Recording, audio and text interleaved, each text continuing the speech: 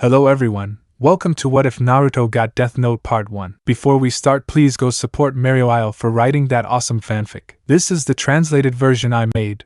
There will be some mistake in character's gender, but of course Naruto is a male. Chapter 1: Death and Deception. Actually, I've been waiting for you, Ryuk. Light spoke with a smile as he slowly stood up after being shocked by the demonic appearance of the Shinigami. It didn't help that his room was dark. Oh, you seem to be interesting, Light Yagami. Ryuk spoke with an amused look on his face as the brown-haired teen sat lazily in his chair before looking at the death note that was on his study table. Shifting his demonic pupils to the notebook, Ryuk's eyes widened slightly as he noticed hundreds of names already written on its pages. Looks like you haven't wasted any time getting used to my death note, he said, still not taking his eyes off the book, as if deep in thought. I can't waste time. If I have to spread the sense of proper justice throughout the world, every second is precious. I have to attend school, my preparation classes along with studying for my upcoming exams, and while I sleep, this is the only time I have. Light replied with a serious expression on his face as he looked at the small lamp, the only source of light in the room. He has yet to use the full effects of my death note, but he seems to be taking this very seriously. Those eyes represent a cause and ambition, but they're not as bright as they seem dark, totally focused on his goal and prepared to defeat anyone who opposes him. This human is interesting, but I can never forget him. Those were the days back when he was fresh out of the dust, a new Shinigami with a brand new weak death note. Even after all these years, I still can't forget that kid, still can't believe he went to heaven despite using the death note. He was special, I guess, a true genius. Rewind in time, almost 2 millennia ago. Kill this bastard, bucked asshole, here he is, about to kill my wife and children, spawn of demons! Deep within a dark alley, when the full moon shone brightly over Konoha, hushed voices and the sounds of beatings could be heard if one stood on the empty streets nearby. Upon entering the alley, turning left and right a few times, one would encounter the unpleasant sight of several middle-aged male civilians ganging up on the bloodied form of a child lying curled up in the fetal position. Hey, what happened, huh? You already gave up on me! A panting man grunted as he and others continued to stomp on him with all the force present in every fiber of their muscles. However, he got no sound in response, except for the possible sounds of his bones breaking or bending at odd angles, not even a moan escaping the boy's blood-covered lips as he gritted his teeth in pain. His eyes were closed, his entire body sweating, his clothes covered in blood, while even his blonde locks seemed to be dripping in blood transfusion packets. Meanwhile, the frequency of the stomping on their legs began to decrease as the civilians began to breathe heavily, exhausted, and sweat trickled down their faces. Buck-ack! I'm tired! One of them huffed, still kicking the boy while others also seemed to be at their limits before they all finally stopped and turned to leave. It's a shame we can't kill this demon. Hokage-sama sure is making your life miserable, brat. Why don't you beg him to end your torture? One of them spoke while others chuckled while breathing heavily to catch their breath. Hey, don't say that. Who knows, he might do that, so who would take his place? I actually enjoyed the occasional workout. Now let us get out of here, I need a drink.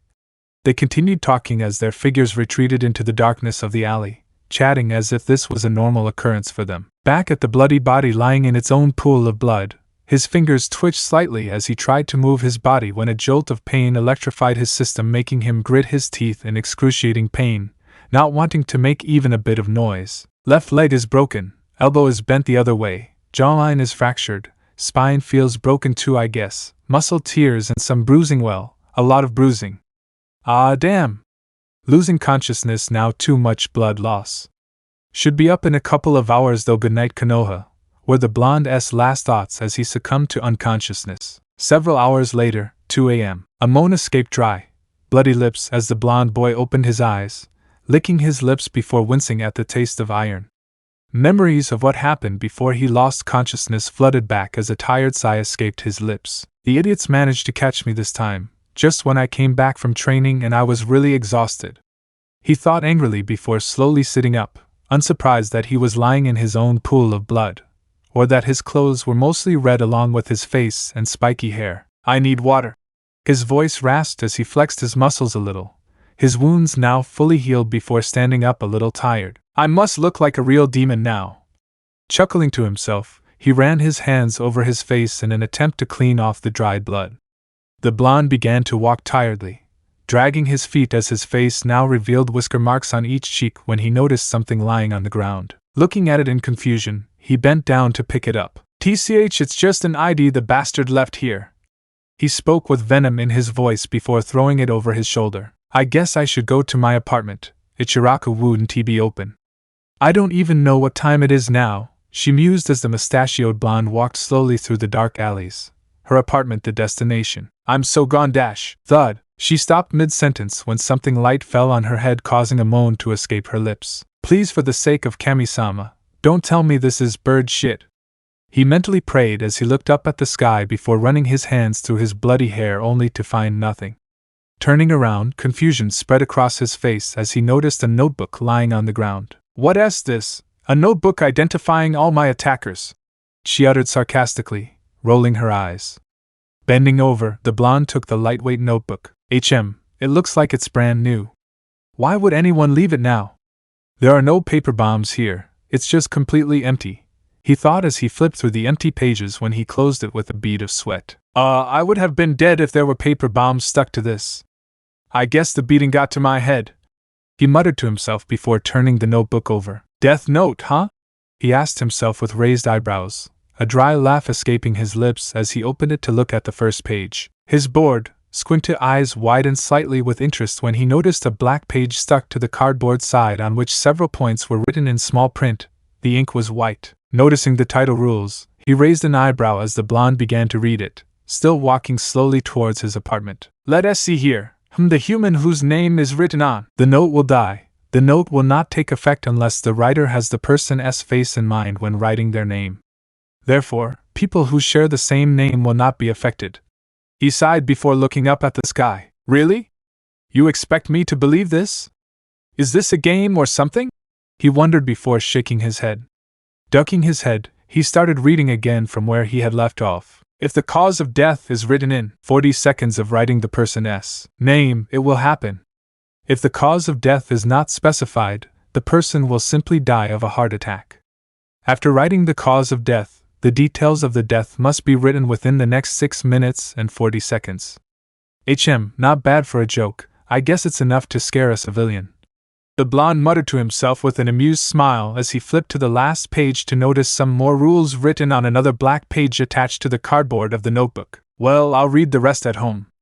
It's hard enough reading this with such poor lighting here," he muttered to himself before closing the notebook. Half an hour later, Naruto's apartment. After taking a shower to cleanse himself of all the dirt and blood, as well as getting rid of his bloody clothes, we found the blonde standing next to the small coffee table where the notebook was.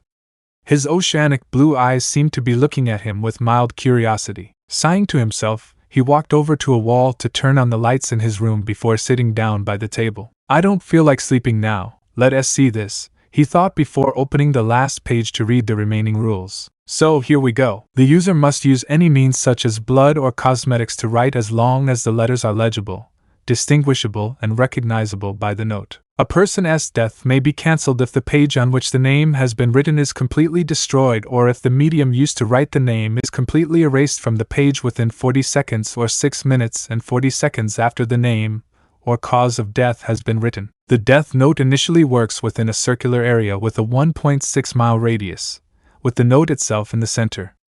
Therefore, the person whose name is written must be within that circular area. If the person is outside the functional area, they will not be affected. The death note will be useless in the case of any living being if it doesn't have a name." Calmly resting the notebook on the table, the blonde teenager took a deep breath. "Okay, stay calm. This is ridiculous, this can't be real." He mentally scolded himself, knowing such a thing was impossible, even in the shinobi world.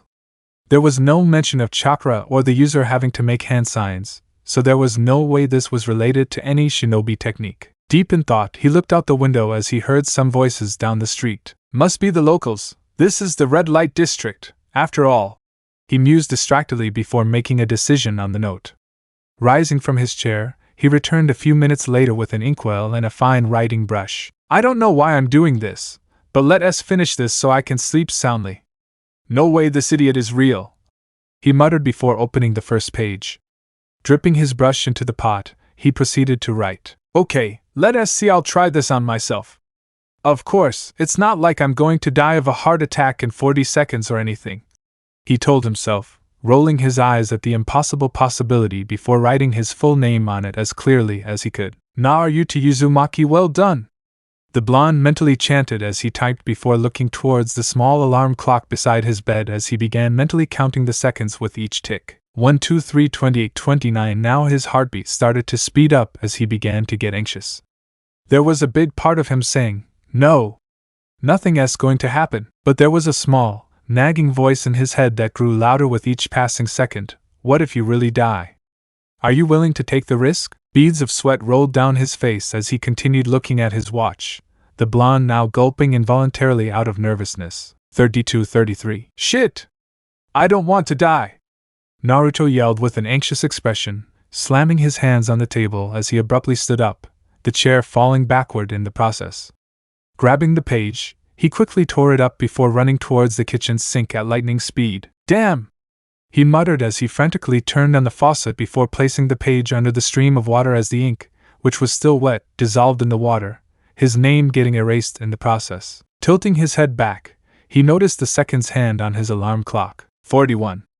A sigh of relief escaped her lips as she placed her hands on the slab and took a deep breath to calm herself. Even if the probability of this failing is 99.9%, I still can't risk it, the mustachioed blonde thought as he noticed the now damp page with no trace of ink. If by chance this death note works, then I'm saved because I erased the entire middle of the note within 40 seconds of writing my name, he thought before wiping the bit of sweat from his forehead. I need to try this on someone else, Naruto muttered as he started walking towards the table when he heard a female scream, coming from the street where he had heard some voices a minute ago. Narrowing her eyes, she quickly walked to the window.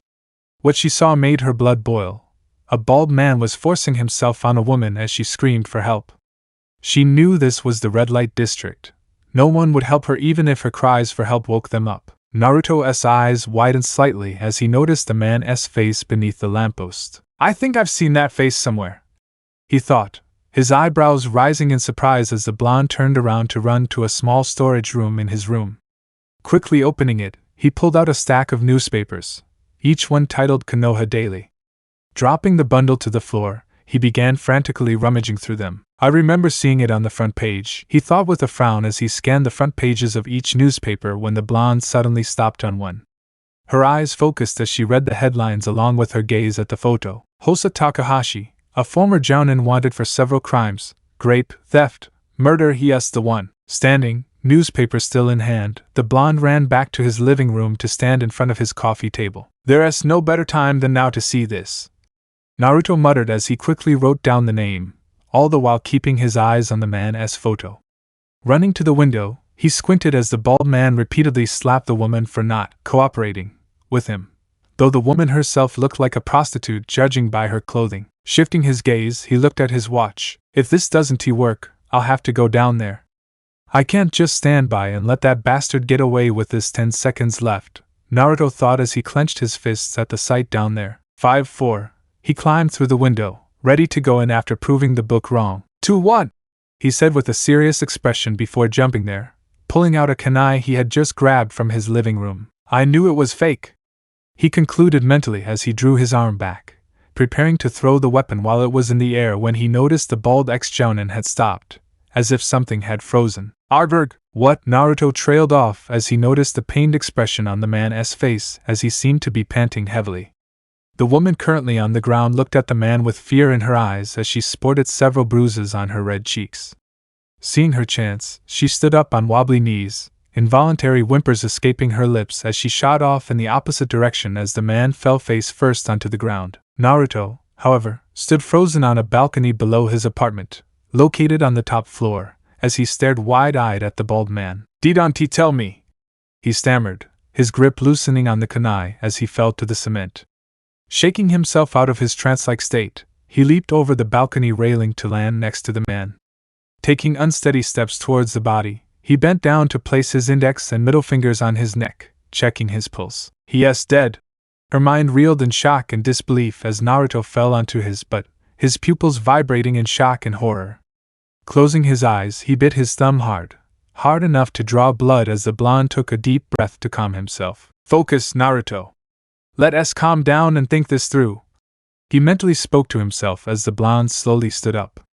Turning around, he jumped onto the balcony to pick up his kunai before entering his apartment through the window. I can't believe this. I could have killed myself a few minutes ago, he said to himself in a shaky tone, his face pale before sitting down on his couch with his legs crossed. So the death note is real. There's no way that person's death down there could be a coincidence, the mustachioed blonde thought with a sigh. I should go to sleep.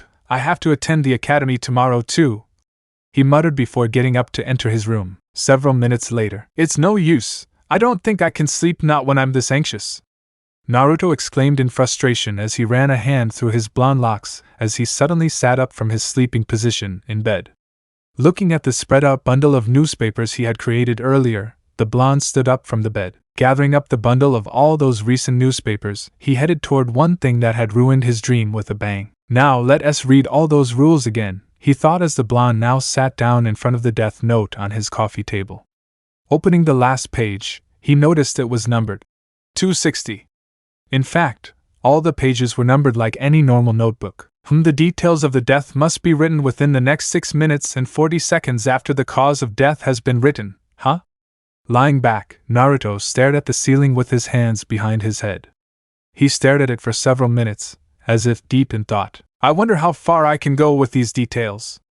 The details of death, like jumping off the Hokage monument, stabbing yourself in the heart with a kunai in a weapons shop, are all easy and straightforward enough.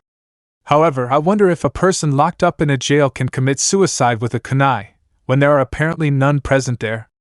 And this 1.6-mile radius circular area is interesting too. It almost covers the entirety of Konoha. This one also brings up several possibilities.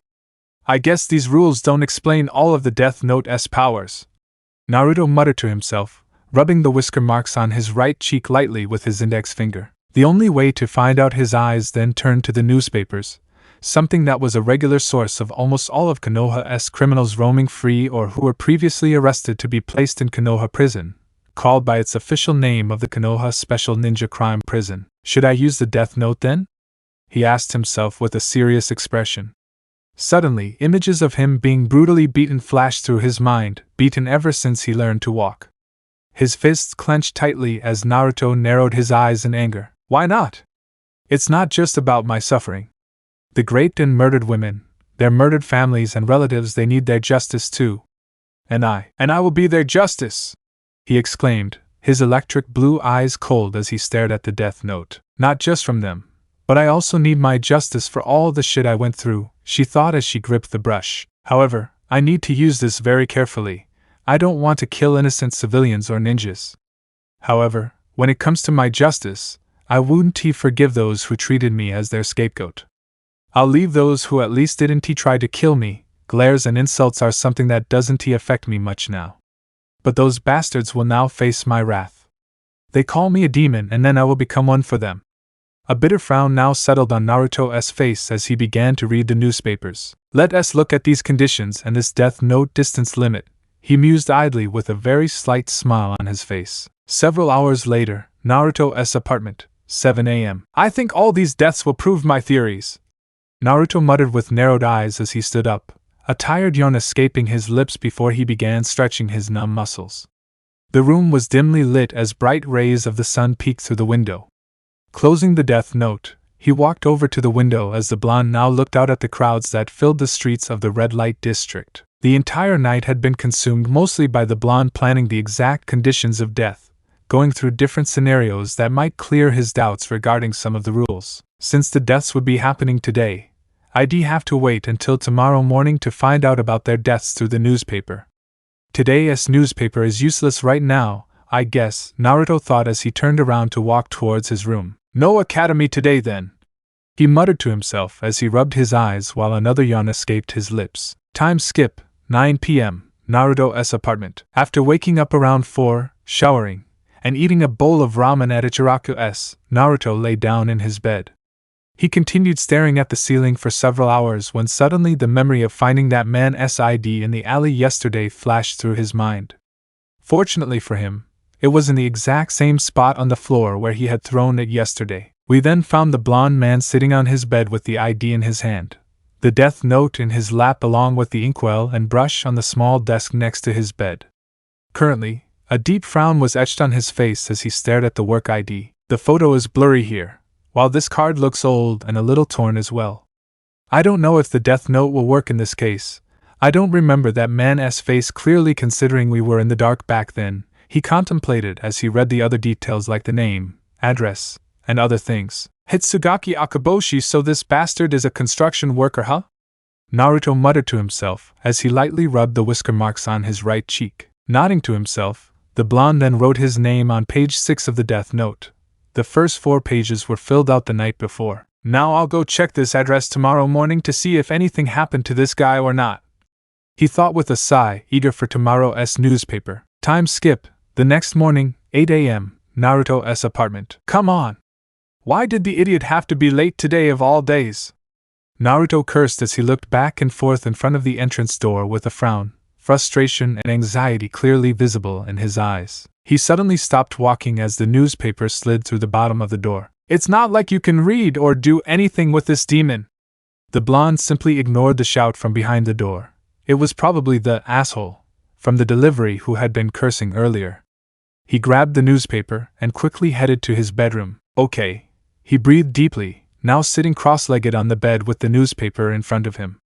Glancing at the front page, he wasn't all that surprised to see the headlines. Many heart attacks with epidemic chains hit Konoha criminals. It was clearly the news of the day with several photos of the corpses, the article occupying the entire front page. Several minutes later, after reading the full article, the causes of death, the approximate times of death as reported by others who were in the vicinity of the victims, and other details that had somehow been gleaned by the reporters despite the deaths being covered up by the Konoha military police, which was now run by the normal clanless shinobi, Jounin and Chunin, after the Uchiha clan was wiped out several years ago. Naruto focused as he mentally noted his findings. Only those who died of heart attacks are listed here. This victim here, who was in jail, was supposed to die by stabbing himself in the heart with a kunai, which is physically impossible since weapons are not allowed there. And here, the article says he died of a heart attack without any physical injury. Another one in jail was supposed to die by jumping off the Hokage tower in 5 seconds, which is also impossible, so he also died of a heart attack. This concludes that if the specified condition for death is impossible for the victim, the person will, by default, simply die of a heart attack within 40 seconds. And this victim in jail died around 11 a.m., that is, 5 hours after I wrote his name on the death note. In that 5-hour window, he was shown to exhibit normal behavior as reported by the guards. Therefore, the time of death of the victims can also be controlled even if I don't write the details of the death. And the time between when I write the name and when the victim dies, they all behave normally. Well, this should be extremely useful. He mused with a smile before continuing his thought process as he moved on to another photo. And there was this victim who also died of a heart attack, even though I had torn out a page from the death note and then written on it separately. This means that a page, or if I take even a fragment of a page from the death note, will still have all the powers of the note. Things just got interesting. Naruto muttered to himself with a smile. Now there's one more thing to check out. I still have to see if the death note affected that Akaboshi guy in any way last night. But the academy comes first, I guess. Time skip, 12 p.m., Konoha Ninja Academy. Alright, class, it's break time! Irika Yumino shouted, standing next to Mizuki. The class cheered as students began filing out of the classroom along with Irika and Mizuki. Their stares are annoying, Naruto thought distractedly, who was sitting alone on a bench when he noticed Mizuki looking at him with hatred in her eyes. I think I must be the only ninja in the entire Konoha military force who shows such dislike towards me so openly. He pondered further, as there was now nothing but silence. Yo Naruto, are you ready for a game of shogi? Turning his head, Naruto blinked before smirking at the figure standing next to him. Go back to my poker face now. Sure, Shika! The blonde exclaimed loudly, causing Nara to nod as he placed the board on the desk. Oh well, deception runs in my blood, I guess. But acting like I'm a fool might help me in the future, the blonde thought as he continued to smile on the outside as Shikamaru began to arrange the pieces. Alright, let us begin. The young Nara said as he moved a piece while Naruto smiled to himself. Oh!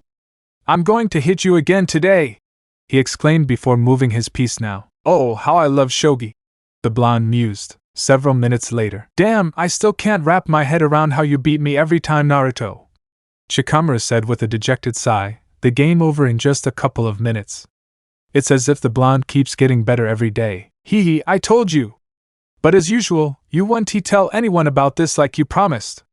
Naruto spoke with an ecstatic smile, causing Shikamaru to nod as he smiled at the blonde's antics. Someday I hope to see the real you, Naruto, and I can't wait for that day. I hope you make it through this time, so you can show everyone your true potential. Well, it's not like I'm currently showing my potential to anyone either, Shikamaru thought with a smile as the students began to file back into their classes. Time skip, 3 p.m., outside the academy. Currently Naruto was walking out of the academy with other students while putting his hands in his pocket, with a bright smile on his face. Now let us go to his house, he thought as he ran his fingers over the man's ID card in his pocket. Akaboshi's house. Several minutes later. The door's locked. I might be at work now. Naruto was currently standing in front of Akaboshi's house under the command of a typical construction worker. His shinobi skills weren't as shabby as everyone thought, actually. I should check with the neighbors. If they say he went to work, then the Deathnote didn't work. However, if it did, they should know what happened to him, she decided mentally before walking towards the neighboring house on the left. Ringing the bell, a few seconds later the door opened to reveal a middle-aged woman.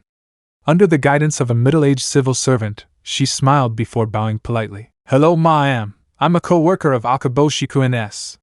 He didn't come to work today, so I came here to check on him, but I found the house locked. May I know his whereabouts?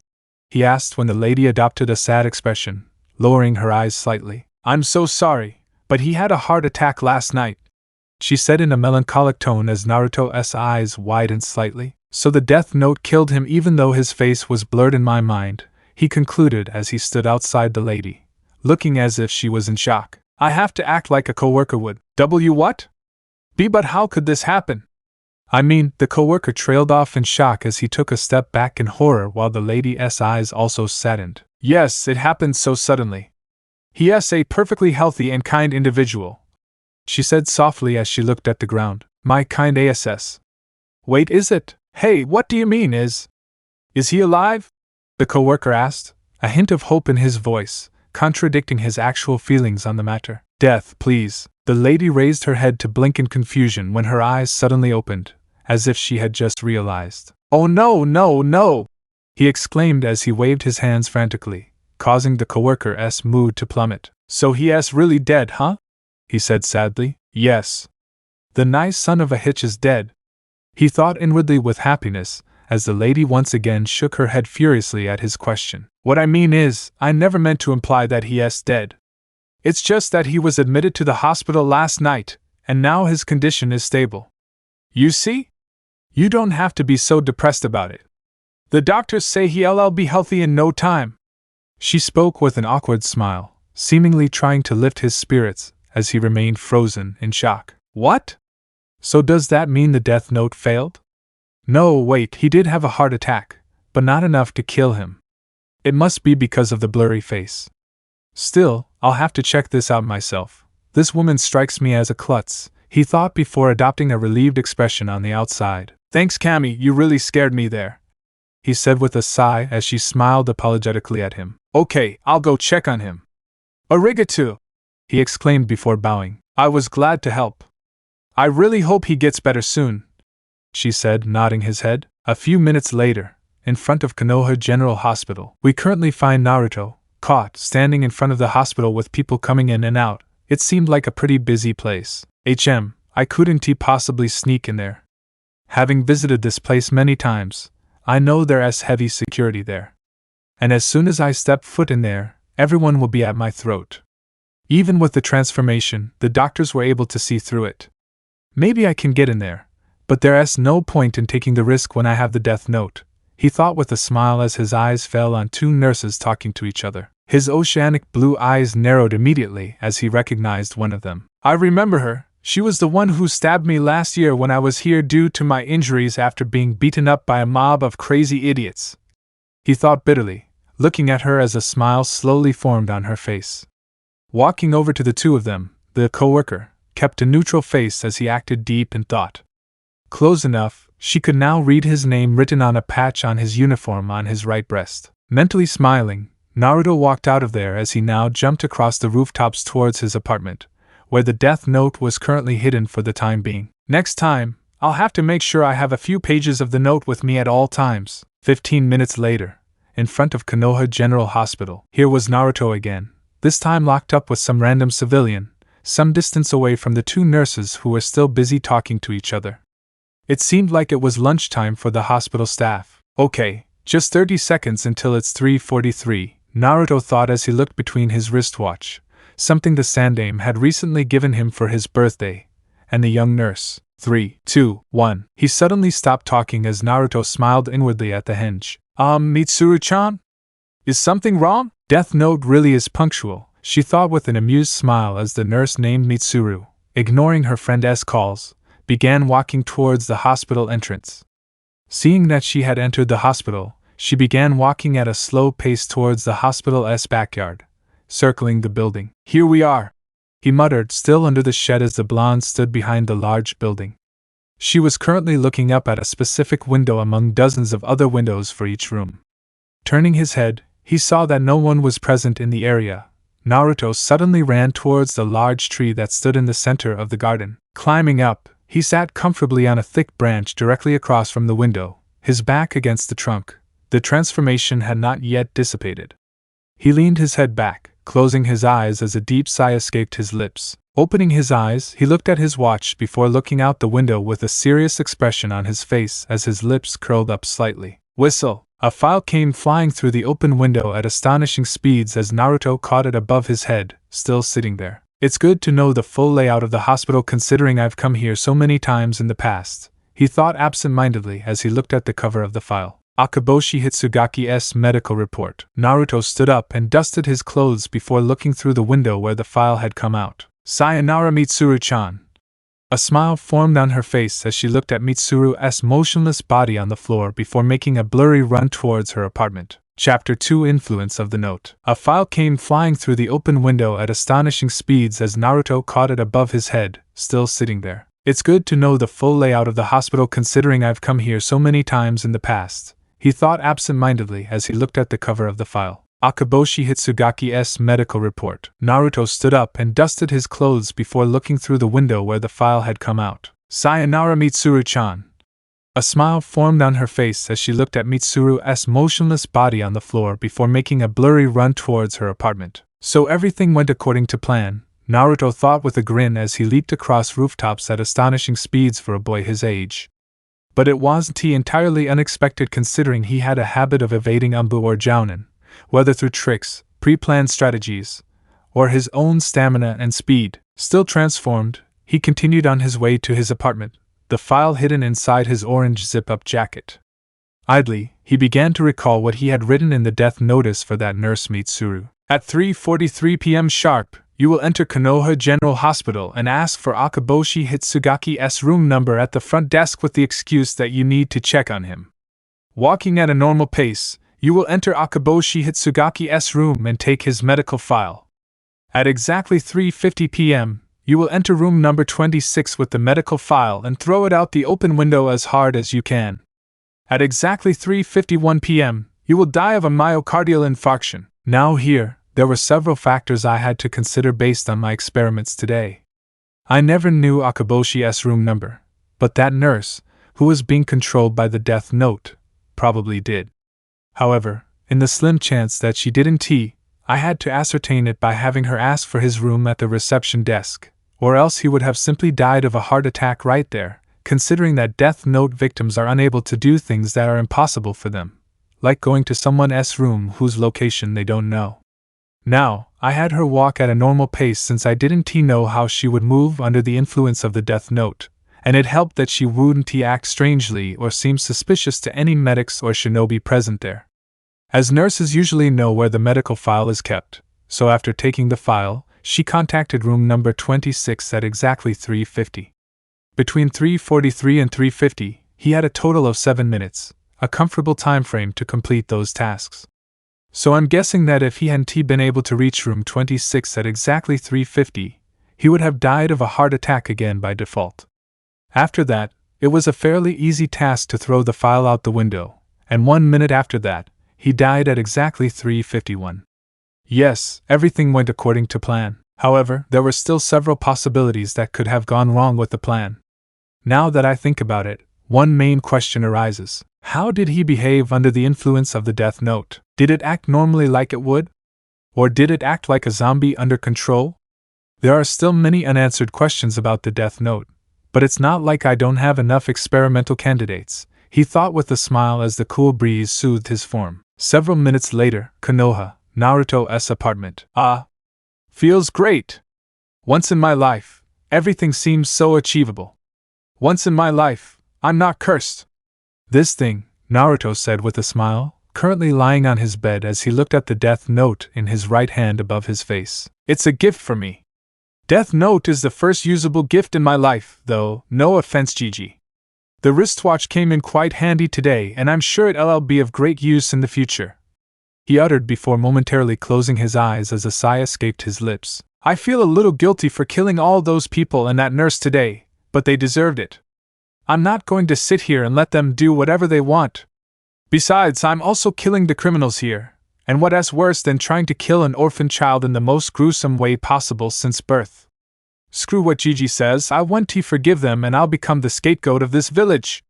The blonde-ass thoughts began to darken as he clenched his fists in anger. He sat down and began to breathe deeply to calm himself as the mustachioed blonde gripped the Deathnote tighter. Let us calm down here.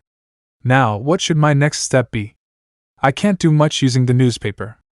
It'll just be a source of local, everyday petty criminals. What about the more dangerous, the most vicious high-ranking criminals locked away in the deepest confines of the Konoha Special Ninja Prison?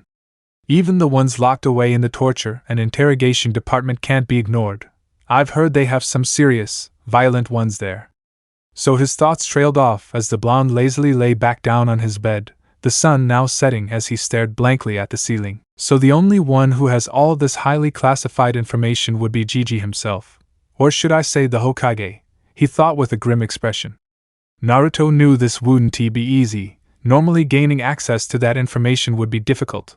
But with the Deathnote, he knew things weren't impossible. At least I know he keeps those files somewhere in his office.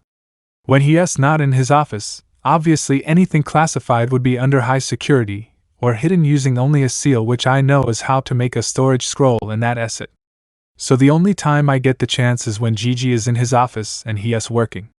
That's the time when most things are usually out on his table, something he calls the cursed paperwork. He pondered further before grabbing the medical file to open it. Name Akaboshi Hitsugaki, male, gender, age 36, blood type, B+, marital status, occupation, construction worker, details. He suffered an acute myocardial infarction cardiac arrest on October 21st. Current condition stable. Symptoms: chest pain, palpitations, sweating. The blonde closed the file as he read more. The more it went beyond his scope of understanding. Well, in short, even if the Deathnote couldn't kill him, at least it screwed him up really good, he thought before turning his eyes towards the passport-size photo of Akaboshi in the top right corner of the first sheet. Oh well, time to put the boy out of his misery and reunite with his family. Naruto muttered with a dark smile as he opened the Deathnote.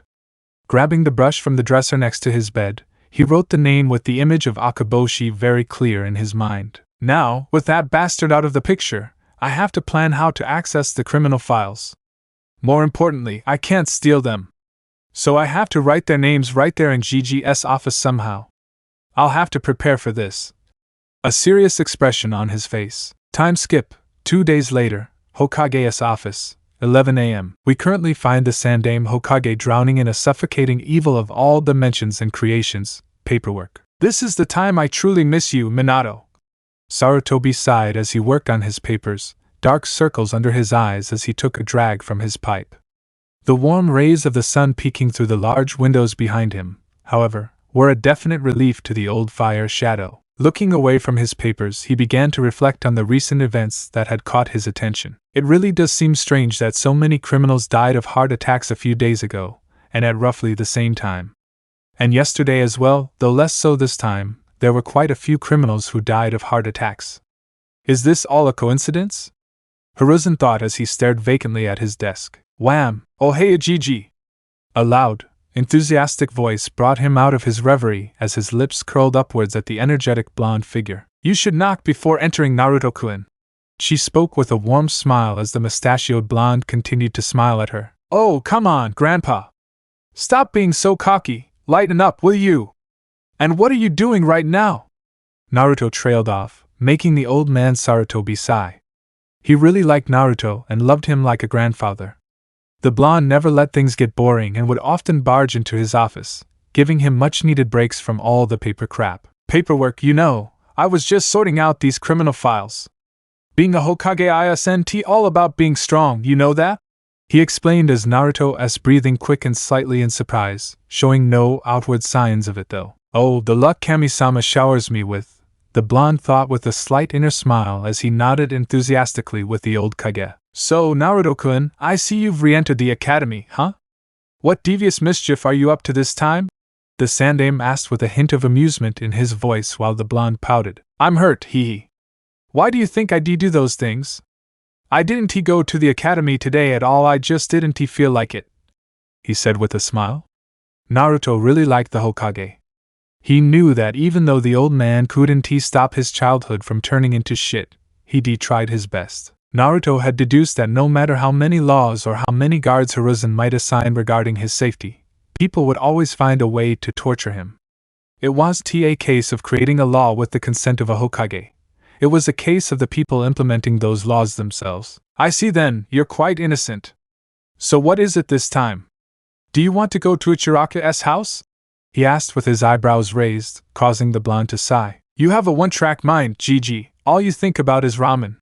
Naruto verbalized while shaking his head, as if exasperated when he heard the sound of Hiruzen's pipe falling to the ground. Sarutobi's expression of a gaping fish was priceless as he stared at Naruto in shock, his eyebrows twitching while the blonde was close to bursting into laughter when he cleared his throat. Oh, I also wanted to thank you for the wristwatch you gave me for my birthday. I forgot to say that before, you know.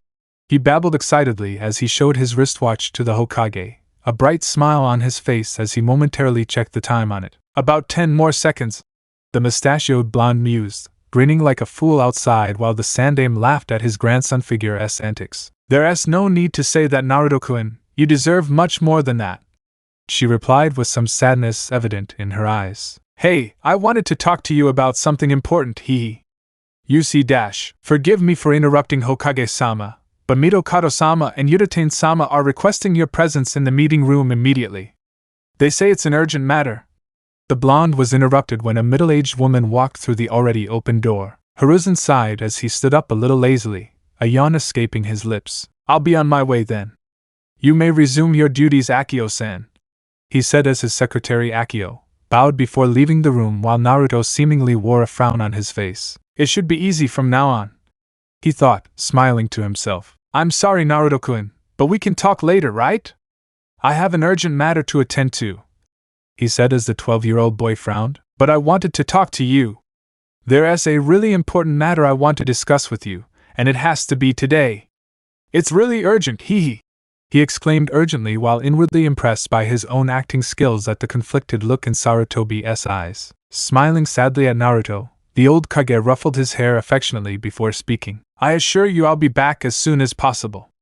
In the meantime, you can wait for me here, alright? If anyone asks why you're here, just say I ordered you to come here. Naruto nodded in acceptance with a sigh as the sandaime stood up before leaving the office. Perfect. Now I have to do this as quickly as I can. I shouldn't be back for another hour, the blonde thought with a serious expression as he walked calmly to sit on the couch. I don't feel any Anbu here either. It means they're already following Gigi. They must be her bodyguards, he thought before looking at his watch. About 5 more minutes, he muttered to himself as the blonde sat there with his elbows on his thighs, rubbing the whisker marks on his right cheek with the index and middle fingers of his right hand, his usual thinking posture. He was currently staring at the wall on the opposite side with a serious expression, the complete opposite of how he had been a few minutes ago in front of Hiruzen. Deep in thought, he couldn't understand how 5 minutes passed so quickly as he heard the click sound of the door closing. Well done, Akio-san, Naruto thought with a smile as he stood up before walking calmly towards the Hokage's desk. Now standing next to Hiruzen's chair, he began to flip through the voluminous file. This seems to be something really forbidden. It basically contains records of highly dangerous criminals captured by the Konoha military police within a span of 6 previous years. What the buck? They haven't been sentenced to death yet? 6 years and the decision is still pending? What the hell has Gigi been doing anyway? He's way too lenient. Just look at this criminal, Mobashi Amuro, who wanted to get rid of his own child for unknown reasons, murdered his wife just because he loved their baby and refused to undergo an abortion. Despicable assholes like him don't deserve to live, not even in jail. Grape, gang rape, murder, slavery, killing for fun, all of them are the lowest of scum, the bastards. Naruto thought as he clenched his left fist very tightly, anger flooding his entire system as a growl escaped his lips. His eyes narrowed as he looked at the pictures of these criminals with hatred in his cold, oceanic blue eyes, some of whose faces he remembered, the ones that had beaten him in the past. And they call me a demon? These guys deserve nothing more than a sudden death decision. I seriously doubt Gigi is doing his job right here, the blonde thought as he calmed himself before opening the first page of the folder. Each attached / stapled page contained personal information about the criminal with several photos of him, from different angles, and some other administrative and official stuff that the blonde didn't have time to get used to. It's time to get to work. I have to write down as many names as I can. I couldn't possibly access these files whenever I wanted, so I have to make the most of them now, he mused absent-mindedly before taking a small white storage scroll out of his inside jacket pocket. Leaving it on the chair, as the table was already filled with files and folders, he opened it before placing his hand on the circular seal of the scroll. Channeling chakra through his hand, he exclaimed softly, "Kai!" Release! Resulting in a puff of smoke that revealed several pages torn from the Deathnote to be exact, that were stacked neatly on top of each other. He picked up the top one and looked at the paper. It was divided into 3 columns, the first column blank, while Naruto had filled out the last 2 columns beforehand. Each row in the second column was filled with heart attack, meaning this column specified the cause of death. However, the third column specified the time of death. In this, 3 consecutive rows celebrated the same date, each 1 hour apart. Then, the next set of 3 consecutive rows, just the third column, would contain the following day's date, with the time of death being the same, and so on until the last row. Third column, row 1 equals October 25th at 2 p.m. Row 2 equals October 25th at 3 p.m. Row 3 equals October 25th at 4 p.m. Row 4 equals October 26th at 2 p.m. Row 5 equals October 26th at 3 p.m. Row 6 equals October 26th at 4 p.m. And so on until the last row of the page. When I turned the page over, the back also had the same layout. In fact, there were a few more pages at the top of the stack filled with the same layout. This will save me time. Now all I have to do is write their names in the first column. The result would be, starting October 25th, these bastards will start dying of heart attacks, 3 in one day, each at 2 p.m., 3 p.m., and 4 p.m. This will discourage any potential researchers. At least they wouldn't know where to start, Naruto thought with a smile as he looked at the inkwell and brush Hiruzen was using. Well, this ink is high quality, and definitely waterproof. So I have to do this carefully. The blonde muttered to himself with a bead of sweat as he remembered the writing my own name in the Deathnote trick he pulled a few days ago. Okie dokie, let us do this, he whispered to himself before placing the Deathnote page on the table as he began writing down the names, in the first column, while looking at the photos of the corresponding criminals. Note that he only writes 1 name in each row. About an hour later, right outside the Hokage's office, walking up the stairs, Hiruzen entered the hall with a yawn as he rubbed his eyes a little, grumbling about his foolish old classmates calling him out for discussing trivial civil matters. Well, not quite. They wanted to talk about these strange heart attacks, so it was fine. But then they started chattering away about civil matters we'd already talked about before. It was as if they'd just come to chat with me. I guess those idiots really miss the old days, she thought with a smile. Arriving at his office, he entered through the already open door to smile at the sight. Naruto was sleeping on the couch, snoring loudly while muttering incoherently, with ramen as the only understandable word. Closing the door, he headed towards his desk before sitting down in his chair, a sigh escaping him. This job really takes its toll on me sometimes, he reflected before opening his eyes. Glancing at the paperwork he'd left behind earlier, his eyes immediately narrowed. Someone touched these, he thought, slightly alarmed, as he scanned the room, now fully alert. The windows were closed, the fan was off, so there's no way these pages could have moved on their own. I know exactly how I left them. Someone has definitely touched this folder along with some other papers. There's no way Naruto would even touch things like this. Did someone sneak in while he was sleeping? After all, the door was already open when I came here. And Akio-san wouldn't he touch this either. I've ordered him not to before, Hiruzen thought with growing suspicion as he opened the folder a little frantically. Currently looking at the first page, her eyes started twitching as she checked the next pages only to see a tick mark on his forehead. Naruto. He growled softly before loudly closing the folder and slamming it against the table, causing the now sleeping blonde to wake up a little from his slumber. Huh? What? He muttered with sleepy eyes as Hiruzen walked up to stand in front of him, the bulky folder in his hand. Explain. He spoke simply with a scrutinizing look after throwing the heavy folder onto the blonde's lap, causing him to grunt. Looking at Sarutobi in confusion, he opened the folder before his mouth fell open in an O in realization as a sheepish smile appeared on his face. In the first few pages, the photos of the criminals were edited. Edited in the sense that some of them now had beards, some had eye patches, some had black circles under their eyes that made them look like insomniacs, some had ear piercings, and some even had ramen written on their foreheads. All in all, Hiruzen's takeaway today was that with an inky brush, Naruto could be quite cunning. Well, I was bored, the blonde said with a nervous smile as Hiruzen's eyes twitched again. Boring? You say boring?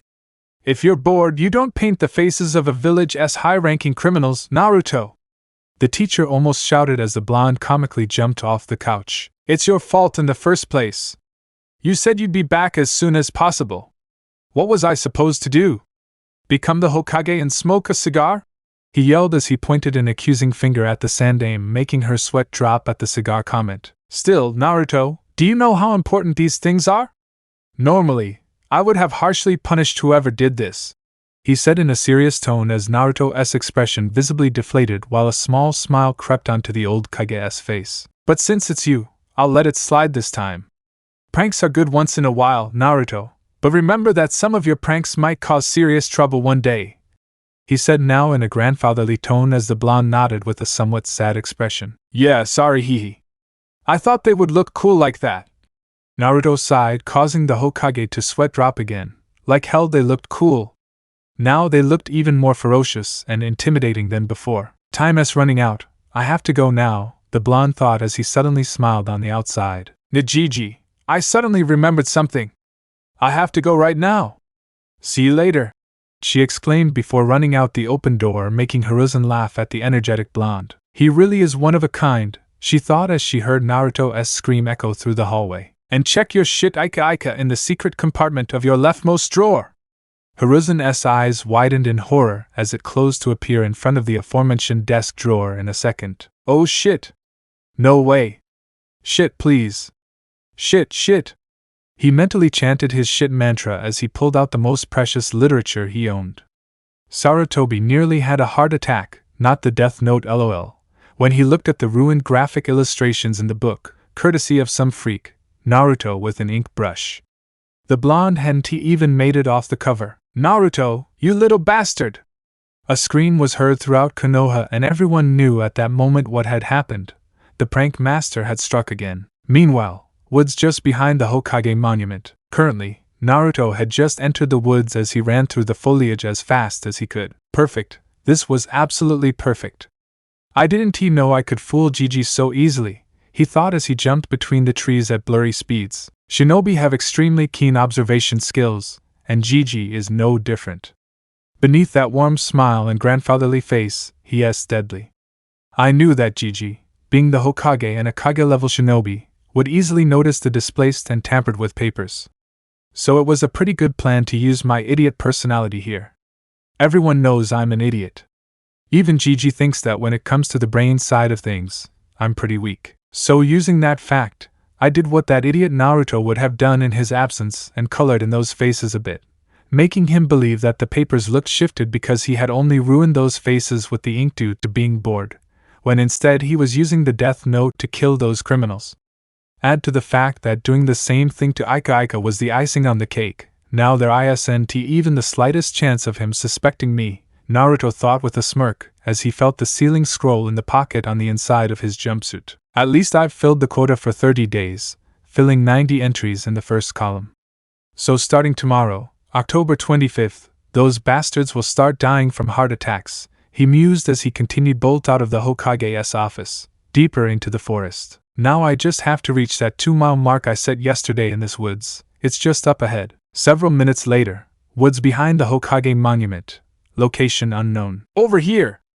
Naruto exclaimed as he slid next to a large tree, a large cross sign carved into its trunk. He was currently panting slightly, beads of sweat rolling down his face as the blonde walked over to sit next to the marked tree, his back leaning against the trunk. Unzipping his jacket, he pulled out the sealed white parchment containing the blank pages of the Deathnote, kept for emergency use when he was in his apartment. He then pulled out another piece of parchment from his jacket, which was blue in color. The blue one represents the scroll containing the Deathnote pages that have already been used. He reminded himself before opening the scroll. Opening it, the small puff of smoke cleared to reveal about 10 pages of the Deathnote, all filled with Naruto's handwriting. Rummaging through them, he pulled out a total of 3 pages. Then he started looking at the names written on those pages. Hamura Mitokado Koharu Yudatane. Akio Amamiya, the names of the 2 guards standing at the entrance of the Hokage office building. All of them played their roles perfectly, Naruto mentally stated with a smile as he stared at the conditions of his death he had specified on the pages. But now that I'm nearly 2 miles away from the Hokage's office building with the Deathnote pages with me here, it means that these boys are outside of the 1.6-mile radius circular area with these pages acting as the center. Therefore, they are out of range of the Deathnote, and even if I had written their names on the Deathnote page, they wouldn't die now. He mused with a serious expression as he began to dig up some loose soil with his hand. Naruto, before arriving at the Hokage Tower today, had already written Hamura, Koharu, Akio, and the 2 guards' names on the pages of the Deathnotes currently in his hand.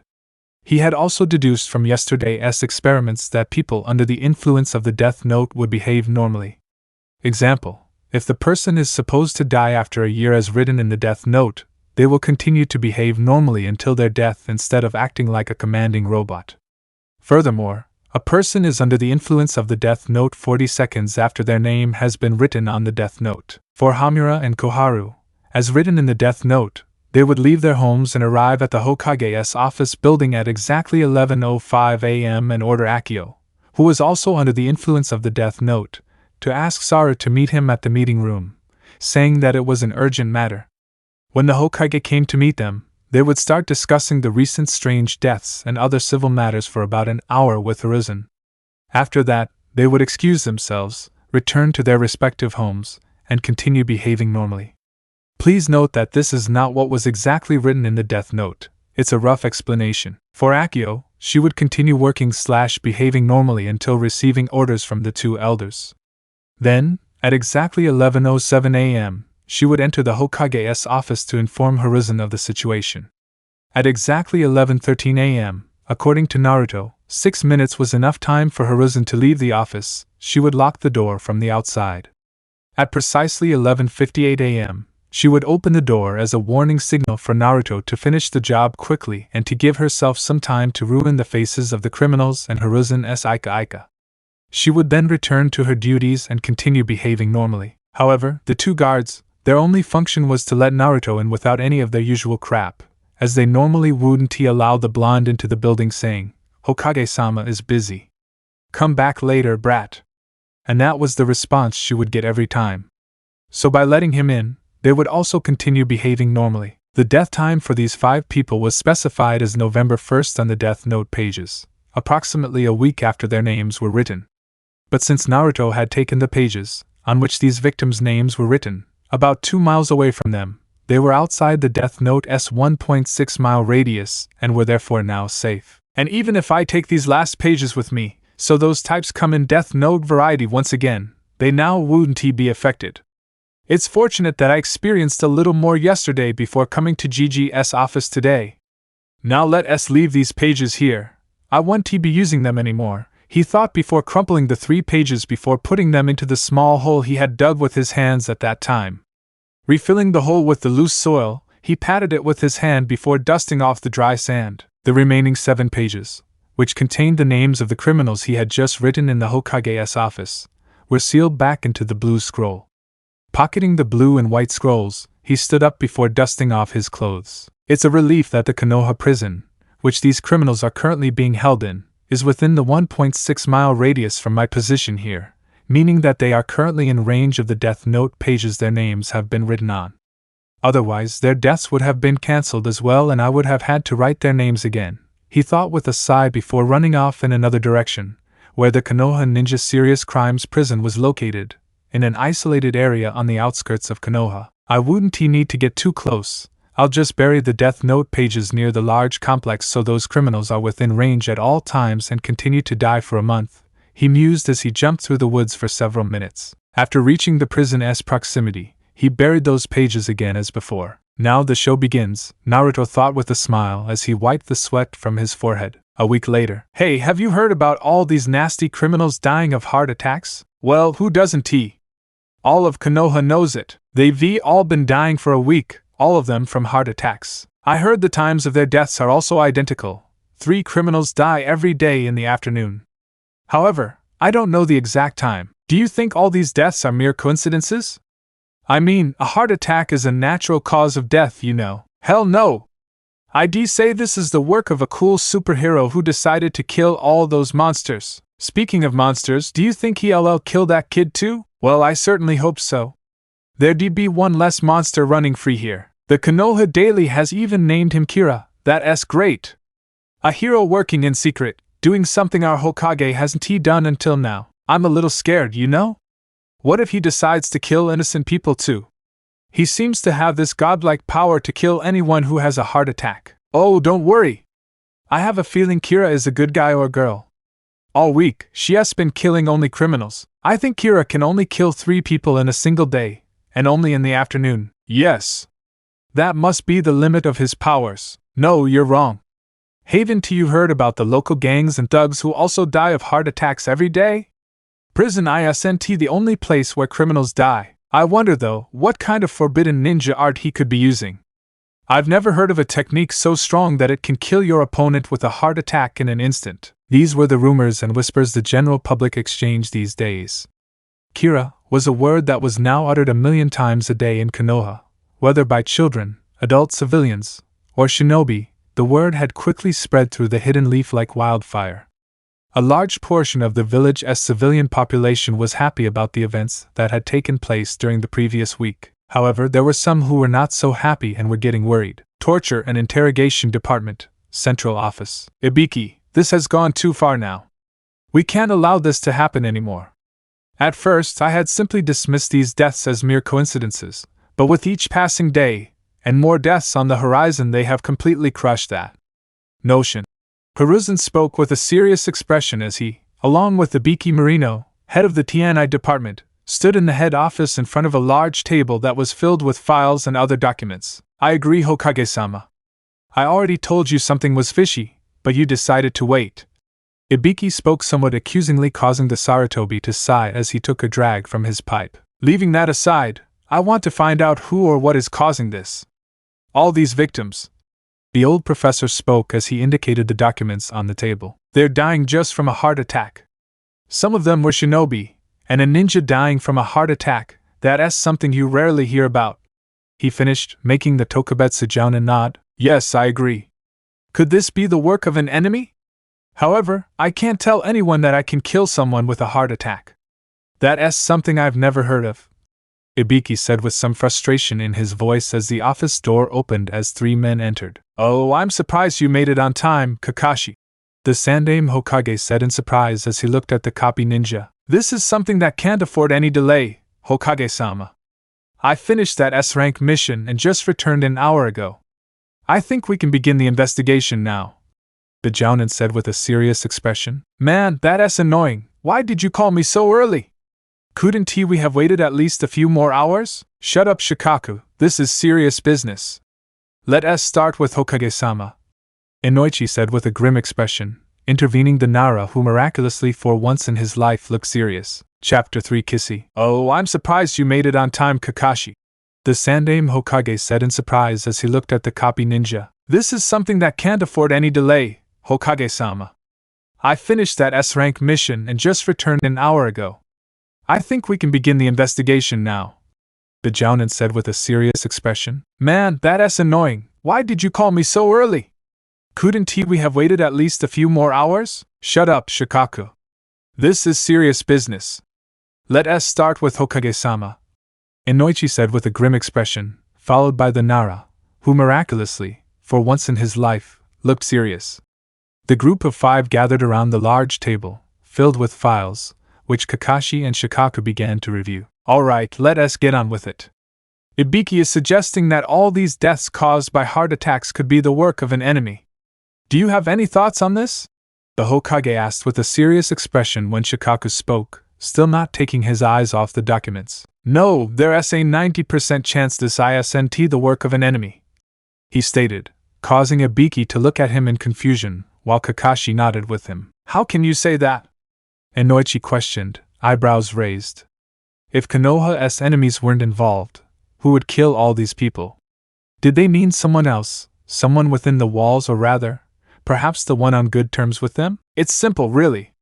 All these people dying from heart attacks, which had increased sharply after. The Nara continued as he turned back to the first page of the file. On the 20th of October were the ones locked up in prison, the local thugs, and in some cases, innocent civilians. Tell me, if this was the work of an enemy, wouldn't they rather kill our active shinobi, Konoha's military power, instead of already locked up prisoners, some street criminals, and civilians? What could they possibly accomplish with that? This Kira, it has to be someone, or a group of some people here in Konoha with their own unique sense of justice, he explained when Ibiki asked. What do you mean, unique? Catching on to the odd choice of word as the 4 turned to Shikaku, who was still rummaging through the files. First, let us assume Kira is a guy here in our investigation. It wouldn't matter if she's a group, a secret organization, or a woman, at least not yet, he pronounced, now tearing his eyes away from the files to look at each of them as they nodded. Gluing his eyes back to the documents, he began to say, Kira, this guy here has so far killed from the cruelest of criminals locked up in Konoha's Special Ninja Crimes Prison, some criminals involved in petty everyday crimes to some of the innocent civilians. Considering that he is most likely a resident of Konoha, or at least has been for the past week, he started killing these people since a week ago. Now killing those criminals in prison, and even some local street criminals, can be put under the category of general justice, which anyone would do if they had the power. But these innocent civilians who have been killed by heart attacks, these deaths must contain his own personal interest. Most likely he is taking some form of revenge. I'm saying that we start this case by investigating the deaths of these innocent civilians. This will definitely lead us to some sort of lead, he verbalized, making Sarutobi nod, while Ibiki also found logic in his explanation. It's impossible to kill a person with a heart attack through genjutsu. Even the strongest Sharingan genjutsus aren't capable of that, nor are any genjutsu experts. Combat types that inflict physical damage, like ninjutsu or kenjutsu, he can't use either. As for the rare skill that is fuinjutsu, no traces of any seals were found during the autopsy, and I also can't fathom how he could have planted seals on all these victims. The fact that he kills every day means that executing this technique is probably like child's play to him. It may be a bloodline, but honestly, I'm not sure how he is killing all these people. This time, however, it was Kakashi who spoke up while the others were either shocked or impressed. It's impossible to kill a person through a heart attack by means of genjutsu. Even the strongest Sharingan genjutsus aren't capable of doing that, either is any genjutsu expert. The types of combat that inflicts physical damage like ninjutsu or kenjutsu, he can't use those as well. As for the rare ability that is fuinjutsu, no traces of any seals were found during the autopsy, and I also can't fathom the fact how he could have planted seals on all these victims. The fact that he kills every day means that executing this technique is probably like child's play to him. It may be a bloodline, but honestly, I'm not sure how he is killing all these people. This time, however, it was Kakashi who spoke while the others were either surprised or impressed. It is impossible to kill a person through a heart attack using genjutsu. Even the strongest Sharingan genjutsus are not capable of doing that, nor can any genjutsu expert. Types of combat that inflict physical damage like ninjutsu or kenjutsu, he cannot use them either. As for the rare ability that is fuinjutsu, no traces of any seals were found during the autopsy, and I also cannot fathom the fact that he could have planted seals on all these victims. The fact that he kills every day means that executing this technique is probably like child's play to him. It may be a bloodline, but honestly I'm not sure how he is killing all these people. This time, however, it was Kakashi who spoke up while the others were either shocked or impressed. I'm not capable of doing that, nor is any genjutsu expert. The types of combat that inflict physical damage like ninjutsu or kenjutsu, he can't use those as well. As for the rare ability that is fuinjutsu, no traces of any seals were found during the autopsy, and I also cannot fathom the fact how he could have planted seals on all these victims. The fact that he kills every day means that executing this technique is probably like child's play to him. It may be a bloodline, but honestly, I'm not sure how he is killing all these people. This time, however, it was Kakashi who spoke up while the others were either shocked or impressed. I'm not capable of doing that, nor is any genjutsu expert. The types of combat that inflicts physical damage like ninjutsu or kenjutsu, he can't use those as well. As for the rare ability that is fuinjutsu, no traces of any seals were found during the autopsy, and I also can't fathom the fact how he could have planted seals on all these victims. The fact that he kills every day means that executing this technique is probably like child's play to him. It may be a bloodline, but honestly, I'm not sure how he is killing all these people. This time, however, it was Kakashi who spoke up while the others were either shocked or impressed. As for the rare ability that is fuinjutsu, no traces of any seals were found during the autopsy, and I also cannot fathom the fact as to how he could have planted seals on all these victims. The fact that he kills every day means that executing this technique is probably like child's play to him. It may be a bloodline, but I'm honestly not sure how he is killing all these people. This time, however, it was Kakashi who spoke up while the others were either shocked or impressed. As for the rare ability that is fuinjutsu, no traces of any seals were found during the autopsy, and I also cannot fathom the fact as to how he could have planted seals on all these victims. The fact that he kills every day means that executing this technique is probably like child's play to him. It may be a bloodline, but I'm honestly not sure how he is killing all these people. This time, however, it was Kakashi who spoke up while the others were either shocked or impressed. It was Kakashi who spoke, while the others were either surprised or impressed. As for the rare skill that is fuinjutsu, no traces of any seals were found during the autopsy, and I also cannot fathom how he could have planted seals on all these victims. The fact that he kills every day means that executing this technique is probably like child's play to him. It may be a bloodline, but honestly I'm not sure how he is killing all these people. This time, however, it was Kakashi who spoke up while the others were either shocked or impressed. As for the rare ability that is fuinjutsu, no traces of any seals were found during the autopsy, and I also cannot fathom the fact how he could have planted seals on all these victims. The fact that he kills every day means that executing this technique is probably like child's play to him. It may be a bloodline, but honestly I'm not sure how he is killing all these people.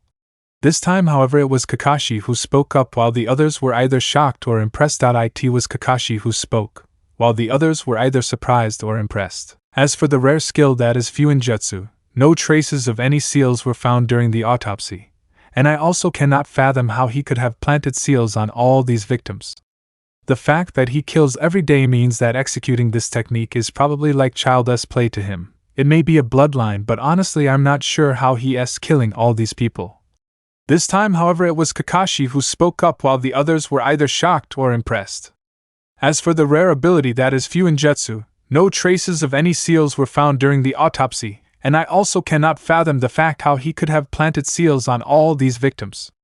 The fact that he kills every day means that executing this technique is probably like child's play to him. It may be a bloodline, but honestly I'm not sure how he is killing all these people. This time, however, it was Kakashi who spoke up while the others were either shocked or impressed. Whoa, I've never heard Kakashi say so much in one breath, and Noichi thought while Shikaka seemed to be impressed by the copy ninja's observations. Well, right now, it doesn't matter how he kills all these victims. We just need to catch him and let Ibiki question him on how he is doing this. If we get our hands on this technique, Konoha's military force's sky rocket, we'd be hitting two birds with one stone.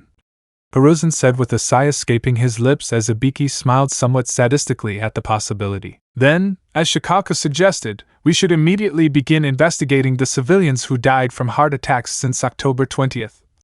Inoichi said. So, who should we start investigating? Ibiki asked with a grim expression on his face. This civilian was the first to die. Hitsugaki Akaboshi. He had a heart attack on October 21st. He survived, but immediately the next day he suffered another heart attack and died in Konoha General Hospital, his room number 21. What's interesting about this death is that around the same time, another civilian named Amamiya Mitsuru, who worked there as a nurse, died at roughly the same time. Her body was found in room number 26. The fact that this Akaboshi had a heart attack the previous night, and then another one the next day is very suspicious. The lazy Nara muttered as he passed the file to the others. If I remember correctly, both rooms are mentioned on the second floor. They died at approximately the same time and place. There has to be some sort of connection between their deaths, Shikaku thought with a frown. Shikaku!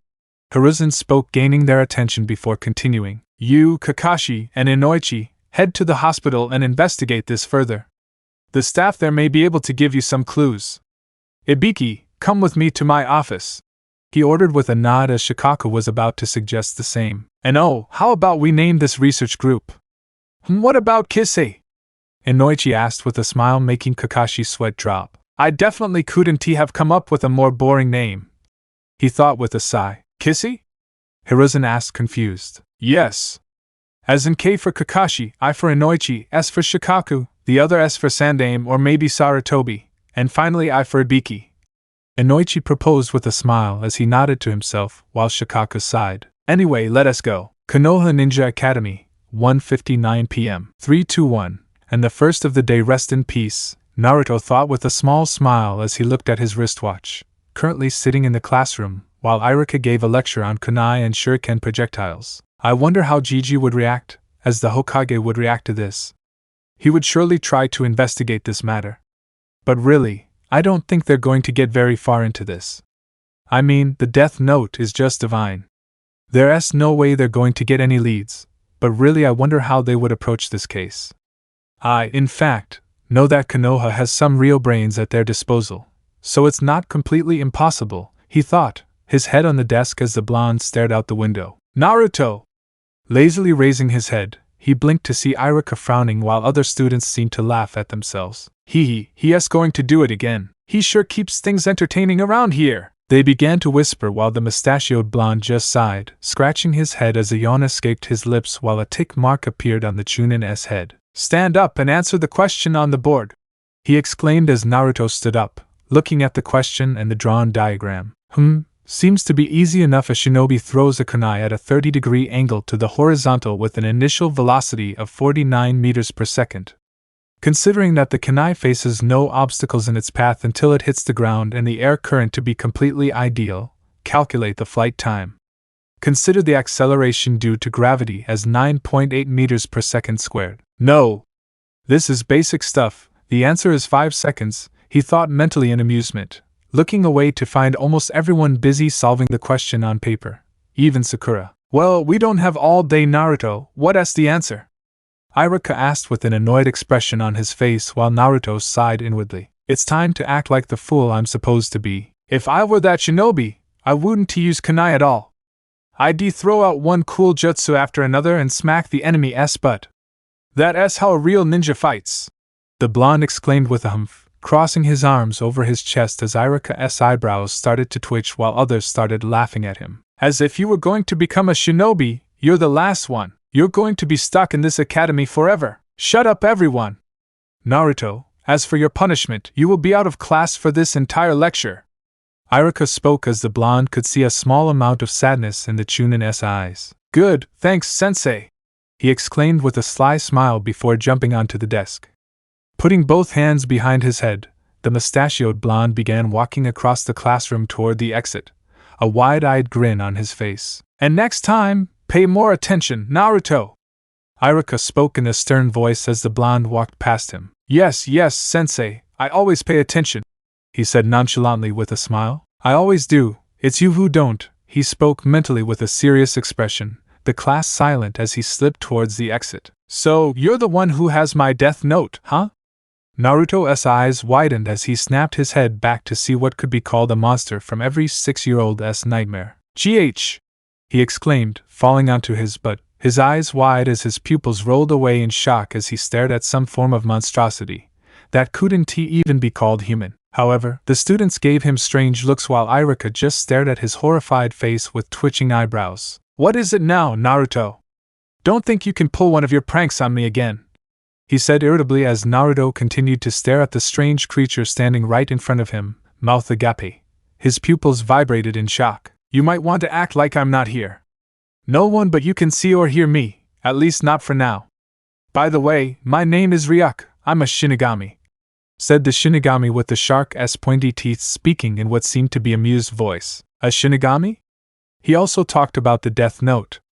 No one seems to be able to see or hear him, and Iruka-sensei is only seeing through him to me, she thought mentally in alarm, ignoring Iruka's annoying calls and her classmates' comments. The blonde also noticed something that further proved what Ryuk had said.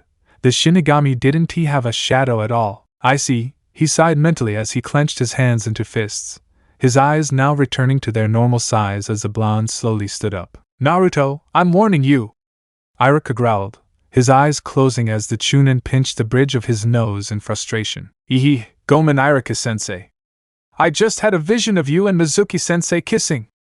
I have to go now, bye, she exclaimed with a shy smile before running out of the classroom, leaving Iruka with a green face and the students with disgusted expressions. Naruto, you little bastard! With Kissy Konoha General Hospital. Are you sure? Is that how he behaved? Shikako asked the nurse with a serious expression as they were currently both in room number 26 along with a few other staff members. Yeah, Mitsuru-chan and I were talking when she stopped. Her face took on a stony expression as she turned around to walk towards the hospital. I followed after her, then asked the recipient about someone's room number, and started walking back through the halls. I tried to ask her if anything was wrong, but she kept ignoring me. In the end, I got frustrated and left her as she headed up to the first floor. Lunch break was over, so I resumed my duties when several minutes later I came to know about her death.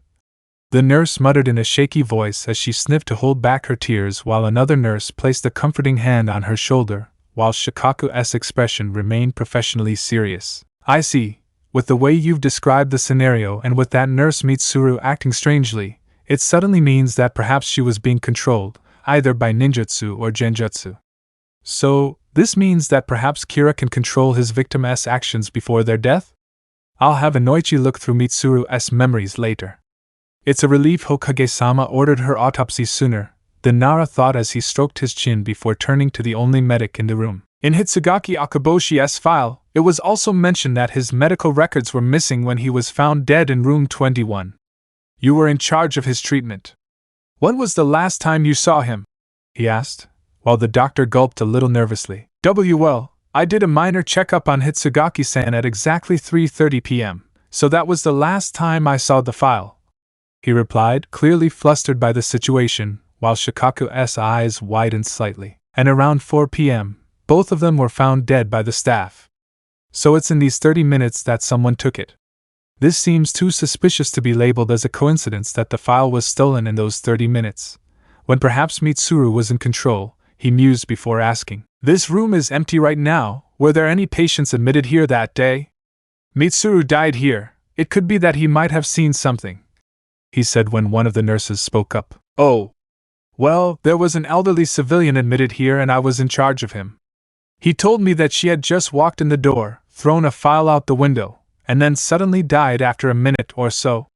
It was her screams for help that alerted us to her death in the first place, she said as the others nodded with her. She threw away a file? It must be the medical file. It has to be Akaboshi's medical file. The day before, Akaboshi had a heart attack, but he survived. And then the next day, this nurse Mitsuru, who was probably somehow being controlled by Kira, throws away a file before she dies.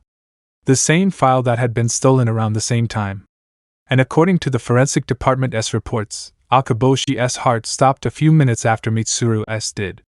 I can draw several important conclusions from this, but I'll have to wait until Inoichi checks Mitsuru's mind, she decided mentally before going to the open window. So he threw the file out this window, huh?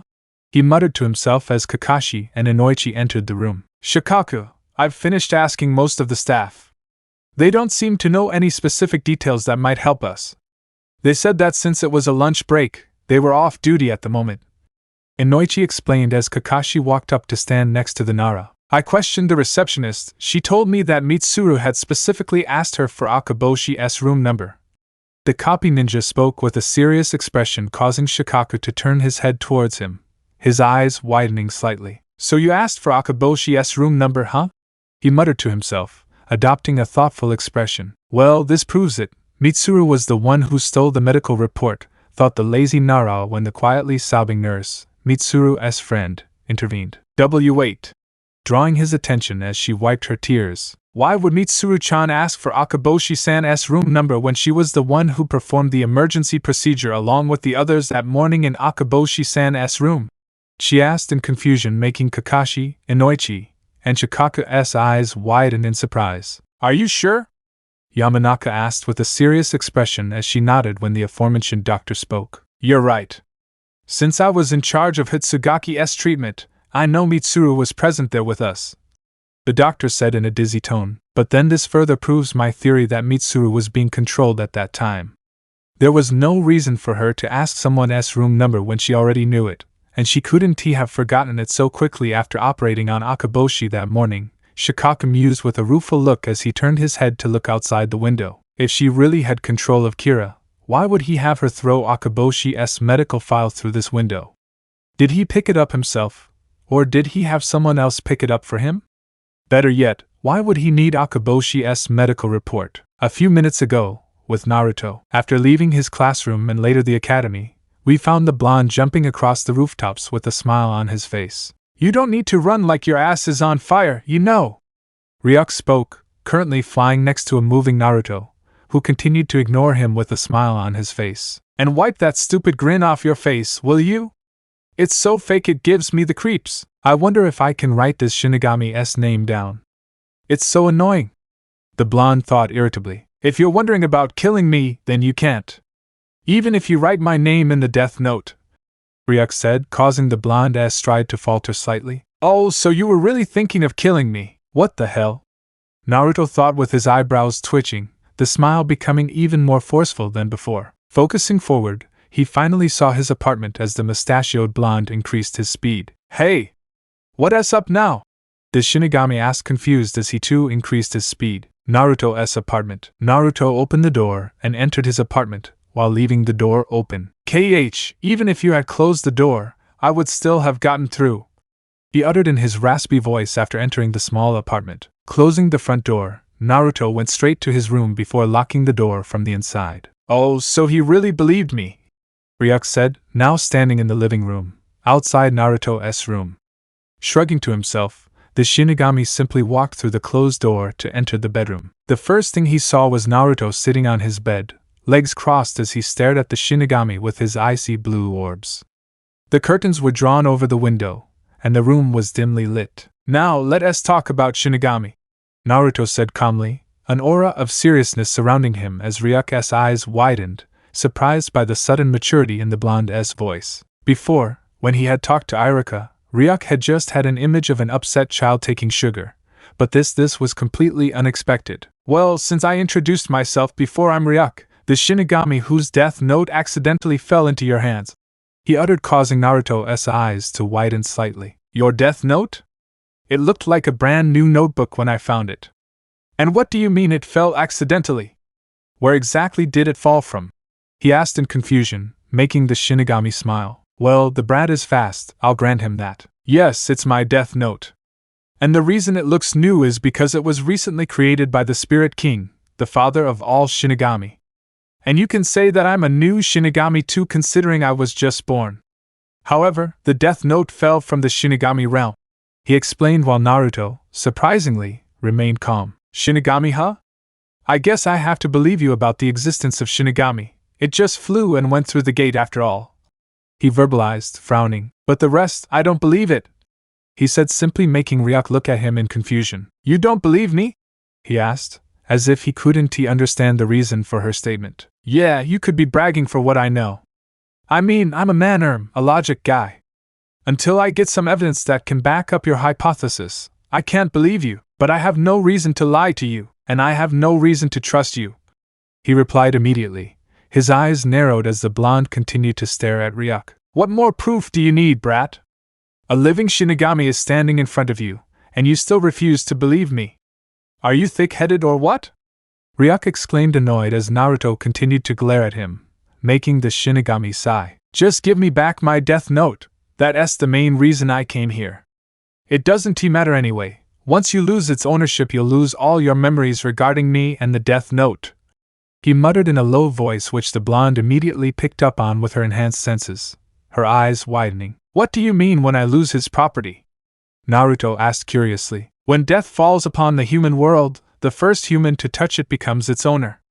And until that human relinquishes ownership of that note, the Shinigami to whom the Death Note originally belonged is bound to follow that human. So I'm telling you to relinquish the Death Note, give it back to me, and I'll leave you, he explained, causing the blonde to shake his head. I can, at least not yet, he replied, making Ryuk's eyes narrow. Give it back to me, brat. You don't know what you're getting into. The human who uses the Death Note experiences nothing but pain and suffering. They are destined for a life of misery. I'm warning you, kid, it's for your own safety, he uttered in a harsh, threatening tone while grinning to himself. This should scare the gaki enough to give it back to me, he thought as the blonde just smiled at him. Unfortunately for you, Ryuk-san, I don't believe in fate. I will forge my own path, and I can decide what's best for me. Thank you for your concern, by the way, even if it was all an act. Naruto vocalized amusedly, causing the Shinigami's eyes to widen. This brat. If you want your Death Note, then you have to wait quite a while, Ryuk, the blonde said as the Shinigami stepped forward. I'm warning you, brat, you don't want to mess with a Shinigami. Give me the note or else I'll have no choice but to kill you. However, Naruto narrowed his eyes as he got out of bed to stand directly in front of Ryuk, looking straight into her demonic eyes. The blonde's eyes were cold, no emotion reflecting in them except determination and bravery. Even Ryuki could feel a chill running down his spine as he looked into those eyes. Naruto continued to stare at the Shinigami for a few seconds, his expression very serious as he didn't seem intimidated by the Shinigami's tall stature at all. Do you think I'm afraid of death? The blonde simply said in a cold tone, his gaze never leaving Ryuk's open eyes, as if challenging the Shinigami to kill him. This brat, what is he? A human who isn't afraid of death? That's unheard of, he thought in amazement as Naruto smiled inwardly. TCHH, like he's actually going to kill me. From the way he said about the ownership part regarding the Death Note, it seems like these Shinigami have to follow some specific rules which I guess were created by this Spirit King he was talking about. Earlier, he was trying to talk me into losing ownership of the Death Note and giving it to him, and now he is threatening to kill me? It seems like he didn't want to kill me in the first place, or rather, maybe Shinigami aren't allowed to physically harm humans. I mean, if they really wanted to kill any human, they would have just used the Death Note. That's the purpose of the Death Note, I guess, to kill a human. Ryuk said earlier that the Death Note can't kill him, so the Death Note maybe can't kill any Shinigami, and the rules in the notebook are also only mentioned about humans being killed. There's a 90% chance he can't kill me unless he has the Death Note, so maybe that's why he was so adamant about getting his property back. She thought as she stood outside, keeping a straight face while Ryuk stood stunned by the boy's fearlessness. It intrigued him. Tell me, why are you so adamant about using the Death Note? What's in it for you? He asked curiously, as the blonde's lips curved upwards slightly. To explain that, I'll first have to tell you my life story. So sit down, Ryuk, this is going to take some time, Naruto said as he jumped back onto the bed, lying back while staring at the ceiling. With Kissy Konoha Forensic Science Department. Currently we find Shikaku, Kakashi, Inoichi and the pathologist, who had performed Mitsuru's autopsy, standing around the dissection table, on which Mitsuru's cold body lay beneath the evidence sheet. We've performed medico-legal and clinical autopsies on her, and we found no signs of disease, physical or internal injury, nor any suspicious chemicals that could have been harmful to her body, such as poison. Even if she died of a heart attack, Hokage-sama had ordered us to thoroughly check her for anything suspicious, spoke the pathologist, a middle-aged man while currently Inoichi had his eyes closed, both hands on Mitsuru's head as he went over his recent memories. I see, Kakashi said, now reading his porn literature as he turned a page while a yawn escaped Shikaku's lips. So, what category did you put death in? Shikaku asked in a bored voice. That's the area we're facing trouble in here. You see, we divide deaths into 5 categories, namely, natural, accident, homicide, suicide, and undetermined. Currently, since we're confused as to whether this Kira was behind her death or not, we don't know whether to put it in the natural or undetermined category. Heart attack is a natural cause of death after all, but it could also be Kira's doing, he explained, getting the Nara to nod as Inoichi opened his eyes. So what did you see? Shikaku asked curiously as Kakashi now closed his book to address the Yamanaka. His memories were completely normal until he talked to that nurse who was his friend. But then suddenly everything went black. It was a blank Shikaku, he said, making Nara smile slightly while Kakashi asked in confusion. A space? Yes, when the victim is being controlled by someone, whether through a genjutsu or a ninjutsu, a black void is formed in their memories. We Yamanaka call this black void a blank space in common parlance. It's a simple concept really, since the victim was being controlled at the time. It wasn't their memories but rather the memories of the user, who had used the genjutsu or ninjutsu on the victim, he explained, causing the jounin to nod in understanding while Shikaku's smile grew wider. This proves it, so it was all Kira's work. Getting Mitsuru under control, he had her ask for Akaboshi's room number, had her pick up the medical file and walk to room number 26 where she threw it out the window. So this means Kira needed that file, and shortly after the file was thrown out the window, Akaboshi died. I don't know how he controls the victims. Maybe Kira is a Yamanaka or maybe he's seeking a Yamanaka's help. Inoichi no, if he was the one behind this, he simply wouldn't have told us about the blank space in Mitsuru's memories and would have lied to us. But the question remains, why would he need the medical file to kill Akaboshi from a heart attack? The day before, the heart attack was Kira's fault. I can deduce this from the things we've found so far. But it seems that, for some reason, he couldn't completely kill him. But the next day, right after obtaining the medical file, Kira killed him. He has also been killing a lot of people with these heart attacks.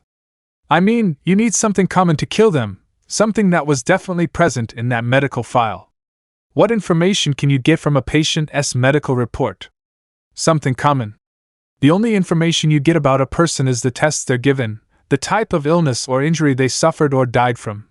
He thought with a serious expression, stroking his chin as the Nara emphasized his mind when his eyes suddenly opened. With Naruto and Ryuk Naruto's apartment. And now that you know what my childhood was like, I'll tell you. I simply want to eradicate evil from this world like any normal human wants.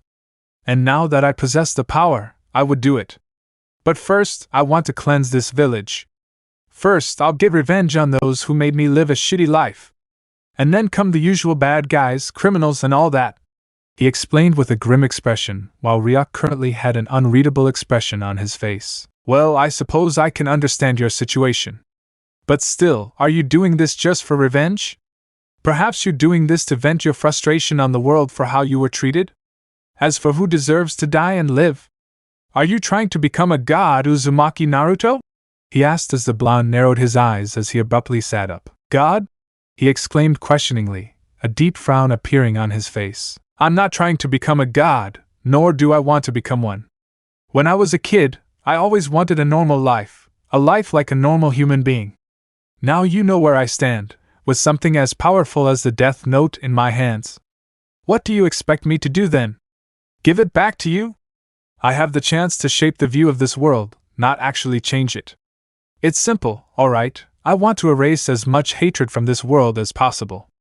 I don't care if people see me as a god, a murderer, a monster, or whatever. I'm just doing what my heart tells me to do. She spoke calmly as Ryuk stood there, impressed by the 12-year-old blonde's maturity. I know some of my reasons are selfish. I'm also killing those who have been beating me up ever since I was kicked out of the orphanage. It's selfish of me, I know. But I'm also a human, Ryuk, and I'll never forget that, which is why I can never be a god. I'm not a saint who can take any crap people throw at me. Tell me, what is my fault here? Who deserves to live my life? Is that what I call those bastards who have mercilessly beaten an orphan child since he could walk? He exclaimed, his tone turning angry as Naruto clenched his fists before calming down. I understand, kid. No one deserves the kind of life you had. Even us Shinigami have a better existence than yours. So are you serious about this? Keep in mind that the person who uses the Deathnote, upon death, cannot go to hell or heaven either. It is a curse that the user carries with them forever. So tell me, are you still ready, Naruto? He spoke in a serious tone as the blonde's eyes widened at that as he clenched his fists before a smile formed on his face. My life is already shit as it is. What happens after this doesn't matter to me, at least I'll be doing something good. Besides, killing someone in the shinobi world isn't a big deal. I guess I'll take the risk. If I have to serve the world in the shadows under the name of Kira, so be it, even if on the outside I'm just a monster to them. He verbalized with a somewhat sad expression, while Ryuk stared at him, a look of understanding in his eyes. In a way, I'm like you, Ryuk. In a way, I'm like a Shinigami. If anyone sees me, they scream monster. He expressed with a bitter laugh. Uzumaki Naruto, the human Shinigami with a death note, huh? With Kissy Hokage Tower. So, Inoichi, I take it she also possesses a blank space? Shikaka asked with an excited smile, currently standing with Kakashi and Hiruzen at his side. However, the Yamanaka was reviewing the memories of Akio, the Hokage's secretary. Removing his hand from his head, Inoichi had a surprised expression on his face while Akio lazily opened his eyes. You may return to your duties, Akio-san, Hiruzen said with an assuring smile, noticing that she had a worried expression on her face, as if she was afraid the Yamanaka might have found something wrong with her mind. Nodding at him somewhat weakly, she left the Hokage's office as Kakashi closed the door before activating a sound barrier. As she did it, just like those guards out there. But how did you predict this? Inoichi asked with wide eyes while Hiruzen and Kakashi also showed curious expressions. Well, I explained to you before how I came to the conclusion that Kira was controlling Mitsuru, right? And when Inoichi confirmed it after going through his memories, it only proved that much. Now there was a question. Why would Kira need Akaboshi's medical file to kill? It became clear to me that the minor heart attack in Akaboshi's case before the day he died was most likely Kira's doing as well. Meaning, for some reason, he wasn't able to kill Akaboshi earlier, but after obtaining the medical report, he immediately died of another heart attack. You think, a patient lying unconscious in a bed? How can he die of a heart attack when he just had one the day before? Clearly it was Kira. I'm sure of it now. So you're saying there was something in that medical report that Kira needed to kill Akaboshi? Kakashi asked, causing Nara to nod. Yes, now think, what could be so important in a patient's medical report that could allow Kira to kill him? Something important that has allowed him to kill all these criminals and civilians during the week. It can't be the tests and diagnoses performed on the patient, which leaves, he said with a smile as Hiruzen's eyes widened. The only thing left is the patient's personal information. He spoke in understanding with Kakashi and Inoichi nodding with him, both surprised. Yes, but I still had to find the specific information Kira needed among a person's personal information. It could be their name, address, blood type, age, exact date of birth, even their picture, but that's highly unlikely considering you can see a person's face easily without getting something like a patient's medical report. Then something clicked in my mind. The Nara paused with amusement in his eyes as Kakashi spoke with wide eyes. So this is how you get personal information about those dying in the prison over the past week, considering their personal data is kept secret, and only in the possession of Hokage-sama? Yes, but there was also the possibility of someone leaking information. Actually, there were several possibilities. But to get your hands on this information, Kira must have done something, right? Like maybe breaking in, but that was highly unlikely, considering how tight security is usually here. And even if she had gotten in here, the guards or the other security personnel must have died of heart attacks or someone must have been controlled by Kira, just like in Mitsuru's case. Inoichi completed in an excited tone. And that's why I asked you to check the memories of everyone here at the Hokage Tower, even Hokage-sama's Anbu bodyguards. Before, this was all just a theory, but after witnessing the results, I suppose I was right, he said, while Hiruzen was lost in thought, contemplating when Kira could have controlled Akio and his guards to gain access to the forbidden criminal records. But criminal files also contain information like ASS name, age, blood type, and other such things. So we still don't know what he needs to execute this mysterious technique of his. However, I have my eyes on the name part, since civilians and local thugs had also died on the streets. Obtaining information like their names is no big deal. But how do you obtain information like a local thug's age or even their blood type? No, it most likely has to be the name, but I'm still not sure, she contemplated with pursed lips as the Nara looked out the large office window as he walked towards her. Still, we've come this far in a single day, it's only a matter of time before we catch Yukira. Though I'm also curious as to how a person's identity alone can kill them from a heart attack. However, the entire Yamanaka clan except for Inoichi is also under my radar of suspicion at the moment, he mused as he replayed the events that had happened that day, searching for any missing clues, something that he might have missed. What about Akaboshi? Have you checked his memories? His memories may also provide us with some clues. His body is also currently in the autopsy department. We should at least use that to our advantage, right? Kakashi suggested, having Shikaka face himself with a palm. How could I have been so careless? Inoichi, are you ready for another round at the autopsy center? Shikaka asked seriously, making the Yamanaka smile. Of course. Who knows, maybe we can solve this mystery in just one day, he exclaimed with a smile while Hiruzen had his own thoughts in mind. When did Kira get the chance to get her hands on the criminal files? Either they're always locked under high-level security seals or they're out when I'm working. She also used Akio-san and the guards there, so it has to be in broad daylight considering Akio-san leaves during the night. Kira, when exactly did you get the chance? Chapter 4 Intrepid. Inoichi, are you ready for another round at the autopsy center? Shikaka asked seriously, making the Yamanaka smile. Of course. Who knows, maybe we can solve this mystery in just one day, he exclaimed with a smile while Hiruzen had his own thoughts in mind. When did Kira get the chance to get her hands on the criminal files? Either they're always locked under high-level security seals or they're out when I'm working. She also used Akio-san and the guards there, so it has to be in broad daylight considering Akio-san leaves during the night. Kira, when exactly did you get the chance? Konoha, Naruto's apartment. Tell me, Ryuk, you said before that when I lose ownership of the Death Note I lose all memories about its existence, and you. What happens to that? Naruto asked as he lay in bed, hands behind his head as he stared at the ceiling. Well, about that it's as simple as I said. If you lose or transfer ownership of it, you lose your memories, Ryuk replied, currently floating in the air as he too stared at the ceiling. Transfer? This caught the blonde's attention. Yeah, suppose you don't want the Death Note.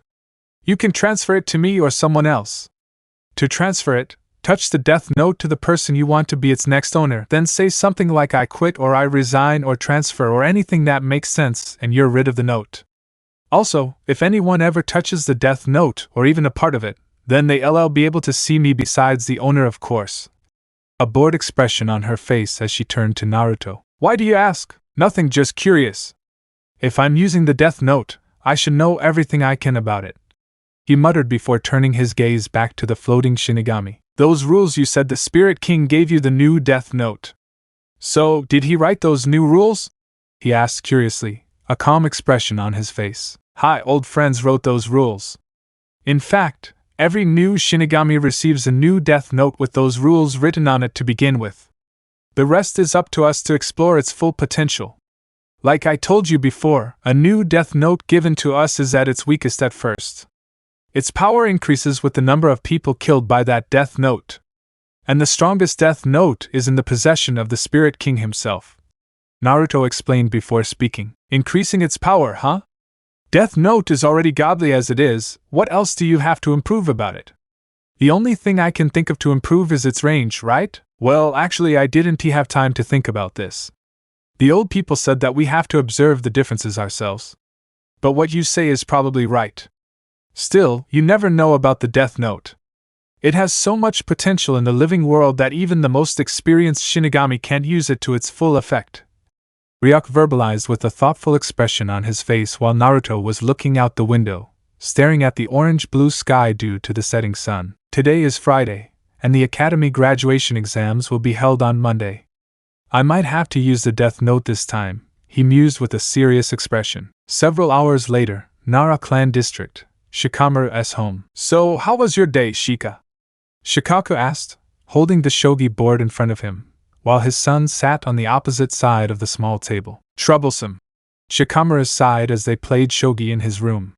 He was currently thinking about his next move while Shikaku yawned, his mind still on the case they had started investigating today. Now, what would Naruto do in this case? The young Nara muttered involuntarily while Shikaku's eyebrows rose in surprise. Naruto? She asked when Shikamaru cursed under his breath. Does Naruto play shogi with you? Shikaku asked curiously while Shikamaru was sweating a little now. He had promised Naruto that he wouldn't tell anyone about them playing shogi together, but well, it's just Tusan. I'm sure he wouldn't tell anyone something as troublesome as this, he thought before sighing to himself. Yeah, and he's pretty good at it. Anyway, I've never been able to beat him at this game, he stated as Shikaku's eyes now widened in shock. That boy, the supposed last dead man and a two-time failure of the academy, had defeated his son in every shogi match? Come on, really? I mean Uzumaki Naruto? Shikaku asked in surprise, a laugh escaping his lips as he thought his son might be trying to play a joke, albeit a bad one. You're a troublemaker, I'm telling the truth. If you don't believe me, I'll call him sometime and then you can play with him and see for yourself. Shikamaru said with narrowed eyes. He didn't like how people tended to underestimate his blonde friend and think so badly of him just because he acted like a fool. However, Shikaku's laughter immediately died away upon hearing the serious tone in his son's voice. So he really beat you in every game you've played together? He asked, as if to make sure when his son nodded with a serious expression. Uzumaki Naruto, Shikaku was surprised. Personally, he didn't hate the boy or anything. In fact, he considered civilians to be idiots for behaving the way they tended to towards the blonde. He, along with Chusa and Inoichi, had sided with the boy several times when it came to making important decisions about him. After all, he was Konoha's Jinchuriki. But this was definitely interesting. So there's more to that boy than meets the eye after all. Konoha, Hokage's office, 9:13 p.m. Wham! Hey Gigi! How are you? Naruto yelled with a goofy grin on his face as he kicked the door open, making it slam against the hinges while Hiruzen face-bombed. Oh wow, you really look like an idiot right now, Ryuk commented, a finger under his chin as he looked at Naruto's face while the blonde simply ignored him. Naruto-kun, how many times do I have to teach you how to get in? He asked with an exasperated sigh as the blonde simply ignored him as he jumped on the couch, sitting on it carelessly. So, what brings you here right now? Hiruzen asked with a warm smile as the blonde turned to him. In the first place, how the hell did those guards let me in so easily? Usually, I have to do the hexijutsu to knock them out and then get into this building, he said in his childish, hyperactive tone while the Hokage chuckled at himself in embarrassment. Well, let's just say I figured out how they were treating you. From now on, you don't have to worry about them or anyone else stopping you from getting here, she explained, causing the blonde to break into a bright smile. That's so cool, Gigi, she exclaimed as, honestly, when Inoichi had read their minds today, he had later informed Sarutobi of their actions. Then, with a few threats related to their job security and giving them a warning of a beautiful trip to Ibiki in the deepest chambers of the TNI department, they had nodded furiously as if their wives were threatening them with a no-hex banner. Just before Naruto entered, Hiruzen was sitting idly in his chair, as usual, his paperwork pending, but his mind still automatically wandered to the investigation. He was mainly puzzled as to how Kira could have obtained information about the prisoners. Nijiji, the graduation exams are on Monday, right? The blonde asked, currently lying on the couch while Hiruzen nodded. I really hope I can make it through this time, he muttered with a low expression as the old Hokage looked at him with a soft expression. Just do your best, Naruto-kun. I'm sure you'll become a truly strong shinobi one day, he encouraged the whiskered blonde, who slowly smiled a little. A comfortable silence settled between the two as Hiruzen once again found his thoughts turning to Kira's case. Hey Gigi, did you catch Kira yet? You said you were going to do something with him, right?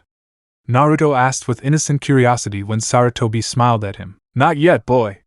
Today we formed an investigation team and we're very close to finding Kira, he said with some pride as this caught Naruto's attention. Very close, huh? You are? In just one day?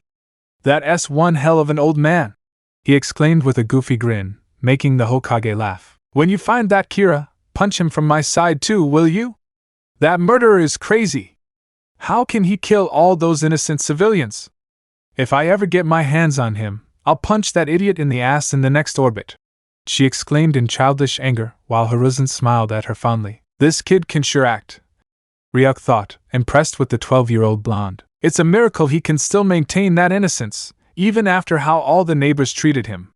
"You really are something, Naruto-kun," he thought. Yes, he really is something, while Naruto was inwardly thinking about how far they could have gotten in the investigation in just one day. The way Gigi smiled so confidently, it's like they really are close. But really?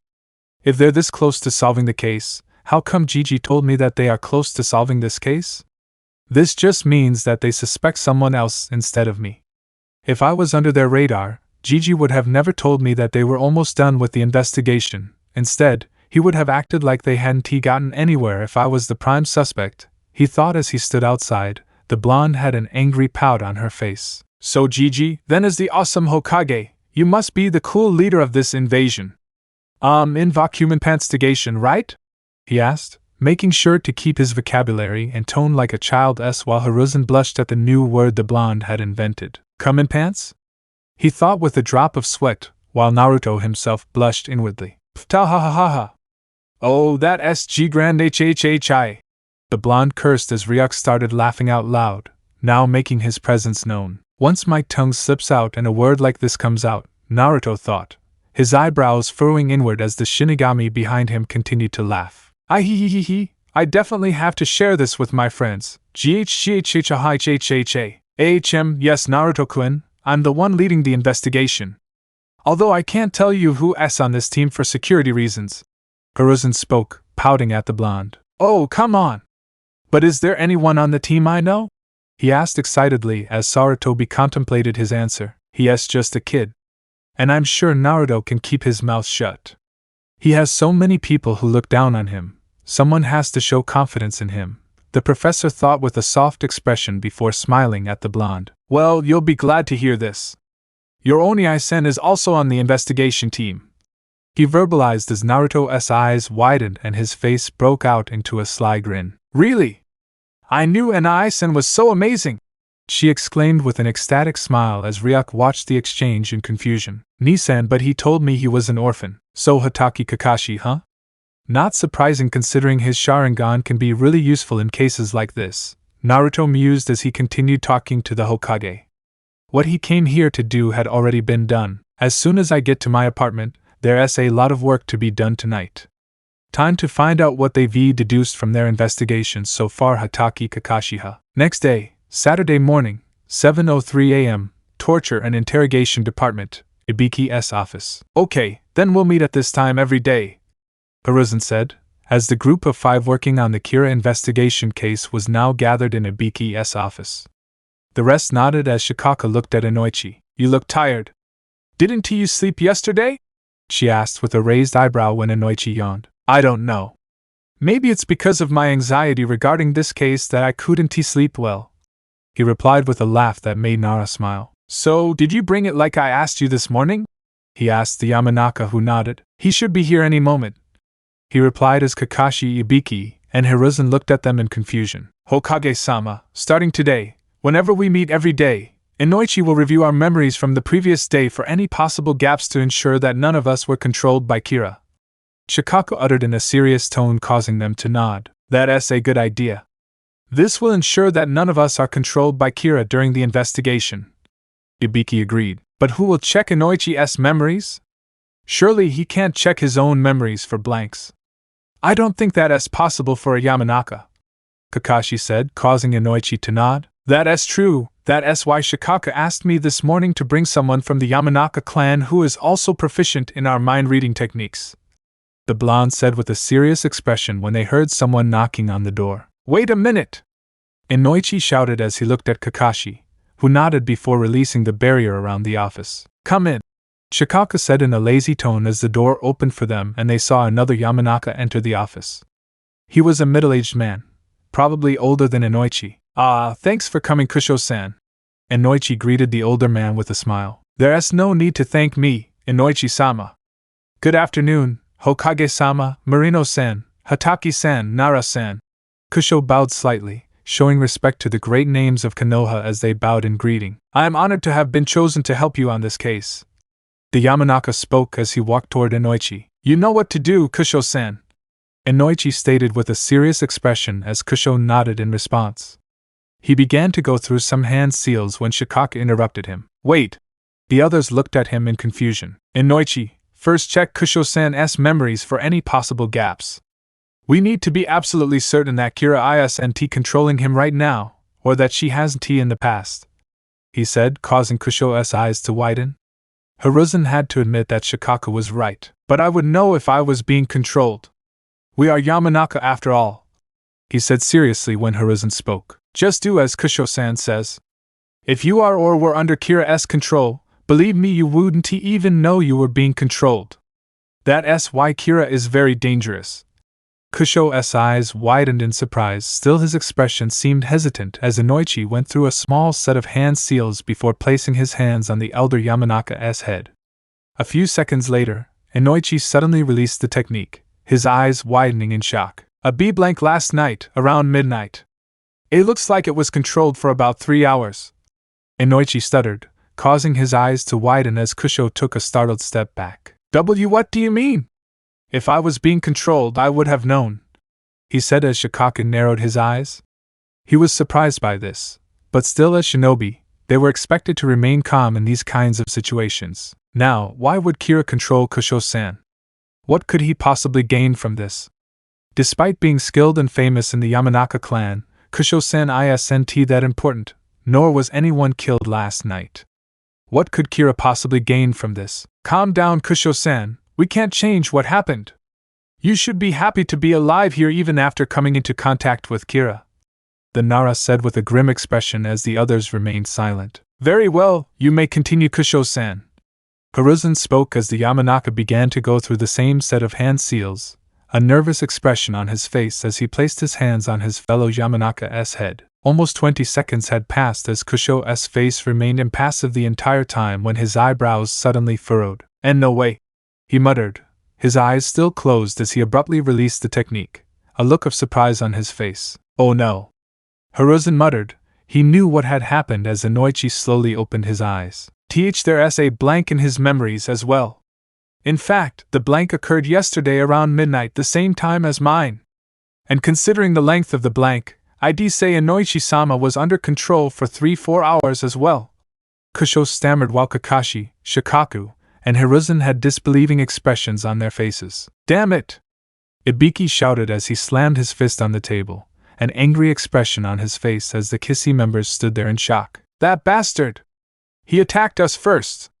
And now he probably knows everything we investigated yesterday! The interrogation specialist exclaimed loudly. Why yesterday? Shikaka stuttered, a surprised expression on his face causing Kusho to nod. Yeah, like I said, around midnight. He confirmed as Inoichi was also speechless. But I was probably sleeping at the time. She tried to defend herself as Shikaka began massaging her temples. Stop, don't lose your cool, Inoichi. You know you wouldn't even know if you were being controlled by Kira. Now he shows us how strong Kira's mind control technique is. He even controlled you without you even realizing it. Silence enveloped the group as they contemplated what to do. Ibiki's right, Kira probably knows about what we investigated yesterday now. That's the only reason I can think of as to why he checked on Inoichi in the middle of the night. Kira must have met him somewhere. Shikaku spoke with a grim expression, while Inoichi simply couldn't believe this. He was sleeping, damn it. It just didn't make any sense. You may go now, Kusho-san. From now on, you will review Inoichi's memories daily. Hiruzen ordered the Yamanaka, making him nod. Wait, Kusho-san, the Nara said, staring at the table and causing her to stop. Inoichi, go with him and erase his memories of what happened here. We can't make any more rookie mistakes. He muttered, causing her eyes to widen as Inoichi nodded, taking Kusho, who had a hesitant expression on his face, outside with him. From now on, we will follow this procedure daily. Inoichi will check Kusho-san's memories first, and then Kusho-san will check Inoichi's memories. After that, Inoichi will take him outside where he will erase Kusho-san's memories. And then, Inoichi will check our memories for any possible gaps. Now I'm not even sure if I haven't been controlled by Kira already. Shikaku spoke as he sat down on a chair by the table while Ibiki, Kakashi, and Hiruzen nodded. I know this is too troublesome to do every day. But when it comes to Kira, we can't be making any mistakes. Also, Hokage-sama, make sure to order some newly appointed Anbu to follow our movements at all times. Then, even if we are being controlled by Kira outside of research time, the Anbu can track our movements and report any suspicious activity. This way, we can possibly catch Kira if he ever tries to control any of us. Though I'm not sure, I'm almost certain Kira used Inoichi last night to learn how far we've come in our research. He continued as Inoichi entered the room while Kakashi activated the barrier again. What bothers me is how Kira could have immediately known that we had started the investigation. How did he even know Inoichi was on the investigation team? I have a prime suspect for this case, but I still can't believe I was controlled. Inoichi muttered in a disturbed voice as he clutched his forehead, unsure of what to do with this when Ibiki placed a comforting hand on his shoulder. Don't worry, Inoichi. It wasn't your fault. It could have been any of us. We just didn't expect him to make his move right after the first day of our investigation. Hokage-sama, Uzumaki Naruto after we left your office, Naruto Uzumaki came to meet you? Did any of you contact him? Shikaku asked aloud, causing her eyes to widen in surprise. Naruto? Where did that boy come from? Naruto-kun? What does this have to do with this? Hiruzen asked in confusion, while Kakashi was also surprised. Just answer me, please. Did any of you contact him after we went home? He asked, this time begging them to cooperate with him. Inoichi had to admit that Shikaku rarely got this worked up. But still, for Kamiya's sake, he couldn't understand why his old friend was involving the blonde joker in this. This was one of the most important cases in Konoha's history involving mass murder. Well, he came yesterday around 9 and barged into my office, the Hokage said, making Shikaku's eyes widen a little as he turned to Inoichi. Inoichi, start reviewing our memories. Nodding, the Yamanaka started with Kakashi as he activated his technique as Sarutobi turned to Shikaku. I know what you're going to ask, Hokage-sama. Wait until Inoichi goes through all our memories first. Shikaku interrupted, causing the professor to nod. But I'm confused about what you said before. What did you mean by the newly appointed Anbu following us? Shouldn't we use the more experienced ones? No, this Kira seems to be very intelligent to me. And I wouldn't put it past her to know the names of the famous Anbu here in Konoha. I want some new Anbu whose identity and personal information is even more likely unknown to Kira. This will ensure that he doesn't keep tabs on them as well. And please make sure to increase the security in your office regarding paperwork, especially the ones involving the identities of our Anbu and criminals. She explained, making Hiruzen nod. He was impressed. The professor knew that Shikaku was a talented strategist for Konoha. But still, the way he had come up with a solution in a matter of minutes when the others were panicking was something else. Hokage-sama, tell me. Did you talk to Naruto about anything related to this investigation? The Nara asked with a serious expression as he shifted his gaze towards the shadow of the fire. We did.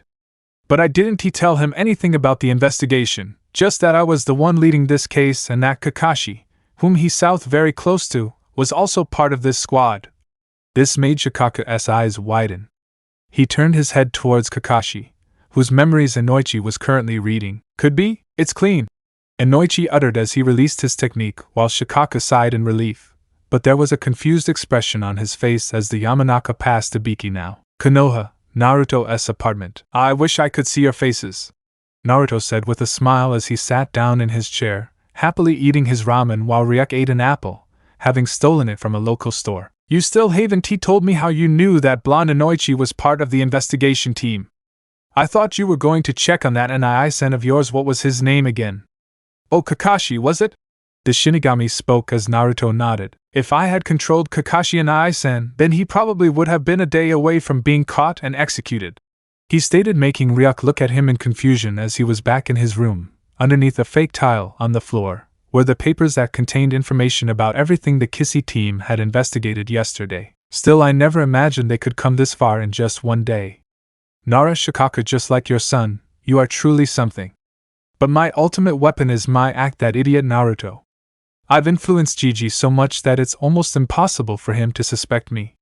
I don't think Gigi will have Inoichi check my memories.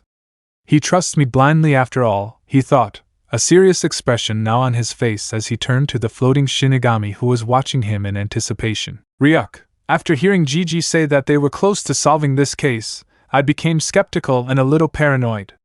Even if this investigation team most likely wouldn't suspect me, I still didn't want to take any risks by checking up on Nissan. But how does controlling that Kakashi kid put you in danger? Ryuk asked, causing the blonde to roll his eyes as he sighed in exasperation. Come on, it's obvious, right? Gigi told me yesterday that Hatake Kakashi was part of the investigation. Gigi himself said that no one knew about the identity of the Kissy group. And now, other than them, only I knew that Kakashi and Gigi himself were part of this group. So if Kakashi had found out that he was being controlled, after I removed the influence of the Deathnote, of course, then he would have informed Gigi of this. I think, right after Gigi tells me that Kakashi is a member of Kissy, he gets controlled the same night. Immediately, I would have most likely fallen under dead suspicion.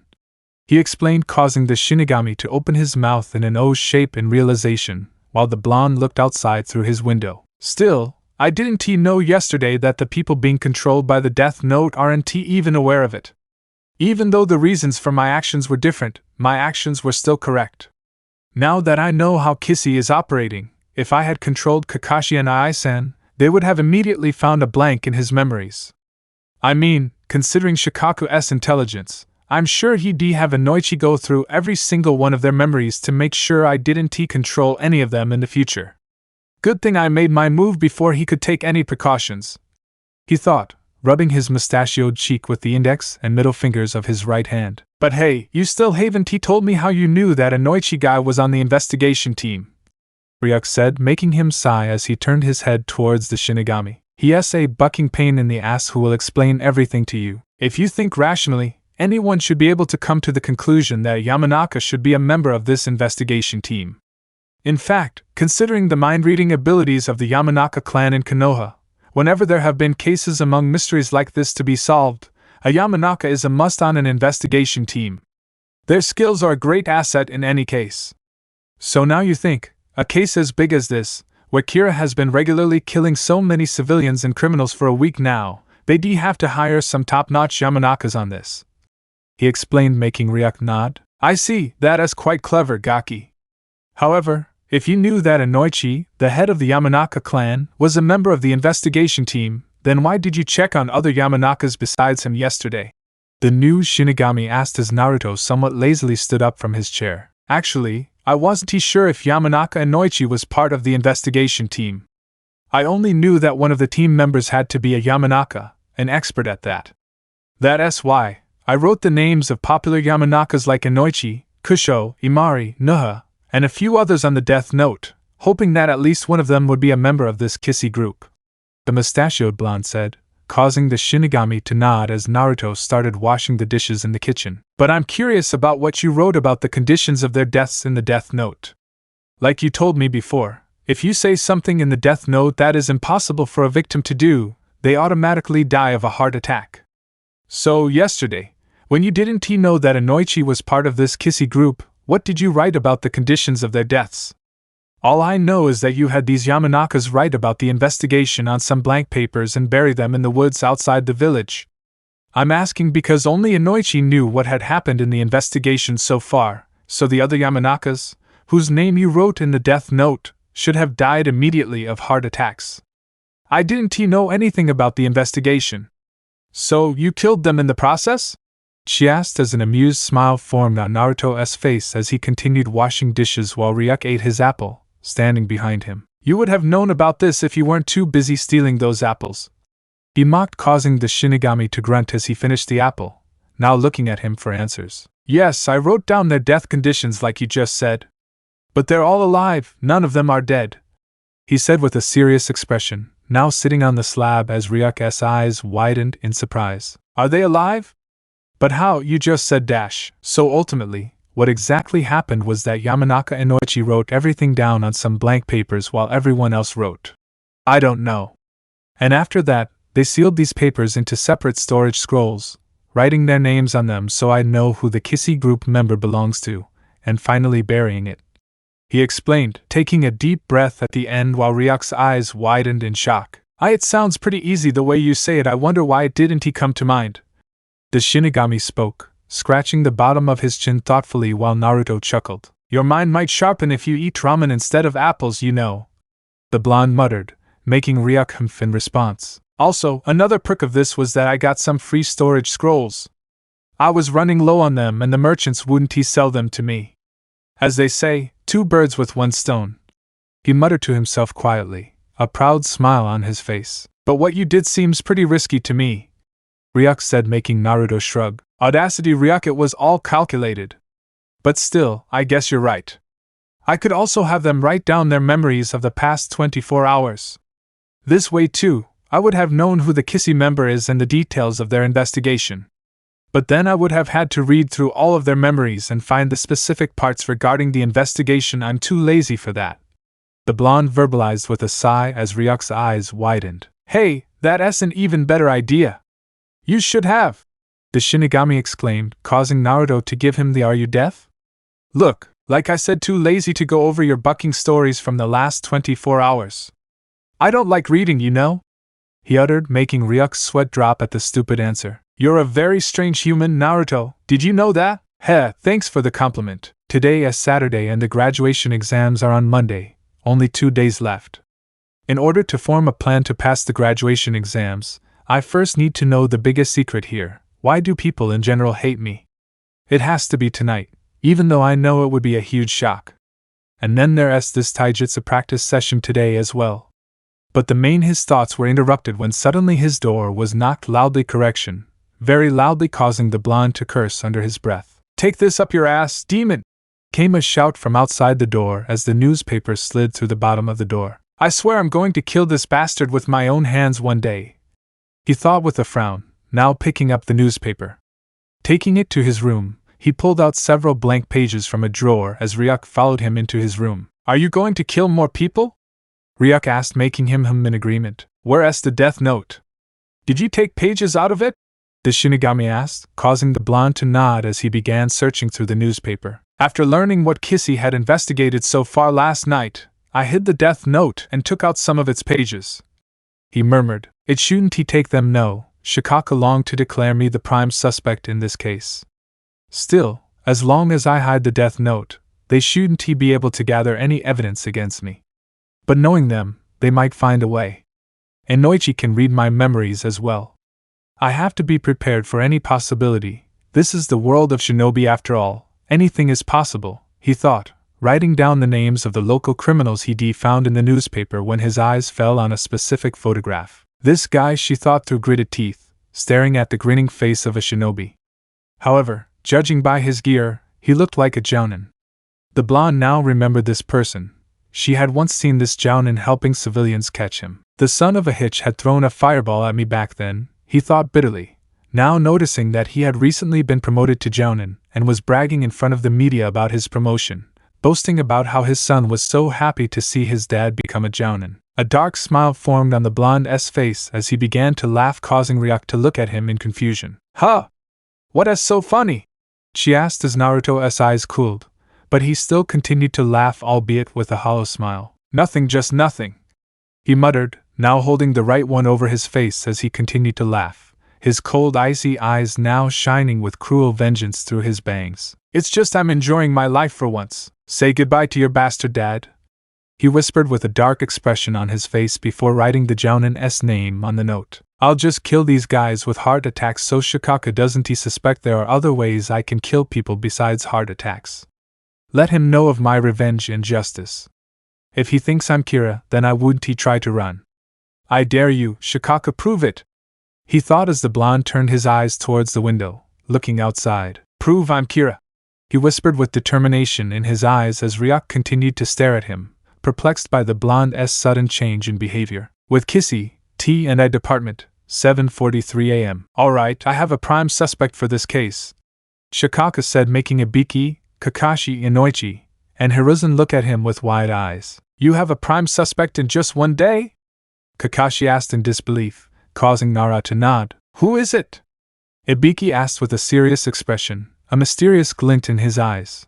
Oh, he was ready to interrogate that bastard Kira. It's Uzumaki Naruto, Silence, the silence of a pin dropping, enveloped the room as the other members of the Kissy group stared at Shikaku as if he were crazy. And Naruto T, that silly joker?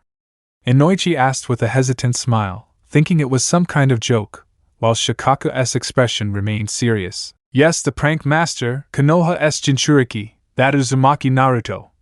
He replied as Kakashi and Hiruzen stood there stunned, practically speechless. How can you say this, Shikaku? On what basis?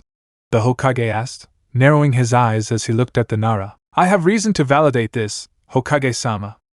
Earlier you yourself said that Naruto had met you yesterday around 9. And just a few hours after that, Inoichi and Kusho-san were taken under control. He paused as Kakashi also narrowed his lone eye. The small blonde was like his little brother, and he'd be damned if anyone blamed him like that. Listen, Shikaku, if you're doing this just because you hate him for being a Jinchuriki, then that's not the case, Kakashi! The Nara snapped, surprising the others with the volume of his voice as Hiruzen stood there silently, a grim expression on his face. Listen, think about yourself.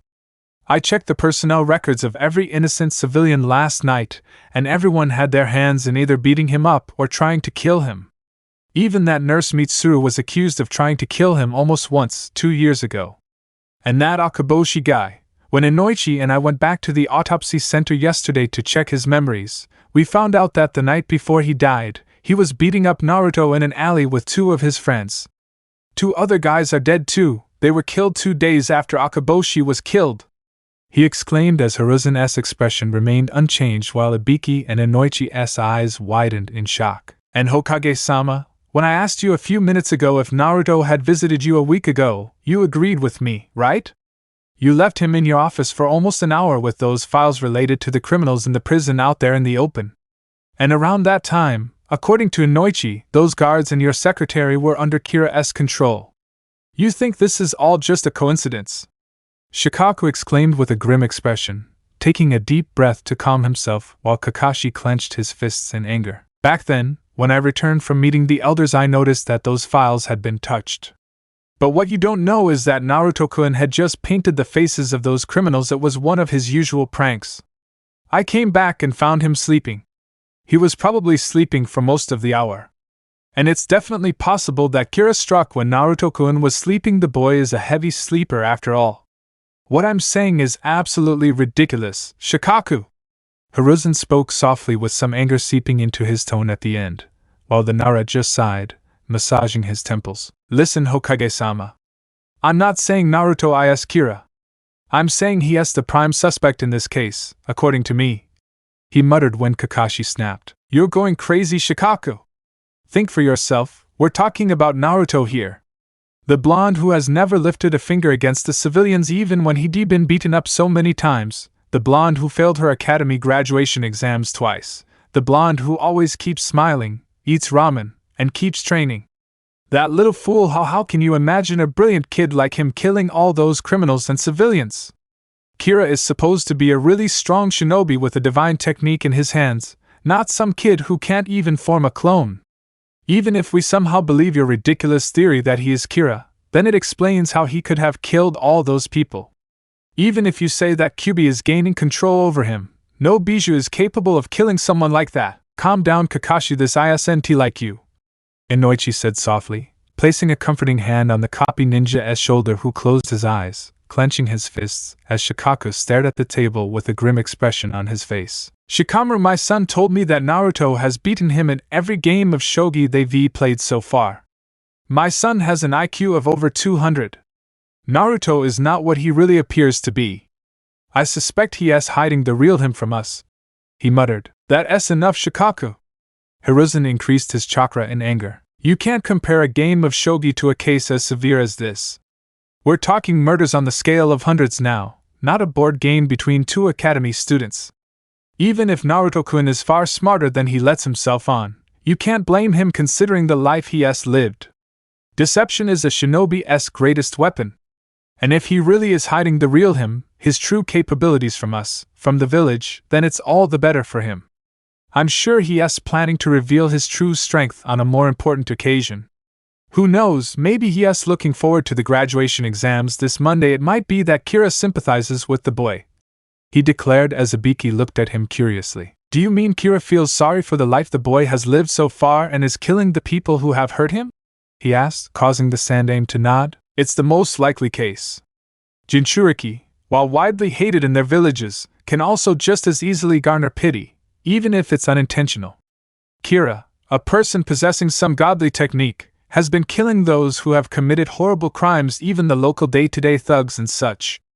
Then please tell me why, according to Kira, those civilians who have beaten up an orphan child aren't minor criminals compared to those present in the prison? It's definitely possible that he considers them criminals. Also, and you tell me, if he really was Kira, then why didn't he check on me yesterday instead of Inoichi?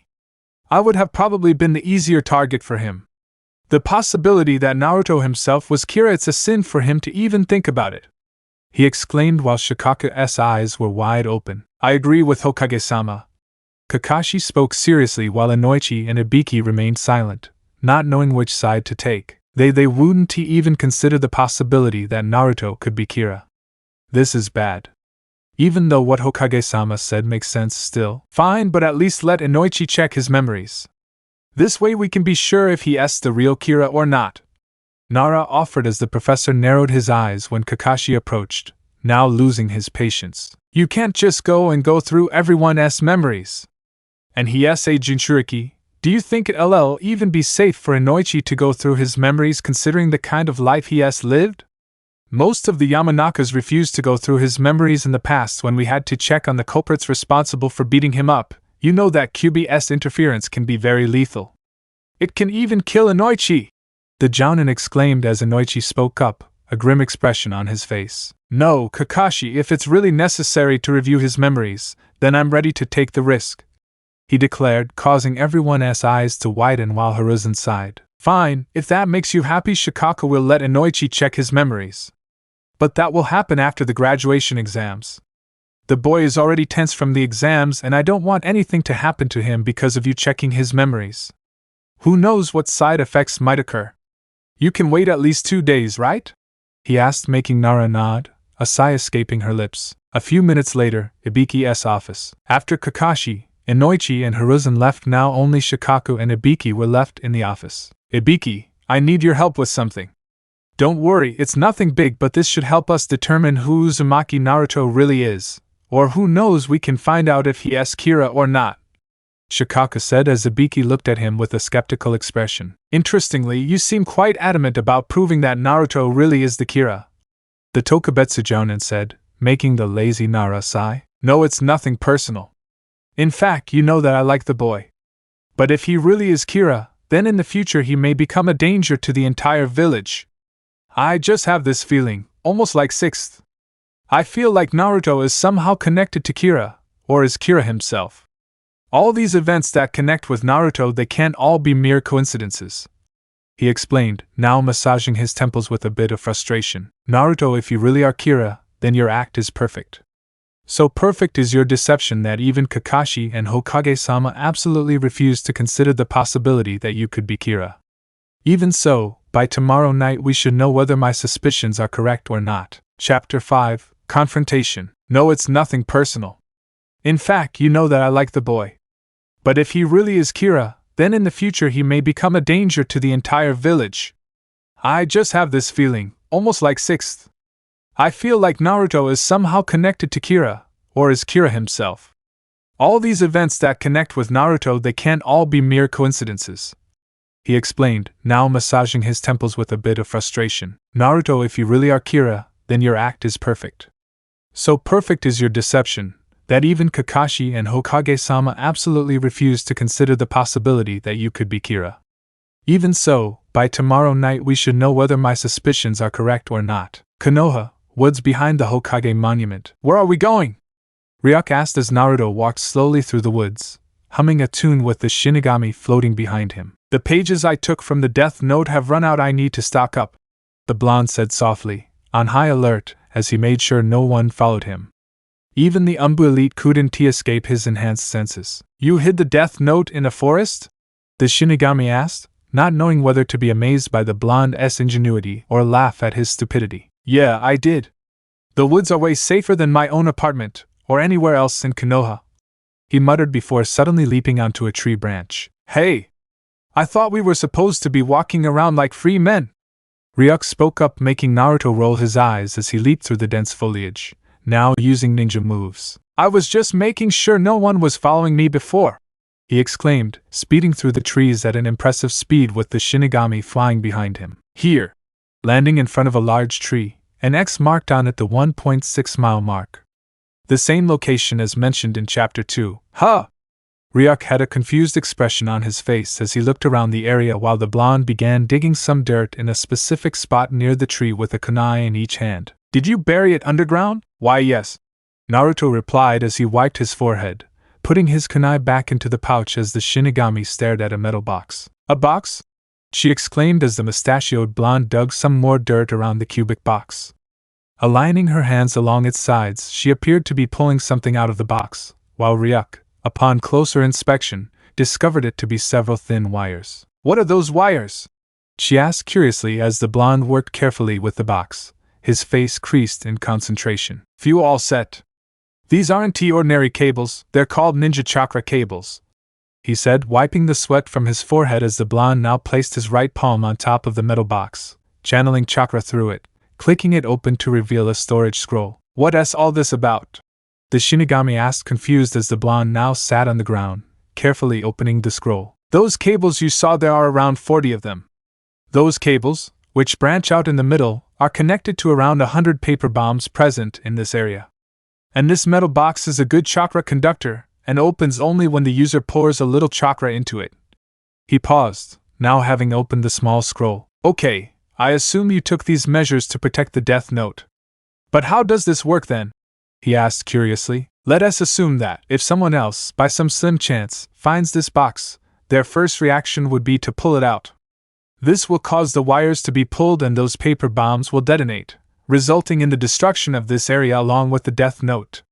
Also, these chakra-conducting boxes are pretty common among shinobi, so any decent ninja would know to pour some chakra into it to unlock it. Now, some smarter ones might not pull the box out and just pour their chakra into it without pulling on the box, wanting to see what's inside. But if you pour chakra in, and since this box is a good chakra conductor, the chakra will reach these connected wires and then the paper bombs. If you don't know, applying your chakra to a paper bomb detonates it, so yeah, again boom! Naruto explained, gesturing the boom. So that's why you first disconnected those wires from this box and then took them out.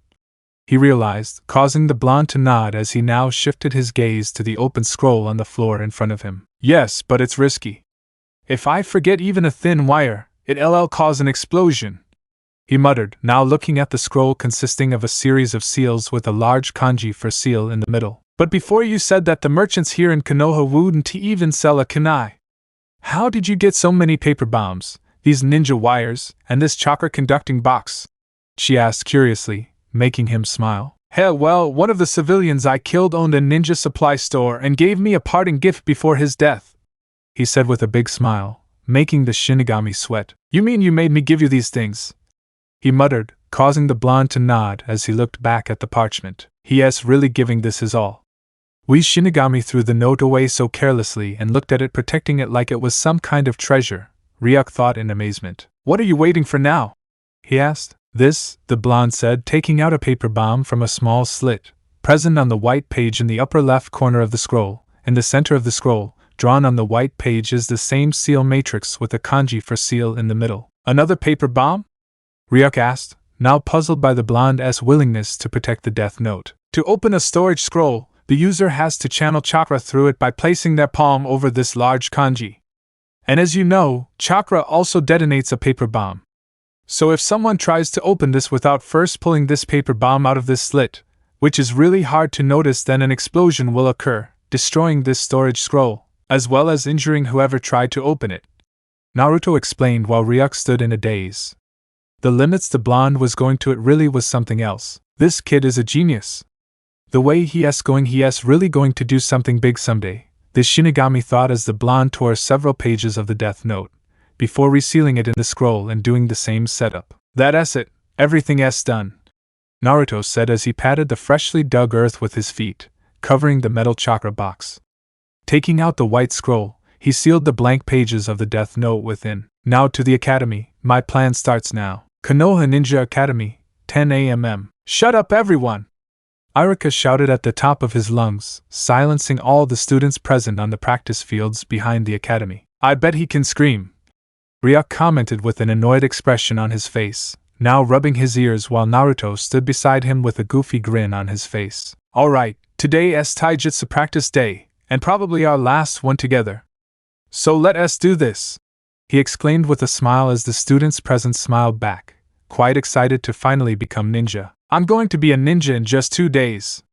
I can't believe it! It's like a dream come true! I wonder what our sensei would be like. I just want to go on super missions and be popular, and I will become Tsunade-sama. I will become a great toad sage like Jiraiya-sama. Pathetic all of them, just pathetic, Naruto thought, rolling his eyes inwardly as he listened to another student's conversation while 2 students were dueling in taijutsu, inside a circle with Iruka watching their match. At such a young age, these kids are good, Ryuk said in an impressed tone, making the blonde sigh inwardly. If the Shinigami considered these sloppy movements ninja material, then it was quite a surprise during his time in the world of the living, in the world of shinobi. I wonder who I'm going to fight against. As always, I have to make sure I hold back, but I guess since the year is ending now, I can show off a bit of my skills. Still, the outcome of the match will be me losing. Oh, now it's my turn. The blonde mused as he walked forward, a bright, closed-eyed smile on his face. I finally get my turn! I'm sure I'll win this time! He exclaimed loudly, prompting a boo response from the group of students. Alright, Naruto, you'll be fighting Sasuke today! Iruka declared, causing the mustachioed blonde to curse under his breath. Bucking great. So now I have to do the work with his guy. I really don't like losing to this guy. Hey Iruka-sensei! I'll be back in a minute! I have to pee! He shouted, already running towards the academy while the girls made faces of disgust at this. And don't you dare skip this last session, Naruto! The Chunin shouted in warning. He's probably too scared to fight Sasuke-kun. A certain pink-haired student spoke. After a few minutes, the blonde returned with a sly smile on his face while Sasuke was already standing in the circle. Now standing in the circle, Naruto looked at Sasuke in a childish manner, sticking his tongue out at the Uchiha who just looked back with cold, calm eyes. I'm going to beat you this time, Sasuke! This time will be different! He shouted boldly, eyebrows raised as the Uchiha entered the circle, his fans already cheering. Yay, Sasuke-kun! It's so cool! Show Naruto Baka who's boss around here! Come on, Sasuke-kun! Defeat that idiot! Wow, those girls sure are crazy about him! The Shinigami, now floating next to Iruka, spoke in surprise as the blonde continued to stare at Sasuke. Get ready, you two! Iruka Yumino said as they both crouched down while Sasuke continued to roll his eyes at him. This guy sometimes he really scares me. And that's saying something, the blonde thought with an inward shudder. Start! The supervisor exclaimed Iruka as the students continued to cheer on Sasuke. This time, I'm going to play your game, Sasuke, Naruto thought as he stood in his position, not having moved an inch since the start of the match while Sasuke stood in his ready stance, waiting for the blonde to attack like he usually did. However, Naruto smiled inwardly as he noticed a look of surprise in the Uchiha's eyes as they both stood still, not moving an inch. Iruka also seemed surprised by this. That's weird. Usually Naruto storms in from the start using direct attacks, but now he is just standing there, as if waiting for Sasuke to make his move. The Chunin thought as the students were also surprised by this, especially Shikamaru. So you're finally coming out, huh? What's wrong, Dobe? Too scared to move your wobbly legs?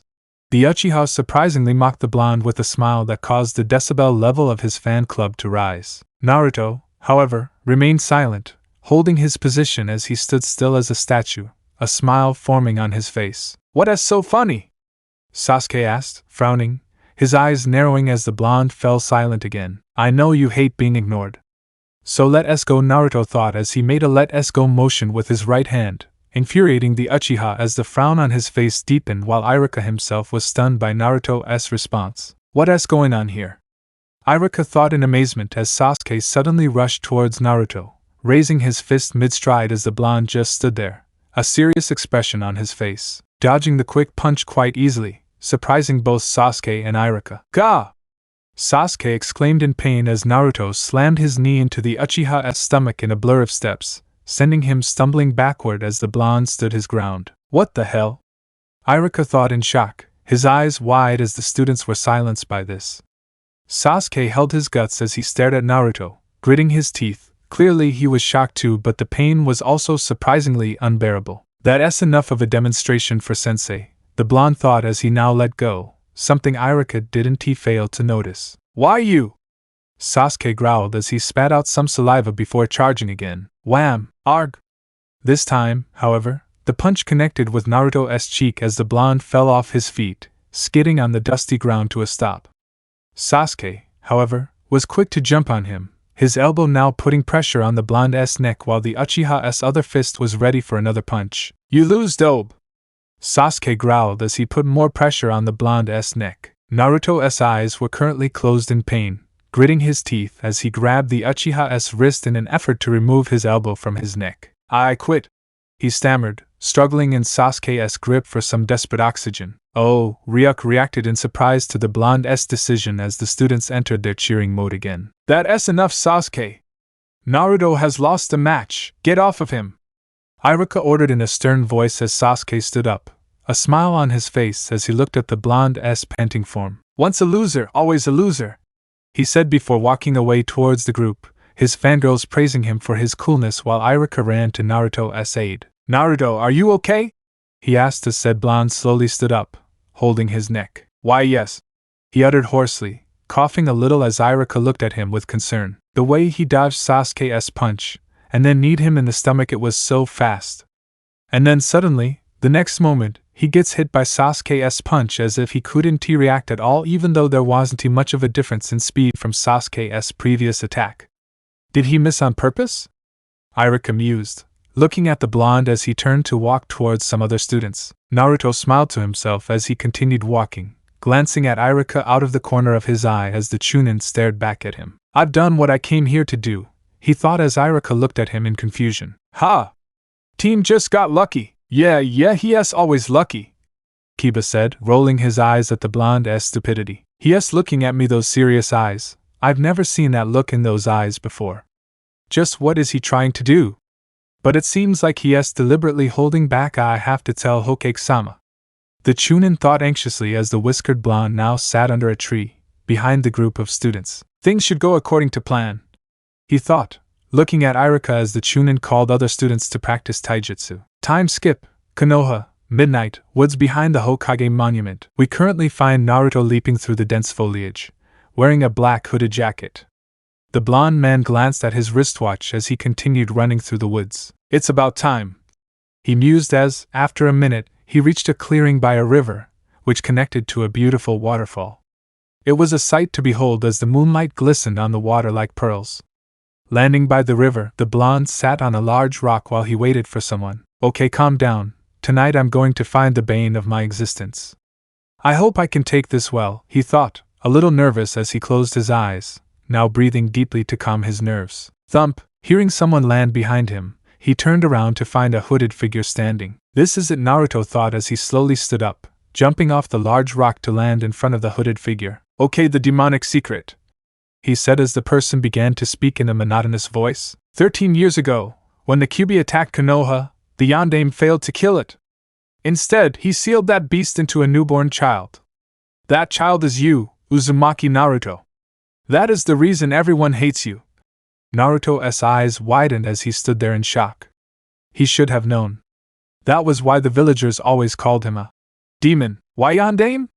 The blonde muttered, his pupils shaking in shock as Naruto couldn't believe what he was hearing. Now he knew why all those people repeatedly talked about him killing their relatives and families every time they hit him. They think I'm the Kyuubi, he thought, shock now turning to anger as Naruto gritted his teeth, clenching his fists in anger. You're a demon, you were the one who killed everyone 13 years ago. You killed your own parents. Because of you, Konoha is suffering even today. You will always be BHSHT. Shut up! Naruto yelled as he punched the hooded figure in the face in blind rage, lifting the person off their feet as they landed on the ground, their hood now blown off as their face was revealed to be Mizuki. The now defined Jinchuriki was panting heavily as he struggled to control his anger. You're all bastards! Assholes! Sons of hitches! A piece of shit! You think the QB sealed in me makes me the beast? The blonde screamed with her eyes closed, panting a little as Mizuki stood up, blood trickling down her chin as she stared at Naruto with an emotionless expression on her face. You idiots live in the shinobi world, I am a ninja village. Don't you know the difference between a storage scroll and a sealed kunai? All these years you've been beating me up for this? A misunderstanding? Because of your foolishness? He shouted in a shaky voice, letting out his frustration. Even though the blonde knew Mizuki couldn't hear him, he had to let this out. His eyes were currently closed tightly, his fist shaking as Naruto staggered back a little. I can't cry. I wouldn't. He repeated this like a mantra, but it was useless as a stream of pearly liquid escaped the confines of his closed eyelids, now sliding down his whiskered cheek as Mizuki stood there like a machine. And my whole life just because of that damn yondaime. Who gave him the right to screw up my life? Just because he was the Hokage doesn't he mean he can destroy anyone's life he wants? She bit her lower lip, wiping away tears with trembling fists, as she inhaled to keep herself together as a strangled sob escaped her lips. Why taking out your frustrations and anger on me by hitting me? You're the worst scum! You all are the worst scumbers of mothers! He let out a scream, falling to his knees as the emotions the blonde had been suppressing surfaced in his state of emotional shock. Calm down, Naruto. I can't give up. I have to control myself, he told himself mentally, now breathing deeply as the blonde wiped away his tears. Out of range! He suddenly exclaimed in a stern voice after taking a deep breath as Mizuki turned around while jumping onto a tree branch and then left the area. Naruto, however, sat on his knees as he took some time to compose himself. On one page of the Death Note, the conditions for Mizuki's death were that he would come to this exact location at midnight. When he heard the demonic secret, he would start telling Naruto his views on why the villagers hate him, and then upon hearing out of range, he would travel a distance of 2 miles from this location, thus leaving the range of the Death Note. In reality, he would only travel 1.6 miles from this location under the influence of the Death Note. And since the person himself doesn't know that he was being controlled, upon leaving the influence of the Death Note, Mizuki would simply think that he had come from his apartment for a reason. That reason will be up to him, just like what had happened to the staff of the Hokage Tower. They thought that what they had done was normal and that they did it for their respective reasons. One of the effects of the Death Note on controlled people as stated in Chapter 2, Streets of Konoha, 1:07 a.m. After taking some time to calm down, Naruto had just spent half an hour gazing at the moon. It gave him a sense of peace. His mind was raging with all sorts of thoughts as he struggled to keep it together. Now that he thought about it, it shouldn't have been that shocking for him to hear the truth. In fact, he was ready for the truth, but what had really set him off was the fact that his life was at stake because of the Yondaime Hokage's heroic decision, interpreted by people's misconceptions and their stupidity. But still, the blonde thought he should have been able to control himself better there. Today we find him walking through the streets, with his hands in his pockets while looking at the ground. I need to sleep. Thank God tomorrow is Sunday. I need some time to adjust. But now that I know the reason, I think I have a plan, he thought when, shock, gah! The blonde exclaimed as a bottle, half filled with alcohol, crashed against his forehead, causing him to fall onto his butt as he began to writhe in pain. I found your demo demon! Exclaimed a man, emerging from an alley as he looked at the blonde who was currently holding his bleeding forehead. Clearly, the middle-aged man was drunk as he approached Naruto. Roughly grabbing his leg, he began dragging the struggling blonde toward the alley. Arg! The blonde held his bleeding forehead, the pain too much for him as he peeled a piece of glass from his skin. Now in the dark alley, the man let go of his leg as he staggered to sit over his body before painfully grabbing the blonde's neck, trying to squeeze the life out of him. Garg! Muffled sounds left Naruto's lips as the man pulled a kunai from the side of his rubber boots to hold it to the blonde's forehead. Any last words? The man asked in a raspy voice, his breath reeking of alcohol as he loosened his grip on the blonde's neck slightly. Naruto took a deep breath as he coughed a little. Why your name? He stammered, reaching for a kunai in his pouch, on his right thigh, with his right hand while his left held the man's wrist to his neck. The drunk chuckled a little, recognizing the stupidity of the question even in his drunken state. He the one who finally got rid of the demon, Mado Ayakashi! He exclaimed loudly, a sinister smile on his face as he brought the kunai down, grabbing the weapon that was approaching at blurring speeds, the kunai piercing the flesh of his hand, making the blonde grit his teeth in pain. He gripped the man's hand, holding the kunai tightly as the blonde finally pulled the kunai out of his pouch. Crush! As he stabbed the man in his thigh, a few drops of blood fell onto the blonde man's face. Argh! Ayakashi screamed in pain as Naruto pushed the kunai deeper into her skin with his right hand. Using impressive strength, the blonde sat up to punch the boy in the face, causing him to fall backward as he clutched his broken nose in pain. Jumping back with a backflip, Naruto stood up as drops of blood ran down his face with his forehead completely red due to the red pigment. Splash! Grghh! The blonde grunted in pain as he pulled the kunai from his left hand. Taking a piece of paper out of his pouch, and wiping a sanban across his forehead to smear some of the blood, he began writing the man's name along with the conditions of his death. Hey, Kyuubi is standing in front of you, what's wrong? Naruto mocked with a smile, holding the page in his hands as the man slowly stood up despite the pain. Clearly, he had to be a ninja, albeit one in civilian clothes. Pulling the kunai from his thigh with a grunt of pain, the person glared at Naruto in blind rage while the blonde looked at his watch. "D-damn demon!" he exclaimed, now charging blindly, kunai rearing up to tear into the demon in front of him as Naruto threw his arms wide open, a dark grin on his face as drops of blood fell from his chin, his cold, oceanic blue eyes holding nothing but bravery. "Die!" the man shouted loudly as he went for Naruto's face, right between his eyes, when suddenly the kunai stopped just inches from the blonde's skin. "What? What's wrong? Kill me!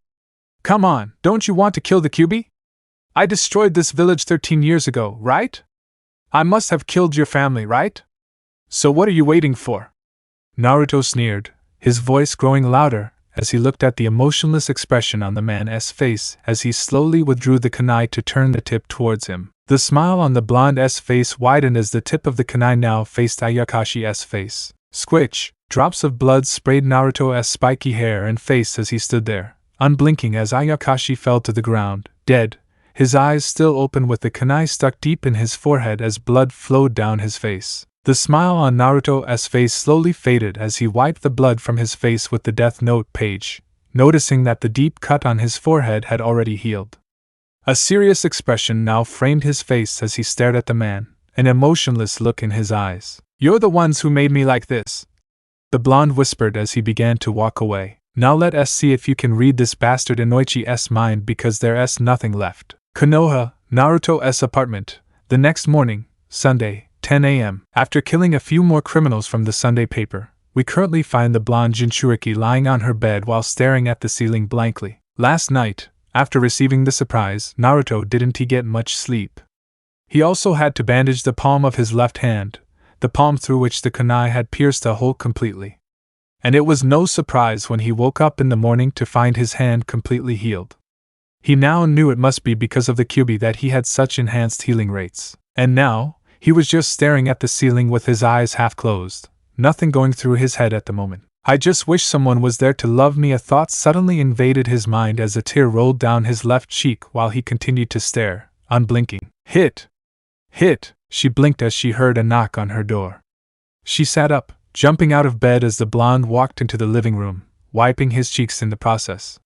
Reaching the door to her apartment, she leaned over to peer through a small hole at the bottom of the door. Ninja sandals, so he's not a civilian, he thought before standing up, pulling a kunai from the sleeve of his black jacket before hiding the weapon behind his back. Slowly opening the door, she was surprised to see Shikamaru standing there, a lazy expression on his Nara face as usual. "Shikamaru?" the blonde asked in surprise, his eyes a little wider as the alarm systems in his mind went off. "Why is Shikamaru here? He rarely comes to my apartment. Could it be that Shikaka sent him?" she thought, while Shikamaru yawned. "Well, I was getting bored as usual. The weather is clear today, so no clouds to see," he said, making the blonde sweat drop before breaking out in his sly grin. "So what do you want to do? Didn't you go with Chuji?" Naruto asked, making him shake his head. "Actually, I was in the mood to play shogi. And as you know, Chuji is no match for me at this. And you didn't sleep well? You look totally sleepless today," he said, rubbing the back of his neck lazily, while the blonde's eyes widened slightly. This means I have to go to his house, a possible confrontation with Shikaku, huh? He mused inwardly. Ah, well, you see, I was nervous about the exams and couldn't sleep. He verbalized with a shy smile when the Nara said, "Let us go. Tomorrow is our final exam, man, so troublesome. I just want to ease my nerves and see if I can finally beat you today." The smile on Naruto's face widened as he rubbed the back of his head. I see, then I have nothing to do today. But a possible meeting with Shikaku should be interesting. Maybe I can get something out of him, he thought with an inward smile. Sure. Wait a second here. Upon entering, the blonde put on his ninja sandals before leaving his apartment. Aren't you going to lock the door? Shikamaru asked, his expression falling slightly. No, it's no use. And there's nothing valuable in there, he said a little sadly before suddenly breaking into a fake smile as Shikamaru looked at him with sadness in his eyes. Come on, let us get lazy. I can't wait to beat you again, he called over his shoulder, already on the way to the Nara house, a smile on the blonde's face while Shikamaru laughed to himself. Troublesome, she muttered under her breath, now following her blonde friend. Even if I hate most of this village, there are still some people very close to me, Naruto thought with a smile on his face, jumping across the rooftops as the wind ruffled his spiky blonde locks. Konoha, Nara clan estate, home of Shikamaru. You're losing again, Shikamaru. Naruto chuckled, sitting across from the Nara with a shogi board between them on a small table. However, the lazy academy student remained silent as he focused on the game, his brows furrowed in concentration. I am at home. Naruto's eyebrows raised in what looked like surprise at hearing that voice. That voice, so we've finally met, huh? He thought, a smile on his face before it dissolved to form his usual goofy grin as the doors to his room opened. Oh, Naruto? Shikaku exclaimed in surprise before smiling at the blonde. Oh, hey, Nara-san, he greeted, while Shikamaru was too focused on the game to notice anything else. The elder Nara smiled at the hyperblonde as she walked over to sit in front of the board game, between the two players. So, I guess Naruto is winning as usual, huh? He asked with a smile as the blonde's eyes widened in shock upon hearing that. So Shikaku knew that he was good at shogi. Shit! How could I have missed this simple fact? What's wrong with me? Lack of sleep is messing with my thought process, he thought, panicking slightly, clenching his fists as Shikaku did too, as if Shikamaru was analyzing the current state of the game. Now that he knows I was just wearing an idiot mask, his suspicion of me being Kira will only grow stronger. I'm sure he already suspects I'm Kira. All of this, her eyes widened inwardly in spine-shattering shock as she instantly connected the dots. So that's why Shikamaru rarely comes to my house, and today he came asking me to play shogi with him, to accompany him to his house when I could have just brought the shogi board to my apartment. It was all Shikaku's plan. He must have somehow convinced Shikamaru to bring me here, perhaps the excuse being that he just wanted to see how good I was at this game. And then, a few minutes after we start playing, he comes back home as if it were a coincidence. After he gets home, he immediately comes here and sits with us. Clearly this is his plan. But is the entire Kissy involved in this? I can't imagine Gigi or Kakashi and Aisen suspecting that I'm Kira. No, it can't be possible. I've influenced them too much with my idiotic self. This is probably Shikaku himself trying to figure this out, and judging by Shikamaru's body language and usual attitude today, he himself doesn't know about this. For him, we've only come to have fun.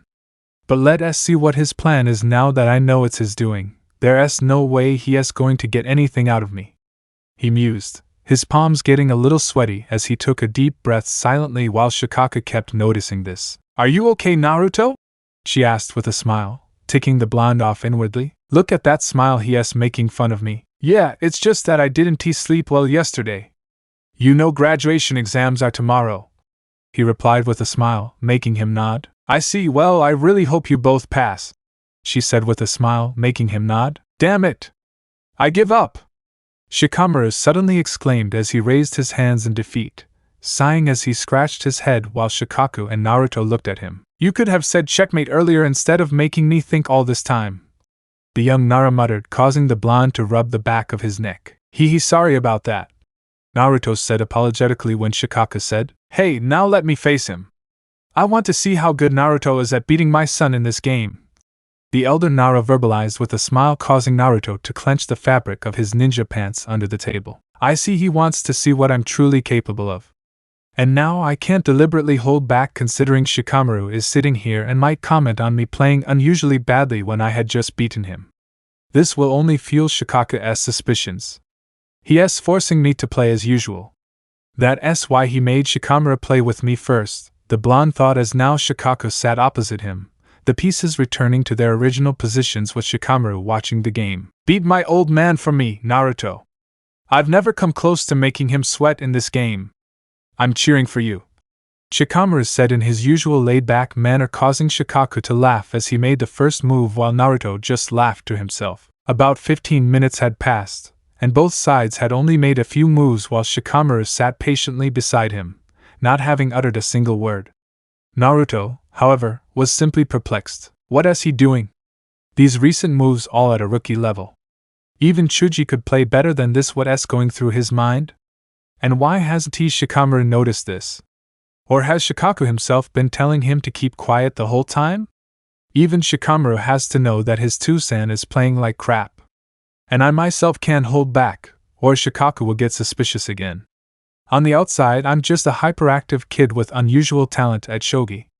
A kid like me will get excited and do my best to beat a player like Shikaku. A kid like that fool Naruto can't deliberately hold back. Kids just aren't like that. If they're good at something, they'll boast about it and try to show it off. If I hold back, Shikaku will know I'm not an idiot. He'll know that besides shogi, I was holding back in other areas as well. I guess I have to change my image a bit. The fact that I had a strategic mind could be subdued using the common ninja tactic of deception. But more than that, then it wouldn't take much for Gigi and Kakashi to suspect that I'm Kira. Right now, I have to create a new image of being the same idiot as before, a dim-witted, foolish ninja, but with a gifted talent in shogi. Yes, that's the image I have to create. I can't let them know my true intelligence. I have to show them that my intelligence only works in the case of shogi, and that to the rest I'm the same idiot from Naruto. Then it wouldn't take much for Gigi and Kakashi to suspect that I'm Kira. Right now, I have to create a new image of being the same idiot as before, a dim-witted, foolish ninja, but with a gifted talent in shogi. Yes, that's the image I have to create. I can't let them know my true intelligence. I have to show them that my intelligence only works in the case of shogi, and that to the rest I'm the same idiot from Naruto. Then it wouldn't take much for Gigi and Kakashi to suspect that I'm Kira. Right now, I have to create a new image of being the same idiot as before, a dumb and foolish ninja, but with a gifted talent in shogi. Yeah, that's the image I have to create. I can't let them know my true intelligence. I have to show them that my intelligence only works in the case of shogi, and that for the rest I'm the same idiot from Naruto. He thought, inwardly a serious expression on his face while outwardly he seemed to be focused on the game. Check! He said with a smile while Shikamaru and Shikaku both stayed silent and continued watching the game. Yeah, I bet Shikamaru's in on this. The fact that even now he hasn't reacted to me checking his father within a few moves proves this. But let's see. Is Shikaku planning on losing this game so soon? But why would he do that? He thought, as Shikaku moved a piece, successfully protecting the king. Oh man! The blonde exclaimed with a pout, making the older Nara laugh, although she had her own thoughts in her head. Naruto, if you really are Kira, which I'm now 80% sure you are, then your acting skills are incredible. I can't help but be amazed by your ability to remain calm even in a situation like this, he thought, clearly impressed by the blonde. Check again! The blonde exclaimed as after a few seconds when Shikaku again evaded the attack, causing the Jinchuriki to wrinkle his nose in irritation as the Nara clan head continued to stare at him with Shikamaru sitting there silently, watching the game. About half an hour had passed now, and the entire time, Naruto had been on the attack, constantly checking on the elderly Nara while Shikaku continued to effortlessly protect the king. But for the past 10 minutes, it seemed like Shikaku was gradually improving his game. But still he was only defending his pieces and not attacking at all. Naruto, however, was getting irritated by this. They were wasting their time like this. And the fact that Shikaku kept muttering troublesome about even the most given things was going to his head now. He's playing around with me, just defend yourself and don't attack everyone. Fine then. I'll finish this game. He thought, his lack of sleep leading him to become easily frustrated and angry. Look! He muttered. Not as enthusiastically this time, moving a piece while Shikaku defended his king again. Another 20 minutes passed over the duo as they continued to play. However, Shikamaru's eyes were wide with surprise. Over the past 20 minutes, Naruto's play had been gradually improving, pushing the limits of how he normally played against him. These moves, they're really advanced. I've never played like this before, he thought in shock as the blonde found himself immersed in the game while Shikaku smiled inwardly. Raising his hand, Naruto reached out for a piece for another check. He knew he was only a few more steps away from checkmating it. Just a little and he low dash. Her hand, though she stopped suddenly, her eyes getting inwardly wide as the blonde slowly retracted her hand, pretending as if she had changed her mind at the last second about moving a particular piece. Pulling her pants tighter, she looked up a little, peeking at Shikaku through her bangs to see what looked amused in his eyes, the feeling of accomplishing something. Shifting her gaze, she noticed Shikamaru had a look of surprise in his eyes. Damn it! So this was his plan. The bastard tricked me. That was the reason why he started playing like a novice from the very beginning. He deliberately played poorly at first, urging me to finish the game. But as I gave him check after check, gradually increasing my play to beat him, he too gradually started improving his game, but so subtly that I didn't notice. He kept letting me continuously check on him, making me so irritated that at some point I would overcome my limitations and try to beat him. And this, Shikamaru obviously didn't fail to notice. Judging by the shocked look on his son's face, Shikaku must have known I was playing better than I usually play. He knows now that I was holding my own even against Shikamaru. A person who gives a player like him the runaround in competition in shogi, there's no way that person could be an idiot like Naruto. In the first place, a hyperactive kid like me wasn't supposed to be good at this game. And now he probably knows that I'm hiding much more than mere talent in a strategic game like shogi. He thought, frowning inwardly, his palms sweaty now as Shikaku glared at the blonde. I have to lose this game, there's no other option. But I can't suddenly start playing badly, he'll get suspicious. Just like him, I have to gradually lower the level of my game, he thought, thinking about his next moves. After another 15 minutes, we find Naruto about to lose the game while Shikaku had a somewhat confused look in his eyes. I think I've seen what he wanted. First you push your limits, surprising even Shikamaru, and then, as if you suddenly realize your movements started to become sloppy. Right at that moment, when your hand suddenly stopped as you were about to go for another check, you must have realized at that moment, huh? This proves that you're hiding your true intelligence. Still, even though this doesn't connect to anything related to you being Kira, but now at least we know you're not the idiot everyone thinks you are. This opens up the definite possibility that you could be Kira. Naruto, Shikaku thought with a smirk, looking at the blonde as he made another sloppy move. Look! Shikaku muttered, moving a piece as Naruto's eyes widened while Shikamaru remained silent. This isn't a simple check, it's a damn checkmate. Why doesn't he just say so and end the game? Does he want to test me further? But still, this buys me some time to think about this.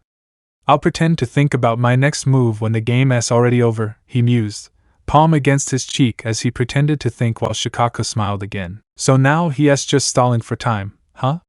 If he's able to beat Shikamaru, then he must know it's checkmate. The fact that he's not saying anything means he's probably stalling for some time, probably to calm his nerves. Being tricked like this should throw the temper of even Kage-level shinobi, and he's just an academy student. Well, anyway, phase 1 of my plan is a success, he thought before speaking. I'll be back in a second, I'll have to use the bathroom. And Shikamaru, make sure Naruto doesn't cheat, he said jokingly with a smile, leaving the room, causing the young Nara to roll his eyes while Naruto clenched his fists in anger. This is something I didn't expect. You're a good Shikaku. This was a good move, the blonde thought as he sat there. You were playing really well back there for a while. I thought you were actually going to beat Naruto.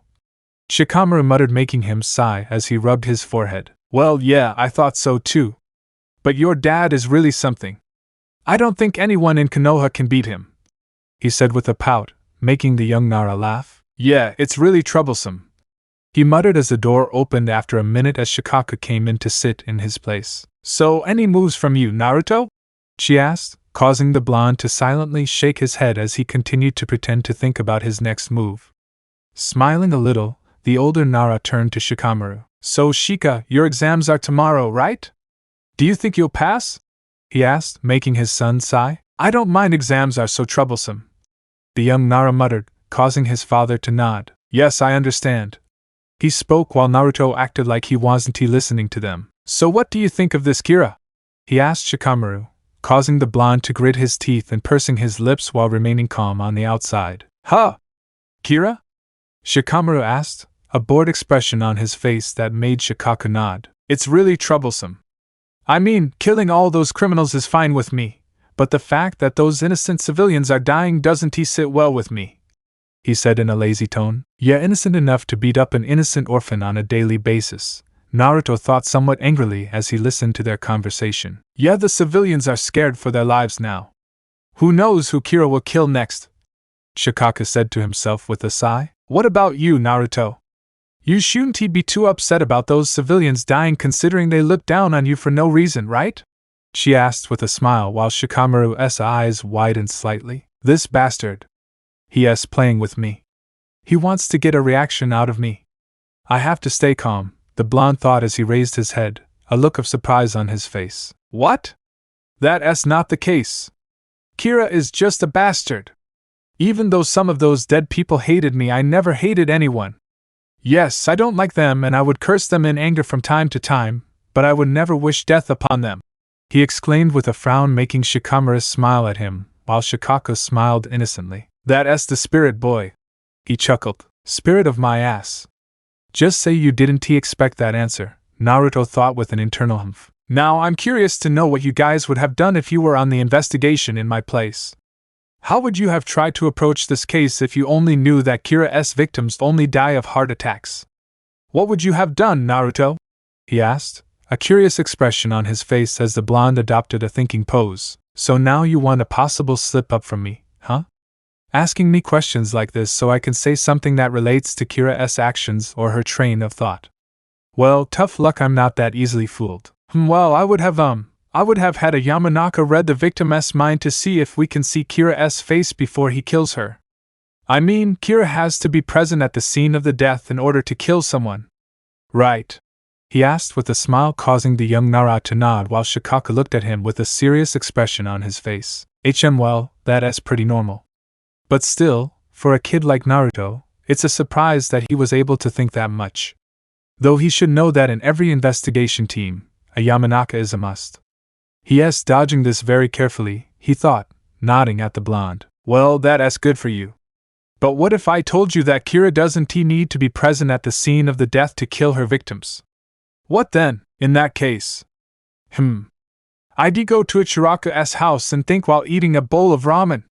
Ramen stimulates my mind, he exclaimed with a goofy smile, making Shikamaru sigh in exasperation, while Shikaku narrowed his eyes. However, the mustachioed blonde had surprisingly noticed just seconds away while answering Shikaku's questions. It's not Shikaku.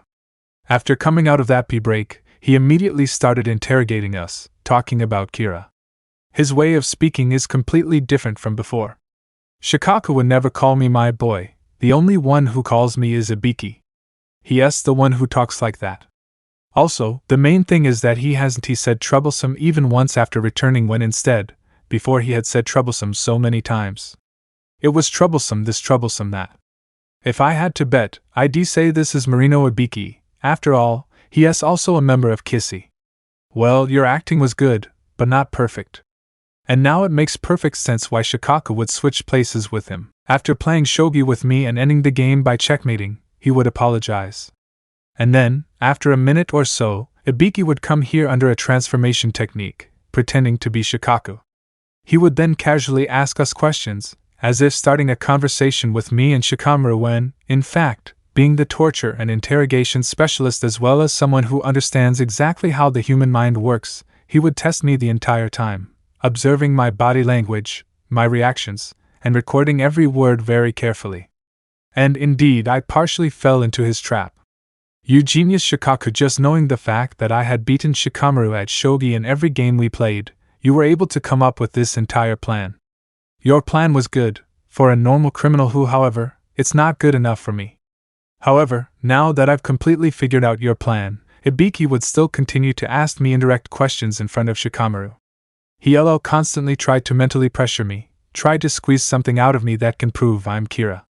Fine then, go ahead. I'll show you the experience I've gained from my childhood. He thought with a serious expression when he heard Shikaku speak. Oh Shikamaru, your mother was asking for you in the kitchen. You'd better go and ask her if she needs anything. You know how she is, although by now she might be ready to hit us with a frying pan. He chuckled, causing the young Nara to mutter troublemaker as he slowly stood up. Fine, I'll go. What does that woman need now? He wondered lazily, now walking toward the door. I'll be back in a minute, Naruto. The young Nara called over his shoulder before leaving the room. Just as the doors closed, Shikaku's expression took a complete turn. His smile quickly faded, replaced by a serious expression as he now stared at the shocked blonde with cold eyes. What is he planning now? Naruto thought, gripping his pants tightly as he prepared for anything. But what he heard next, he wasn't ready for that. He definitely wasn't. Alright Naruto, now I'm going to say this straight.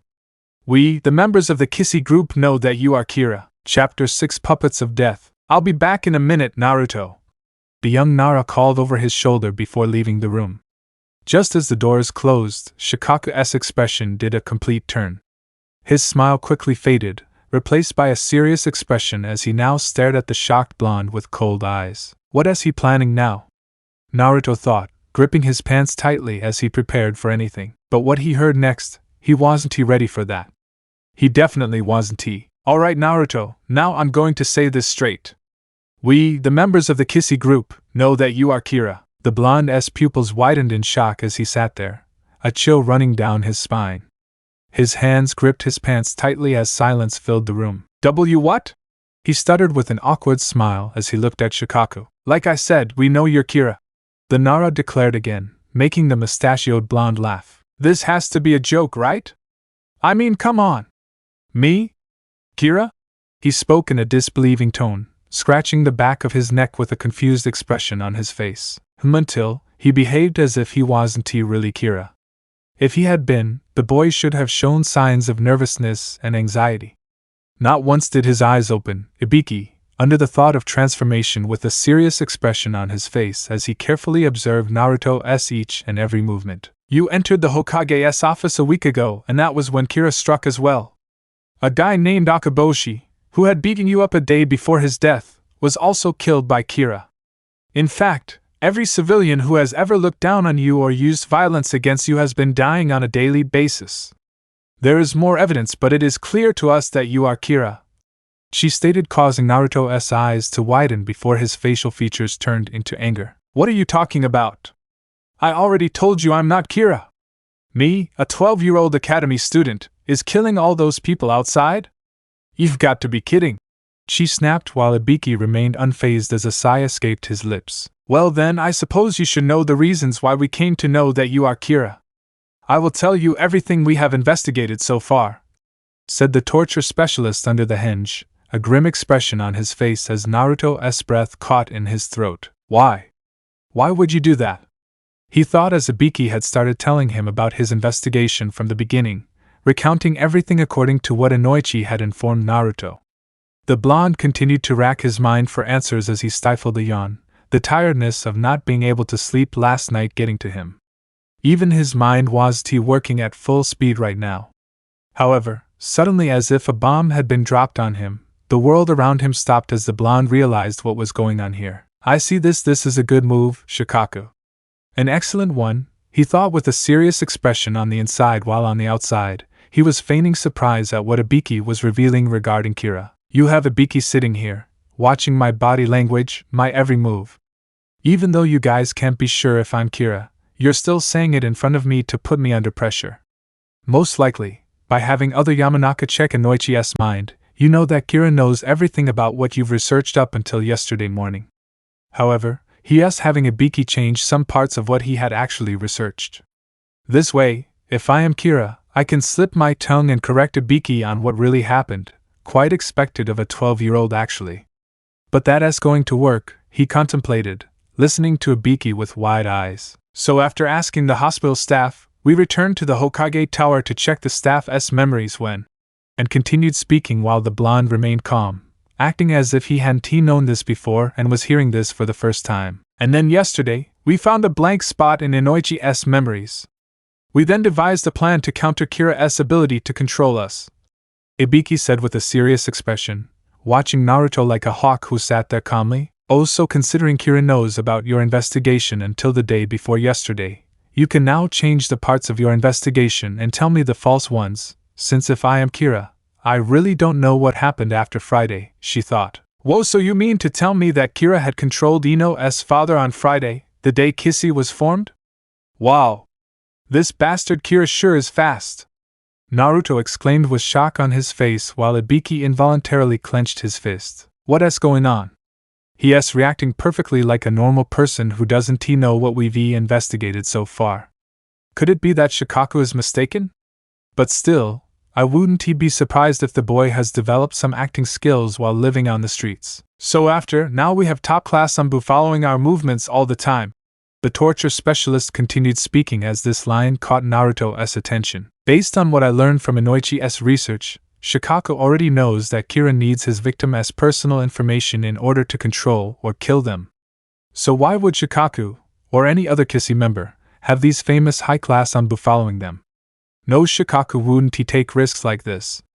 Chances are Ibiki is lying to me. They want me to take action. Shikaku would now probably expect me to try to steal the Anbu files from the Hokage Tower, since files related to the famous and elite Anbu are pretty easy to find, and some other people, like those two old men they call elders, know about them. So, Kissy would probably count on me trying to control those Anbu first, so that Inoichi would find a blank in their memories, and then me trying to control the Kissy members afterward. Well, guess what? I can play this game too. Huh! That's stupid! Why are the elite and famous Anbu following you, whose identity Kira probably already knows since she had access to some secret files in the Hokage Tower a week ago, instead of some newly formed ones whose identity no one knows? He asked in confusion, making Ibiki's eyes widen in surprise while the blonde smiled inwardly. Caught you off guard, huh, Ibiki-san? He thought, looking at the Tokubetsu Jounin in confusion. This kid he can't be Kira. What he said just now, if he was Kira, he would have never said it. We're already using the newly appointed Anbu to follow us. But Kira doesn't know this, and even if he did, he wouldn't have advised us on a better way to counter him. Instead, he would have just listened. Even if Naruto is a great actor, he is not foolish enough to do this to himself, he thought, now starting to believe that Naruto couldn't be Kira. Ha! It's so easy to catch him off guard.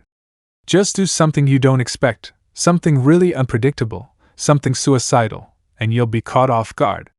He is probably thinking about how he couldn't possibly be Kira right now. This is too easy.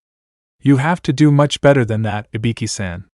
I may not fully understand how a normal human mind works like you do, but I'm not a normal human, and I fully understand how your mind works, the blonde Jinchuriki thought with an inward smile. However, this is a good move from them. Telling me what they decided to do next to counter Kira was a well-thought-out move. Now, if Kira and I act on this new information, then I'm under arrest. This makes them immune to any future attempts by Kira to read their minds, he thought, a sigh escaping his lips as his inner expression turned grave. An excellent move indeed. Now I can't control any member of Kira effectively. Even if I control them and have them somehow indirectly do the job for me, the Anbu would inform the Kissy, and they would come to know that Kira knows that Anbu is keeping an eye on them.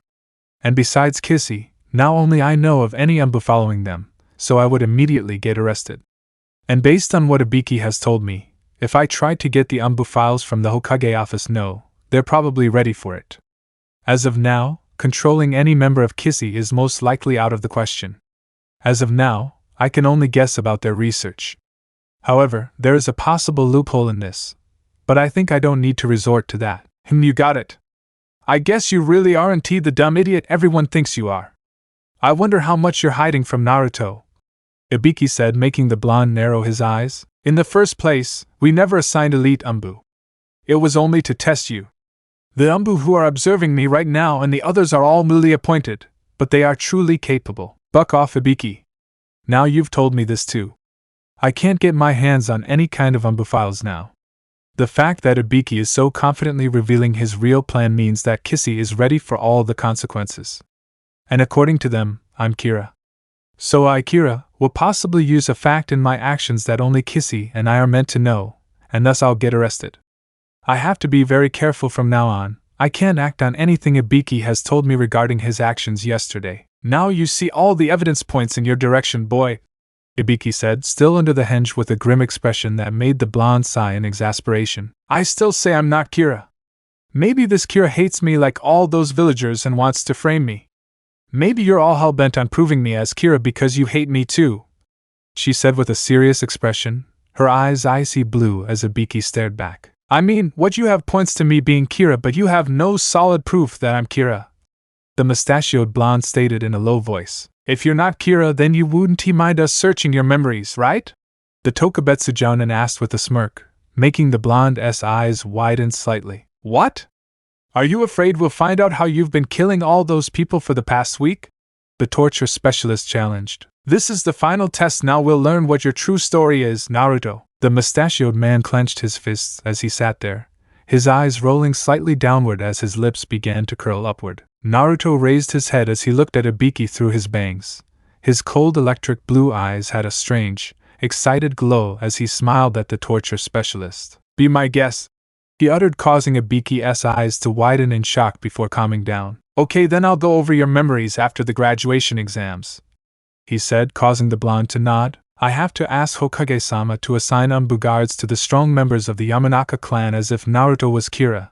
He can use a Yamanaka to erase the memories of when he had killed the victims, the Tokubetsu Jounin thought with a grave expression on his face as he sighed. Listen, Naruto, I understand what kind of life you've lived. Being yourself is nearly impossible for a normal human. And I truly respect you for the way you've approached the problems in your life so far. But revenge is something that destroys a person from the inside. It's like a poison that slowly eats you away. Ibiki verbalized with a grim expression that made the blonde narrow his eyes as he gritted his teeth in his mouth, his clenched fists shaking in anger. I know those civilians are the culprits. But you don't have to kill them, he said in a sympathetic tone, a soft expression on his face. How many times do I have to tell you I'm not Kira? Naruto growled with an angry expression, while Ibiki smiled inwardly. Just a little more. You don't even have to admit to us that you're Kira, and we won't try to catch you or punish you for your crimes so far if you stop killing people from now on, criminals or not, the Jounin said with his facial features relaxed as Naruto bit the inside of his mouth harshly, desperately trying to control himself. Dot! The blonde spat slowly, each word like poison as he glared at the Tokubetsu Jounin with cold eyes, filled with rage and malice. So why are you getting so angry? Is it because you don't like me calling those civilians innocent when they beat you up ever since you were kicked out of the orphanage? Is that why I'm showing you pity? Because here I am, preaching to you like I know your life and I don't understand the pain you've been through? Is it because I can't understand your pain, Uzumaki Naruto? Is it because I can't understand your righteousness? He continued to ask, his voice growing louder as the blonde had his head lowered, his eyes shadowed by his bangs. Shut up, Naruto said calmly, his voice demonic as Ibiki's eyes widened when he sensed the disgusting aura emitted by the blonde. Naruto raised his head as the Jounin's breath caught in his throat as he found himself staring into the crimson orbs with a thin black slit in them, filled with bloodlust, hatred, and malice. He found himself paralyzed by the killing intent Naruto was unconsciously releasing in his rage-filled state. Calm down, Naruto. She somehow found the strength to speak without stuttering as Naruto slowly stood up, turning his head as he looked at the door. Without saying anything, the mustachioed blonde began walking toward the door as an inaudible sigh of relief escaped Ibiki's lips. I can't believe I just saw Kyuubi in those eyes. We have to be careful not to bring this up in front of Naruto again. But the fact that he got angry at my questions indicates that he hates the villagers. It's like he was putting on an act the whole time, pretending he wasn't affected by their actions, their glares. He was fooling us all from the start, Ibiki mused as he turned his head at the sound of the door opening. It's a shame the guy who fully understands how a human mind works can't understand me, Naruto said in a low voice, causing Ibiki's eyes to widen in shock. I knew it was me all along. By the way, based on what you've told me so far, I think it's obvious that you're trying to sell different newspapers, featuring different criminals, to different districts of Konoha. Since Kira requires the victim's personal information, newspapers are probably the best source of information for him. The one that dies, corresponding to the newspaper it was published in, will tell you the district Kira operates from. He spoke in a low voice, making Ibiki's eyes widen in shock. We were about to do the same thing on Tuesday. But why would he advise us to do that if he really is Kira? Damn it! It's so confusing. Sometimes it seems as if he really is Kira, but other times he seems like an ordinary ninja who uses deception to hide his talents. I don't think we can deduce anything from what happened today, Ibiki thought in frustration as he stared at the blonde's back. Oh, tell Shikamaru I had something important to do. By the way, I really enjoyed this conversation with you, he stated in a bitter and sarcastic tone before leaving. Damn. All that work, and we only managed to confuse ourselves more. But at least we know he is not the idiot everyone thinks he is. Konoha, Naruto's apartment, several minutes later. Damn you! The blonde roared in anger as he punched the wall, an angry expression on his face. How dare you! Naruto growled softly as he tried to calm himself. How dare you preach to me like that? You think you know everything, you think you understand my pain, huh? Even after witnessing what those bastard civilians have been doing to me, you still have the nerve to make me understand that revenge isn't everything. He spat through gritted teeth, shoving his fist against the wall in anger. His eyes were squeezed shut as he took a deep breath to calm himself, his facial features twisting into a frown. At least now I wouldn't have to worry about them changing the content of each district's newspapers.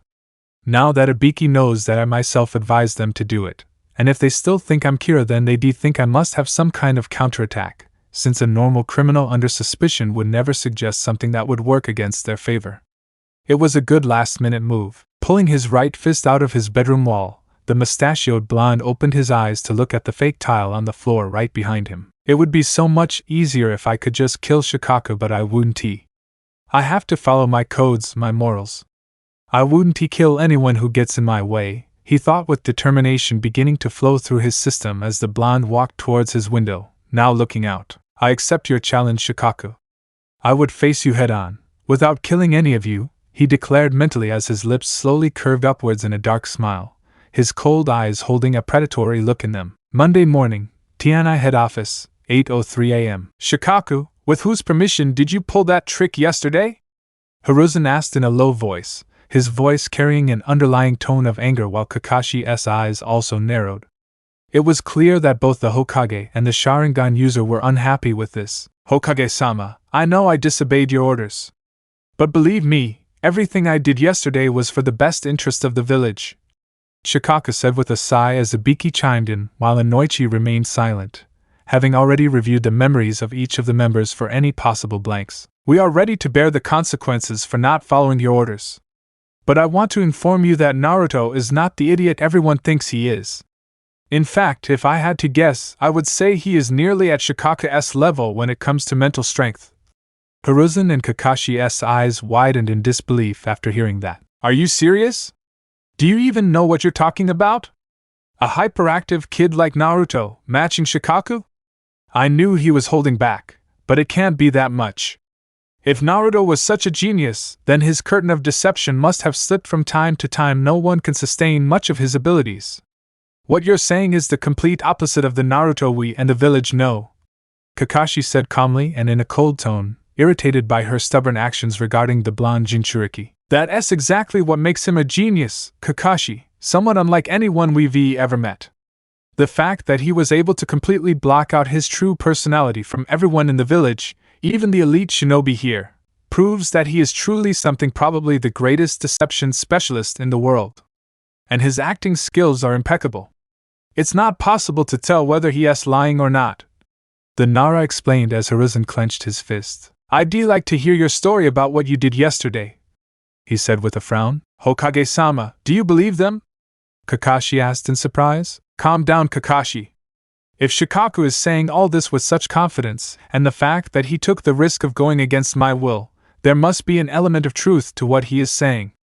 Let's hear it, Shikaku Ibiki. I want you to recount everything that happened yesterday. The professor spoke with a grim expression on his face. He had heard the rough story from the Anbu who were assigned to follow Shikaku and Ibiki, but he knew that the Nara's explanation would add a whole new dimension to what had really happened yesterday. Konoha Ninja Academy, 10:43 a.m. Alright Naruto, I want you to produce at least 3 clones of yourself. Iruka spoke with a serious expression, sitting next to Mizuki, who was currently staring at the blonde standing in front of them. Nodding to the duo, the blonde formed the ram seal as he began to build up his chakra. Bunshin no Jutsu! Cloning technique! He exclaimed, his eyes closed in concentration. Faggot! Irika's eyebrows began to twitch as he looked at the dead clone the blonde had produced, while Mizuki smiled pitifully at the blonde who currently had a nervous expression on his face as he smiled awkwardly. You failed! Irika yelled, causing Naruto's shoulder to slump as his eyes lowered, not looking at the wooden floor. Irika, what do you mean we left him alone for a bit? I mean, he failed the graduation exams twice. Mizuki offered with a kind smile, causing the blonde Jinchuriki to narrow his eyes as he glared at the silver-haired Chunin. However, Irika sighed in exasperation as he looked at the pitiful existence that was the blonde's clone. I can't, Mizuki. All of the students who passed away today were able to form at least 3 clones. And Naruto here. His voice trailed off as he looked at the clone while the mustachioed blonde clenched his fist, a serious expression on his face. Lowering his head, he walked towards the door before leaving the exam room while Irika had a sad look in his eyes while Mizuki had a small smile on her face. Konoha, unknown location, 11:41 a.m. But I really wanted to graduate this time, Naruto said dejectedly as he looked out at the streets, sitting on the edge of a roof with Mizuki. Irika only wants the best for you, Naruto. He can't send you into that dangerous world of shinobi without you being fully prepared for it. It's just that sometimes it can be a little harsh. The silver-haired Chunin exclaimed, a smile like a breeze slipping between their forms. But I try my best. I trained really hard for your exam.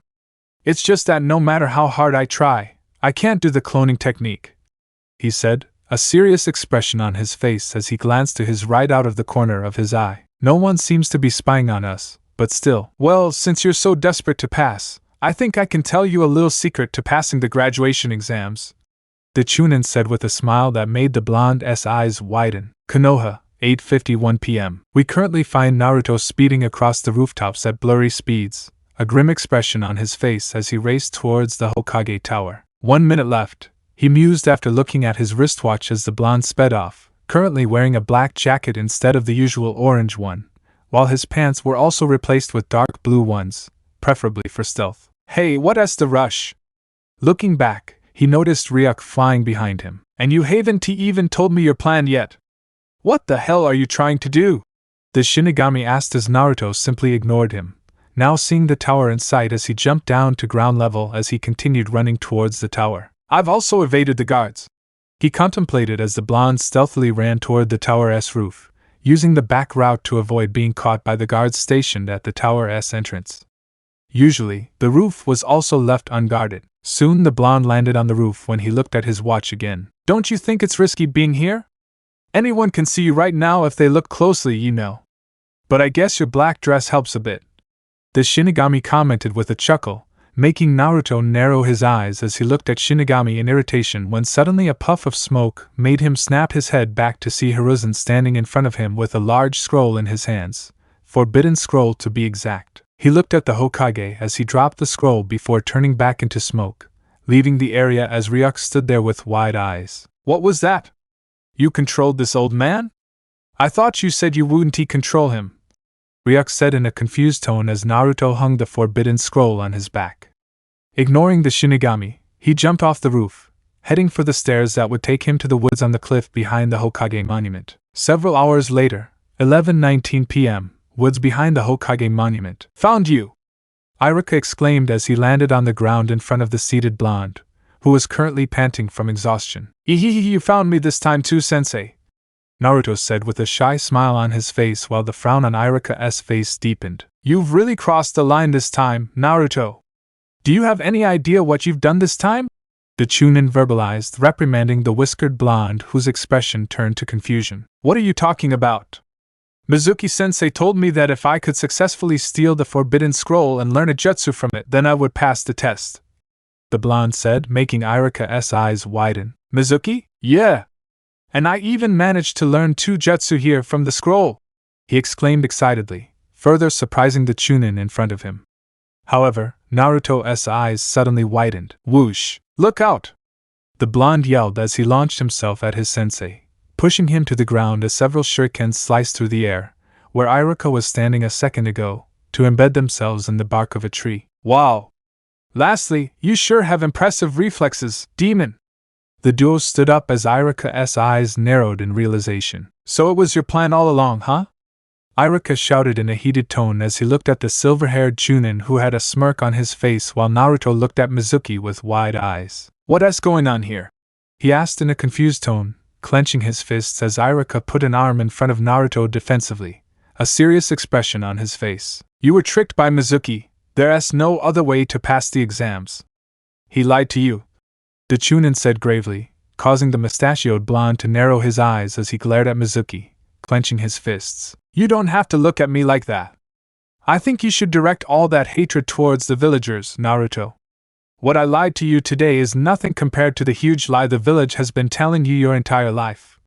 Mizuki uttered aloud with a serious look on his face, currently crouching on a high branch in front of the duo as Irika's eyes widened in horror. Don't you dare, Mizuki!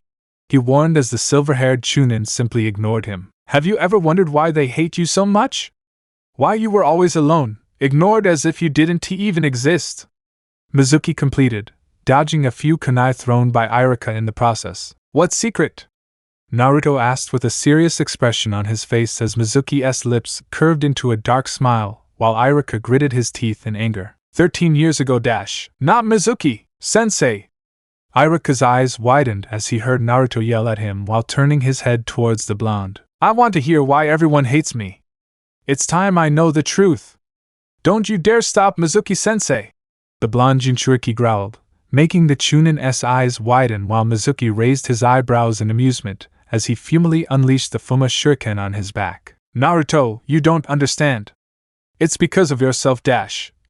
Irika stopped talking abruptly when he felt the cold metal of the kunai against his neck, his eyes widening in shock. It's time I knew everything. And I wouldn't tolerate anyone interfering in this, not even you, sensei. Whatever Mizuki-sensei says, I can handle it. I'm not the idiot child you think I am. The blonde whispered into the Chunin's ears, her cold voice sending shivers down Irika's spine as he stood there stunned. A shadow clone? He thought in disbelief, now looking at the real Naruto who was standing a meter beside him, from the corner of his eye while a clone stood behind his crouching form with a kunai. Seems like he's pretty eager to know the dirty secret, huh, Irika? Mizuki said with an amused chuckle as Irika gritted his teeth. Alright, Naruto, listen up. You've heard about that old story of the Yondaime killing the Kyuubi 13 years ago, right?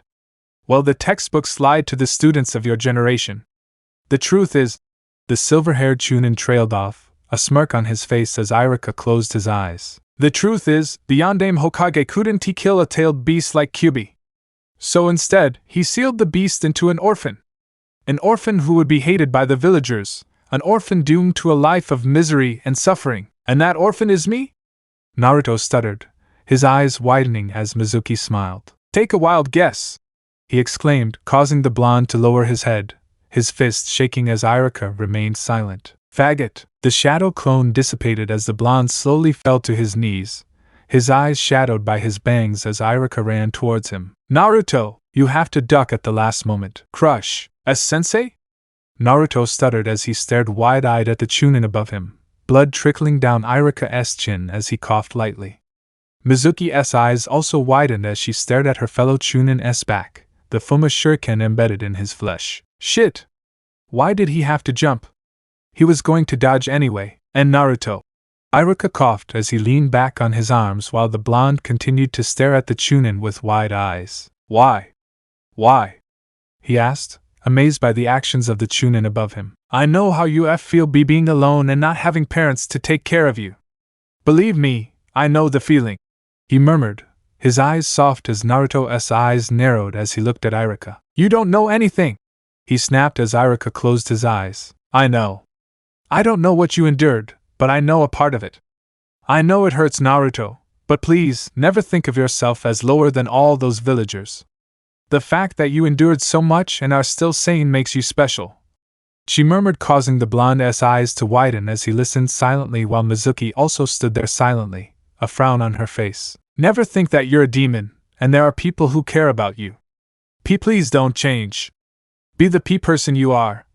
Naruto lowered his head as he wiped his eyes, a drop of pearly liquid falling from the tip of his index finger as he slowly stood up. Ah, now that's tricky, Irika. Jumping in to save your student like that before giving the last lesson of your life. Mizuki shouted with a laugh as Naruto walked to stand in front of Iruka, a serious expression on his face as the silver-haired Chunin jumped to land in front of him. Huh! You don't seem that affected. Could it be that you already knew the secret? Mizuki questioned in an amused tone, causing the blonde's eyes to widen slightly. And Naruto, what are you doing? Don't be silly! Run and take the scroll! Iruka shouted as he removed the shuriken from his back. Kage Bunshin no Jutsu! Shadow clone technique! The mustachioed blonde exclaimed, his hands forming the crisscross sign as 6 clones jumped up beside him, panting slightly. It's surprising that he can still create shadow clones after having learned the technique itself. He clearly seems to be exhausted. He must be low on chakra, Iruka thought as he sat with his back against a tree trunk. I'm impressed. You couldn't possibly execute a simple cloning technique, and look at you now performing a forbidden technique. Maybe you could have become Rookie of the Year instead of the Uchiha if we hadn't interfered with your progress at the academy. Mizuki said with a smile that made Iruka's eyes widen in shock. Did they deliberately fail him? Without saying anything, the clones took out a kunai as they ran towards the Chunin. Then we'll show you who the real rookie is here! They shouted as Mizuki stood there with a grin on his face. Upon reaching him, the clones launched a flurry of punches and kicks, but Mizuki, being a Chunin, was able to easily dodge them while dispelling the clones one by one with single strikes. Naruto! I'm telling you it's useless! You can't beat Mizuki! Take the scroll and run to the village! Iruka yelled through gritted teeth, the pain too much as he glared at the duo. However, the real Naruto stood there with a calm expression on his face as he clenched his fists, looking down at his wristwatch. Raising his head, he smiled at the silver-haired Chunin who narrowed his eyes. I'm going to wipe that smile off your face, monster! He yelled before disappearing from the blonde's vision. Wham! Garg! Appearing behind the Jinchuriki, Mizuki kicked him in the back, sending him flying off his feet as the blonde skidded to a stop with the forbidden scroll at his side. Damn it! Iruka gasped as he clenched his fist, unable to do much in his injured state. Time to get rid of you, Mizuki said as he walked over to the blonde who shakily stood up, head bowed as the Chunin began to seal some hands. Say hello to the Shinigami for me, demon! He exclaimed, finishing the hand signs in the Tora, tiger, seal. Naruto, run! Iruka yelled loudly as he tried to stand up while the blonde had a smile on his face as he looked at his watch. Did you know that Shinigami love apples? He murmured with a small smile, his face lowered with shadowed eyes as Mizuki inhaled deeply. Katan Gakakyu! The Chunin's mouth suddenly opened in silent pain as his eyes widened as he stumbled backward. Immediately pulling a kunai from his pouch, Naruto launched himself at Mizuki with a blur of speed, much faster than before. His speed! Iruka thought in shock. Squitch! Ararg! Mizuki screamed as the left side of her chest was pierced by the kunai, where her heart was located. Drops of blood sprayed Naruto's face as Mizuki fell to the ground with the blonde on top of her, the kunai embedded deep into her flesh as the Chunin writhed in pain. Her screams slowly turned silent as her eyes closed, her previously flailing arms now still as Naruto's eyes widened in horror. And Naruto? Iruka called out in disbelief, unable to believe his eyes as the blonde Jinchuriki slowly stood up while staggering back in what appeared to be the shock of his first death. What have I done? He stammered, fear evident in his voice. However, inside, he was smiling. Well, that is settled. Anyway, I was eager to kill the bastard with my own hands. Chapter 7 Triple Layer Deception. Naruto, run! Iruka yelled loudly as he tried to stand up while the blonde had a smile on his face as he looked at his watch. Did you know that Shinigami love apples? He murmured with a small smile, his face lowered with shadowed eyes as Mizuki inhaled deeply. Katan Gakakyu! The Chunin's mouth suddenly opened in silent pain as his eyes widened as he stumbled backward. Immediately pulling a kunai from his pouch, Naruto launched himself at Mizuki with a blur of speed, much faster than before. His speed! Iruka thought in shock. Squitch! Ararg! Mizuki screamed as the left side of her chest was pierced by the kunai, where her heart was located. Drops of blood sprayed Naruto's face as Mizuki fell to the ground with the blonde on top of her, the kunai embedded deep into her flesh as the Chunin writhed in pain. Her screams slowly turned silent as her eyes closed, her previously flailing arms now still as Naruto's eyes widened in horror. And Naruto? Iruka called out in disbelief, unable to believe his eyes as the blonde Jinchuriki slowly stood up while staggering back in what appeared to be the shock of his first death. What have I done? He stammered, fear evident in his voice. However, inside, he was smiling. Well, that's settled. Anyway, I was eager to kill the bastard with my own hands. Iruka's eyes widened in disbelief at what had just happened as he looked at the blonde's shocked face. His eyes then dropped as he stared at the corpse of his former best friend lying in his own pool of blood. However, the Chunin was snapped out of his trance when he noticed the blonde's trembling hands as his eyes widened in realization. It's his first death. Naruto! He shouted, making the surprised blonde look at him. Come here! He shouted as the Jinchuriki nodded silently, his eyes still wide as he slowly walked towards his sensei. Sensei, I killed him! I didn't mean to, but... His lower lip was trembling, eyes wide as Iruka shook his head, using all his strength to stand up. Don't worry, Naruto. Mizuki was going to be killed anyway because he broke the Sandame's law. And you should be proud, not scared. You are a ninja after all, she said with a smile, trying to lift the boy up. However, Naruto's eyes widened as he smiled inwardly. A ninja? But the electronic exams, he said as the Chunin smiled at him, a pained expression on his face due to the injury. Close your eyes, Naruto, he said, confusing the blonde as he looked at him strangely while the Chunin smiled warmly at him. Nodding slightly, he closed his eyes. What are you doing, sensei? Naruto asked as he felt something around his forehead that made the academy teacher laugh. Now open your eyes, Iruka said amusedly, coughing a little when the blonde opened his eyes. Congratulations! You graduated! He exclaimed, causing the blonde's eyes to widen in shock as he clenched his fist. First phase complete. Now let us move on to the second, he thought with an inward smile, touching the metal of the Hittite on his forehead, when suddenly some Anbu along with the Jounins landed in the clearing. Brat! You crossed the line this time! One of the Jounins exclaimed angrily after seeing Mizuki's corpse and the forbidden scroll lying on the ground when Iruka immediately intervened with a stern voice. Naruto is not the culprit here. Mizuki tricked him into stealing the scroll. And I killed him because he had broken the Sandame's law regarding Naruto's secrecy here. The Chunin said loudly, causing several Anbu and Jounins to stiffen upon hearing that. He looked at Naruto. However, the blonde looked at his sensei in surprise, who pinched his arm lightly, signaling him to be quiet. The next morning, T&I Department, 7:47 a.m., head office. So, what was the fuss last night regarding Uzumaki Naruto? Ibiki asked with a serious expression as Inoichi was going through Kakashi's memories, a part of their daily routine.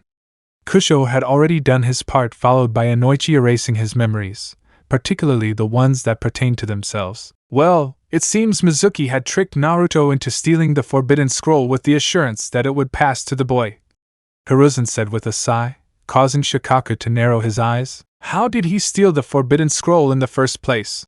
The Nara asked skeptically, causing the Hokage to look down. I think you were right about Naruto being Kira.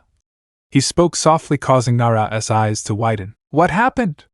Ibiki asked seriously. That's the case. I don't know what happened.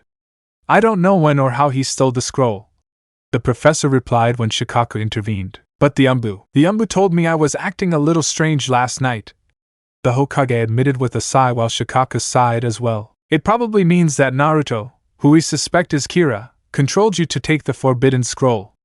What else did they tell you?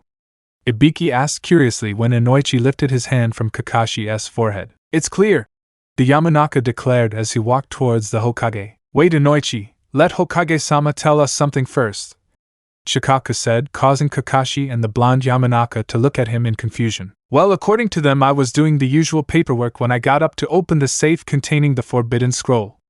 I then took the scroll and left the office. They told me that they were confused as to what I was doing. Just as they were about to follow me, I had suddenly gone back to my office without the forbidden scroll. According to what they told me, the time interval between me teleporting away and then coming back was roughly 3 seconds. I, who was a chakra sensor, told me that he had sensed Naruto-kun's chakra in the ceiling in that interval. He verbalized, causing Ibiki's eyes to widen while Kakashi and Inoichi had expressions of understanding at what the old Kage was talking about. I see. Well, I'm sure Kira has his hands in this, or we could say Naruto, Shikaku said with a sigh. Are you suspicious of Naruto again? Kakashi asked irritably. And we have the reasons, Kakashi. Then Nara replied with a fierce look in his eyes, something that caught the others completely off guard. Inoichi, I want you to check Hokage-sama's memories. Shikaku murmured with a sigh, causing Yamanaka to nod as he walked towards the professor. If it happens to be Naruto, I can't believe it. I mean, Ibiki trailed off with a sigh, clenching his fist as the lazy Nara placed a hand on his shoulder. Keep calm, Ibiki. With the way he has been treated, I'm not that surprised. Shikaku said as Kakashi remained silent, unwilling to believe such an accusation about his sensei's student. Yes, their S.A. blank Shikaku. Hokage-sama S. blank ends up doing paperwork when he realizes the safe is already open. Thus he discovers the forbidden scroll has been stored. Why don't you give us Hokage-sama Inoichi's memories? That way we see what Hokage-sama saw and experienced at that time. Ibiki offered. That's a better idea. Do it, Inoichi. Shikaku said, causing the blonde to nod as he finally transferred the professor's memories into each of them, including Kakashi. I see, so that's what happened. Ibiki spoke softly while Kakashi's eyes were wide. Now you see, Kakashi. This clearly indicates that Naruto is Kira. The lazy Nara mouthed with a grave expression on his face as the Jounin stood there, not saying a word, while the Sandaime also remained silent. After the blank in Hiruzen's mind, Inoichi had found the Kage doing his usual paperwork. Sarutobi noticed that the safe was already open, which alerted him to the theft of the forbidden scroll. He then called the Anbu, the inexperienced and newly assigned ones ordered to shadow each Kissy member, and asked them what had happened. Confused by the Hokage's question, they pointed out that it was Hiruzen himself who had taken the scroll to leave the office. After about 3 seconds he had returned without the scroll and had continued doing his paperwork. And then, according to them, a few minutes later, as if waking from a trance, he had noticed the safe already open. One of the Anbu, who was a chakra sensor, had informed him of the fact that he had sensed the chakra in the ceiling a while back. This had alerted Hiruzen, and thus the professor had ordered those Anbu to inform the available Chunins and Jounins in the village about his order to find one Naruto Uzumaki. After that, the Hokage had poured some chakra into his crystal ball to activate it, and then found Naruto talking with Irika. Mizuki had not arrived yet, in a clearing. After that, what Hiruzen saw through the crystal ball were the events related to Naruto, Irika, and Mizuki that had taken place the previous night. The fact that Hokage-sama was controlled so Naruto could obtain the forbidden scroll is proof that the boy really is Kira. Inoichi said with a serious expression when the masked Jounin intervened. This doesn't make any sense. Kira is already supposed to know that we can tell when he controlled the victims by having Inoichi check their minds. And because of what Shikaku and Ibiki had done yesterday, Naruto-kun knows about all of our research, so he also knows that Inoichi checks our minds every morning for any possible blanks. So if he really is Kira, then why would he control Hokage-sama here, knowing that we would easily find a blank in his memories and thus connect the dots to Naruto-kun being Kira? You two said that his IQ level is very high, so why would he do something so idiotic? Kakashi asked with a grim expression, making Inoichi's eyes widen along with Hiruzen and Ibiki. Despair, Kakashi. Failing the academy graduation exams 3 times in a row can make you do even the stupidest things, even if you're a genius. Just like Hokage-sama said before, you can't compare a game like shogi to the real-life situations here. Being a genius in a game is one thing, but with the pressures of real life, it's a whole other dimension. Shikaku verbalized, causing the silver-haired Jounin to clench his fists. Then tell me this, if he really is Kira, then how come he didn't control Irika and Mizuki earlier during the graduation exams and just make them pass? Hatake asked as Ibiki immediately answered. This would be because we had assigned an Anbu member who was following me to follow Naruto after we talked with him yesterday. And you know that Naruto's senses due to his condition are far above even the most elite shinobi. He sensed the Anbu's presence at that moment.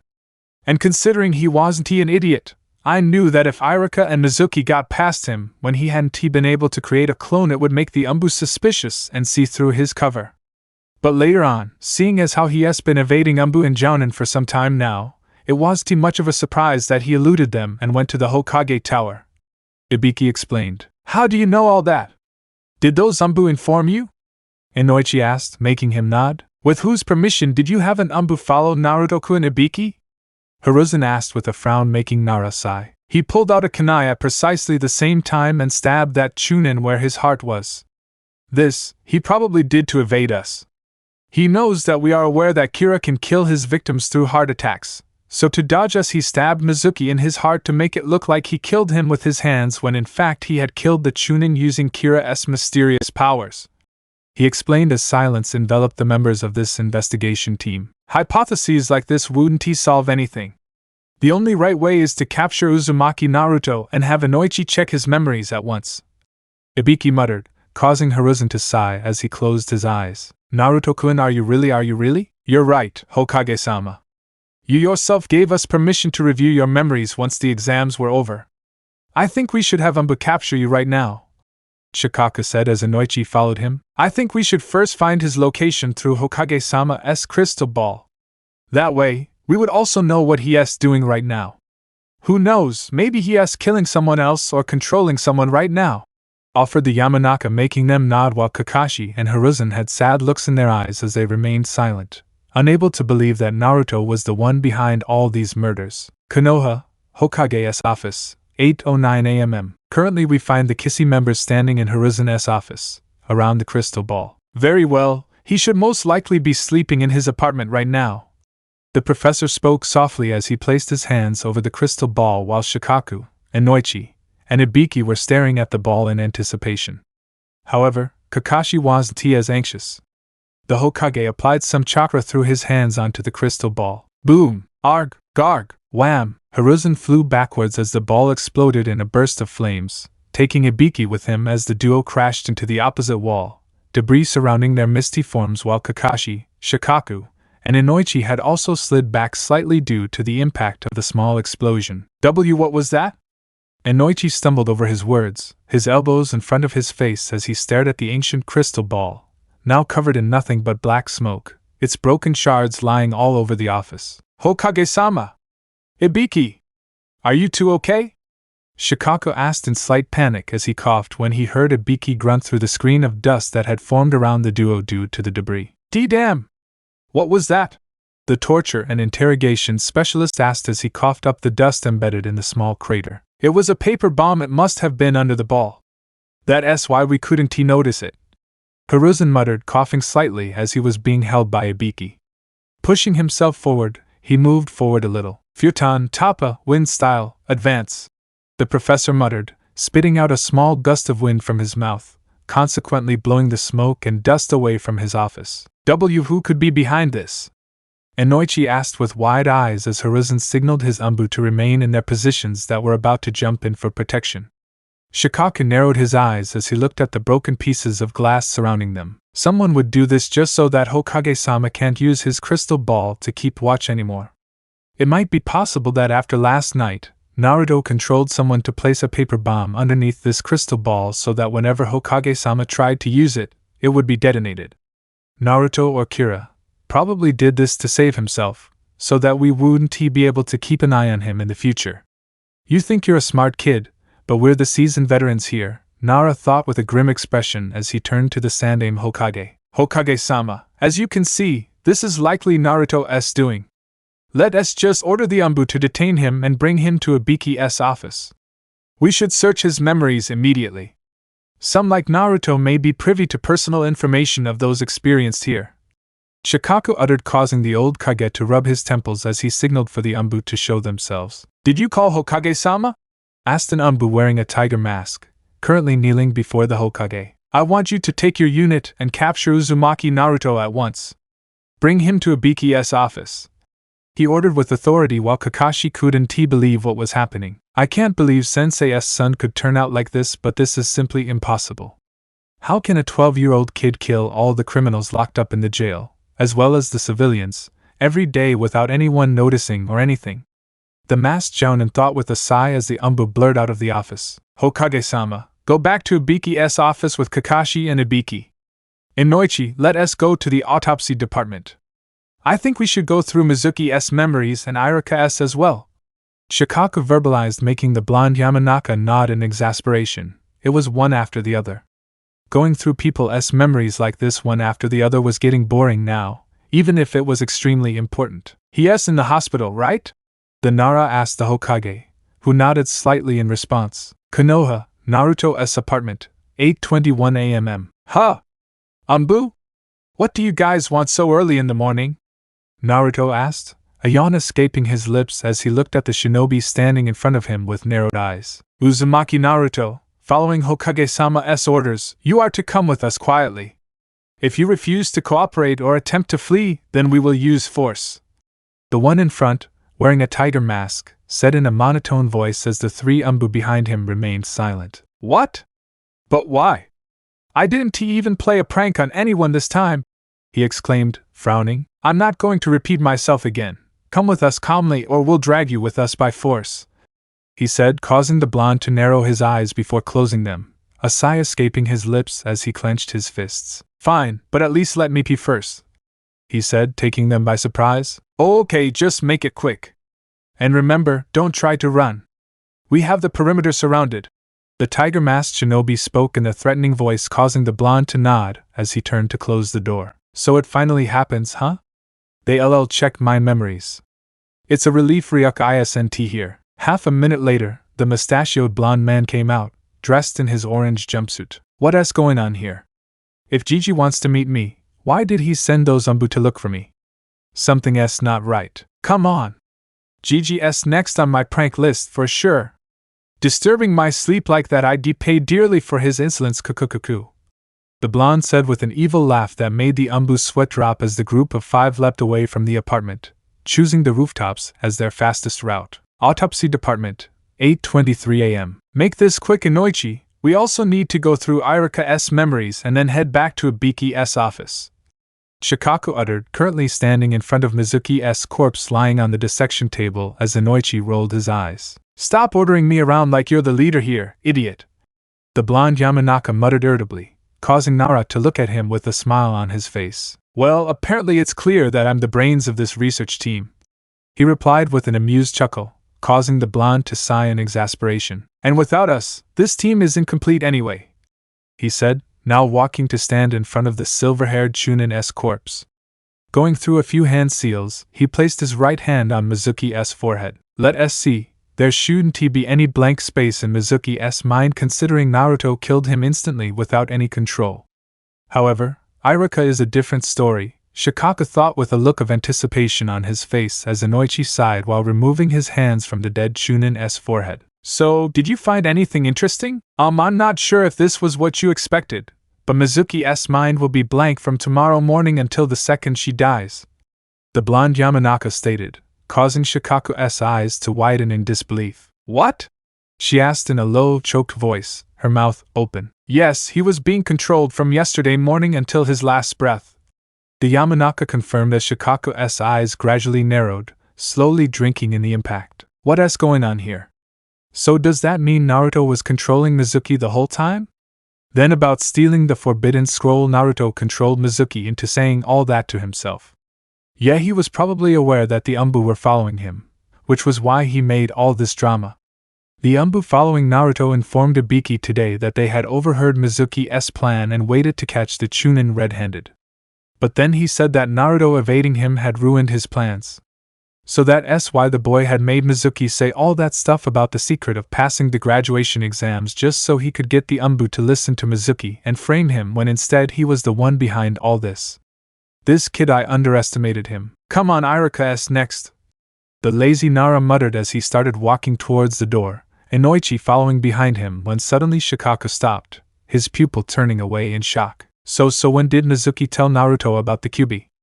And considering this Chunin was being controlled by Naruto the entire time, then Naruto already knew that the Kyuubi was sealed inside him. How long did he know about this? His acting, he fooled us all into thinking that he heard about the secret for the first time, when in reality he already knew all of it. All of this was planned. Shikaku? What's wrong? Inoichi asked, confused. Nothing, the tense Nara muttered. Let us go, he said afterward. Oh, I forgot to tell you that Mizuki had been controlled once again in the past around midnight. 2 days ago it was a Saturday. The Yamanaka verbalized in realization, mentally slapping himself for forgetting this important piece of information. However, Shikaku clenched his fists as he closed his eyes, a sigh escaping his lips. I see, let us go, Inoichi. Konoha, Tiene Department, Ibiki Office, 8:46 a.m. Hey, what is going on here? Why did you tie me up like this? And what are these seals? Naruto shouted, currently sitting in a chair. He was tied up with some sort of rubber cord with several chakra suppression seals on it. The more you struggle, the more chakra these strings will suck out of you. So I advise you to stay put. Hokage-sama will be here any moment. One of the Anbu standing in the room said in a monotone voice. But why are you treating me like a criminal here? The mustachioed blonde man snarled, his eyes cold with fury. Just as he was about to say more, the door opened as 3 figures walked in, their expressions changing immediately. Gigi! What's going on here? Why am I tied up like this? He asked aloud, his wide eyes showing a mix of anxiety, confusion, and fear, while Hiruzen and Kakashi had sad expressions on their faces. However, Ibiki was seething with rage. Killing all those innocent civilians, and the boy was still acting up. Just stop acting, brat! The Tokubetsu Jounin growled as he took a threatening step towards the blonde when Hiruzen placed a hand on his left shoulder firmly. Enough, Ibiki! You will not touch the boy under any circumstances, understood? He exclaimed in a stern voice. What, acting? You think I'm acting? The mustachioed blonde asked in confusion, his eyes still wide as Kakashi stared at him silently. Ni-san, what's going on here? Did I do something wrong? Naruto asked with a slightly shaky voice, causing the masked Jounin to look away while Sarutobi had a stony expression on his face. Tell you what? You killed all those civilians! You're a mass murderer! You Kira! Ibiki yelled, losing his cool as he clenched his fists while Naruto's eyes narrowed in anger. I see. So that's why? After pulling your trick on Sunday, you're still spouting that crap about me being Kira. Are you crazy? Not even a day ago, I was an academy student. A 3-time failure at that. You think a dead 12-year-old like me can kill that many people? Lo, your voice Uzumaki Naruto! The Hokage exclaimed through gritted teeth, his authoritative tone causing the blonde's eyes to widen in shock. JGG, do you think I'm Kira too? She asked in a low voice in disbelief. Faggot! Suddenly, 2 puffs of smoke filled the room which revealed themselves to be Inoichi and Shikaku. You two, what did you find in your memories? Hiruzen asked, making Shikaku sigh while Inoichi gave Naruto a hard look. Oh, we found some interesting things. But even though this kid is a criminal, I have to say he is a great strategist, said the lazy Nara, squinting at Naruto. Am I a criminal? How many times do I have to tell you I'm not Kira? Sure, I'm good at shogi, but that doesn't mean dash. Tiger, use a silencing jutsu on him. Hiruzen interrupted, ordering the tiger to mask the Anbu with a cold expression on his face. How could you doubt me, Gigi? Do you really think I would kill all the TMPHFF? He suddenly stopped talking when the Anbu, after going through a few hand seals, applied the jutsu to him. The blonde tried to speak, but it was in vain. His eyes widened as he looked at the group in front of him. Just tell us what you found already?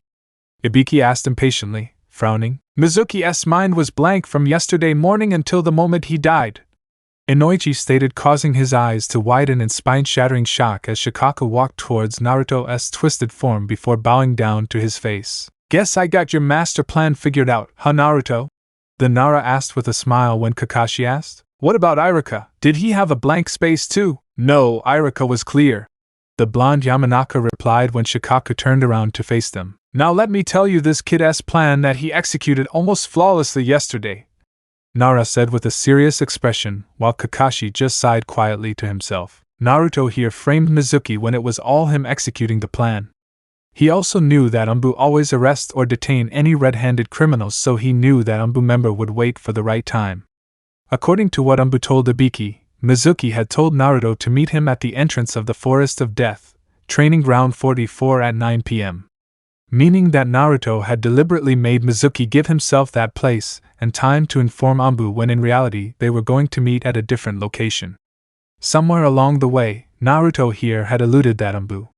Now that the Anbu member knew the time and place where Naruto and Mizuki would meet, he simply went to Training Ground 44 and waited there while Naruto had another location planned out in his mind. So after controlling the Hokage to obtain the scroll, he went to the decided place and practiced some techniques, and thus learned the shadow clone technique, an added bonus you might say. After that, as planned by him, he had Mizuki inform Iruka that he had stolen the forbidden scroll. Therefore, Iruka finds Naruto and the boy acts innocent when Mizuki also arrives, acting exactly as Naruto had planned. Then Naruto had Mizuki tell him the truth about Kyuubi. I mean, Naruto at some point had already known that Kyuubi was sealed inside him. This made his eyes widen in shock as Naruto stared at Shikaku's back. Therefore, Iruka finds Naruto and the boy acts innocent when Mizuki arrives as well, acting exactly as Naruto had planned. Then Naruto had Mizuki tell him the truth about Kyuubi. I mean, Naruto at some point had already known that Kyuubi was sealed inside him. This made his eyes widen in shock as Naruto stared at Shikaku's back. Therefore, Iruka finds Naruto and the boy acts innocent when Mizuki arrives as well, acting exactly as Naruto had planned. Then Naruto made Mizuki tell him the truth about Kyuubi. That is, Naruto at some point had already known that Kyuubi was sealed inside him. This made his eyes widen in shock as Naruto stared at Shikaku's back. He knew about the secret all along, but who told him?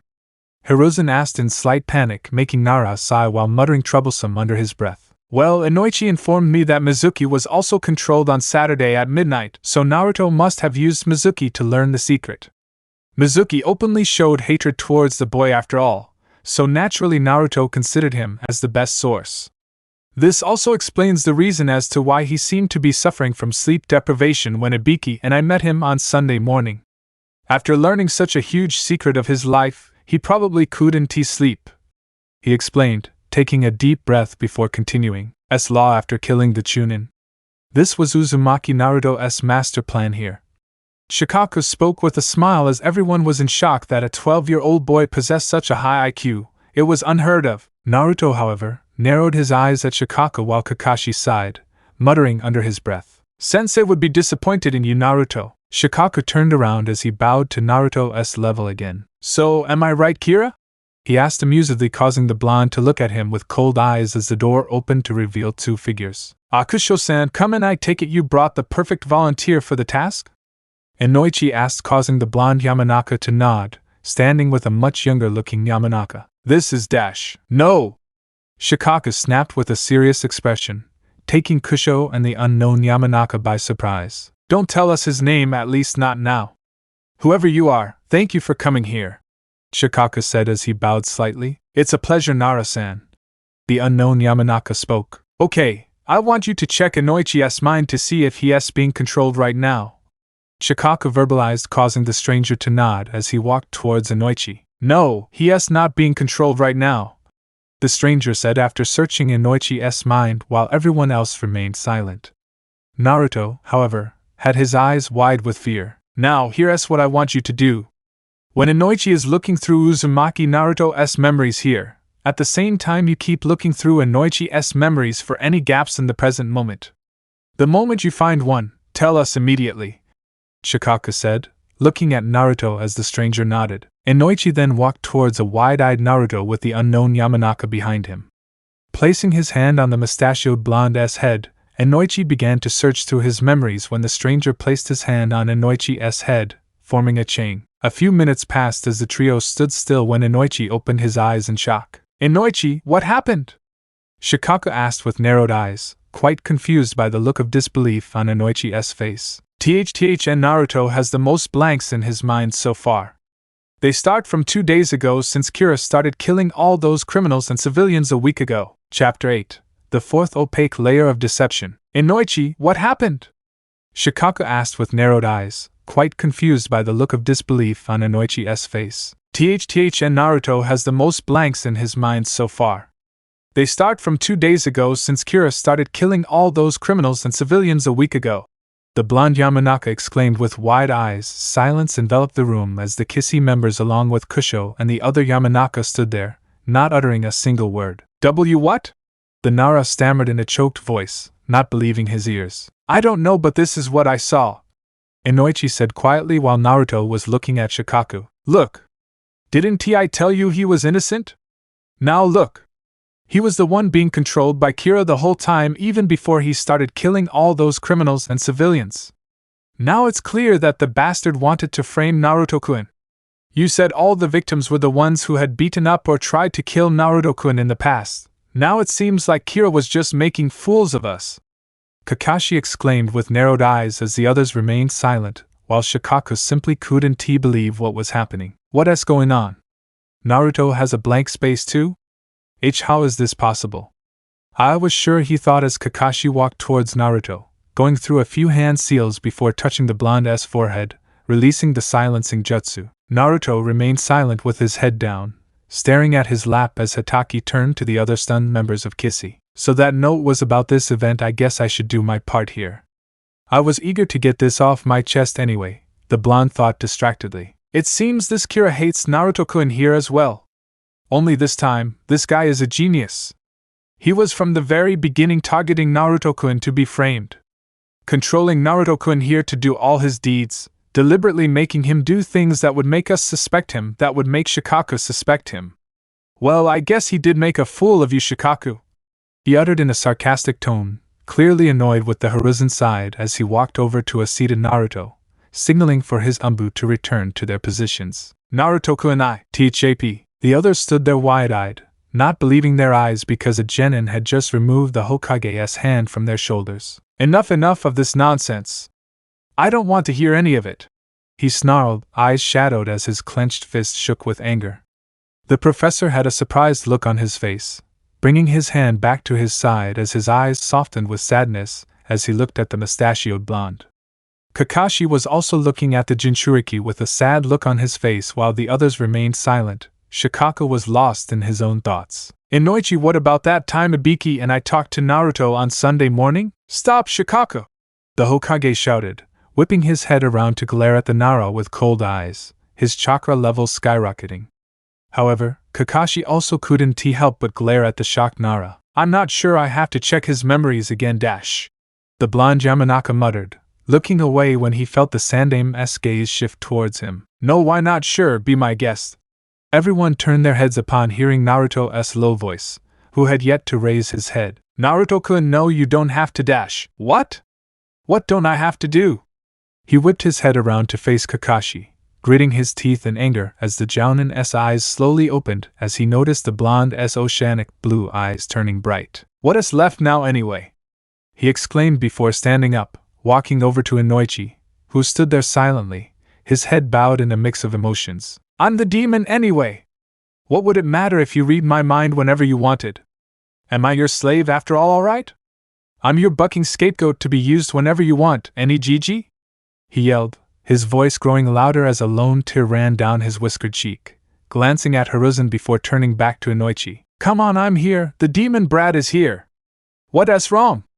Are you scared of your Hokage? Don't worry, he wants to buck with my childhood too. After all, there's a reason why I've been beaten up constantly since I left the orphanage. Naruto, it wasn't like that. I made the law, but the civilians law. You are the damn Hokage. You are the one who rules the village, Akage said to have trained the 3 legendary Sannin and known as the Kami no Shinobi.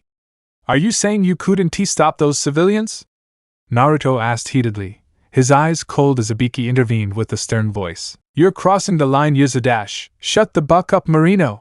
The blonde replied, pointing his index finger at the shocked Tokubisu Jounin, his eyes now red with black slits in them making the other's eyes widen in shock. This feeling, Hiruzen thought, his breath catching in his throat as he looked at the blonde suspiciously. Naruto!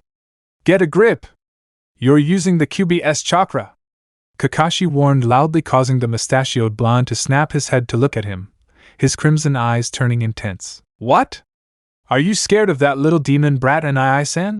She asked, her eyes slowly returning to normal as her lips slowly curved downwards, causing Kakashi to look away as he sighed. Look, Naruto, I'm sorry, I'm so sorry.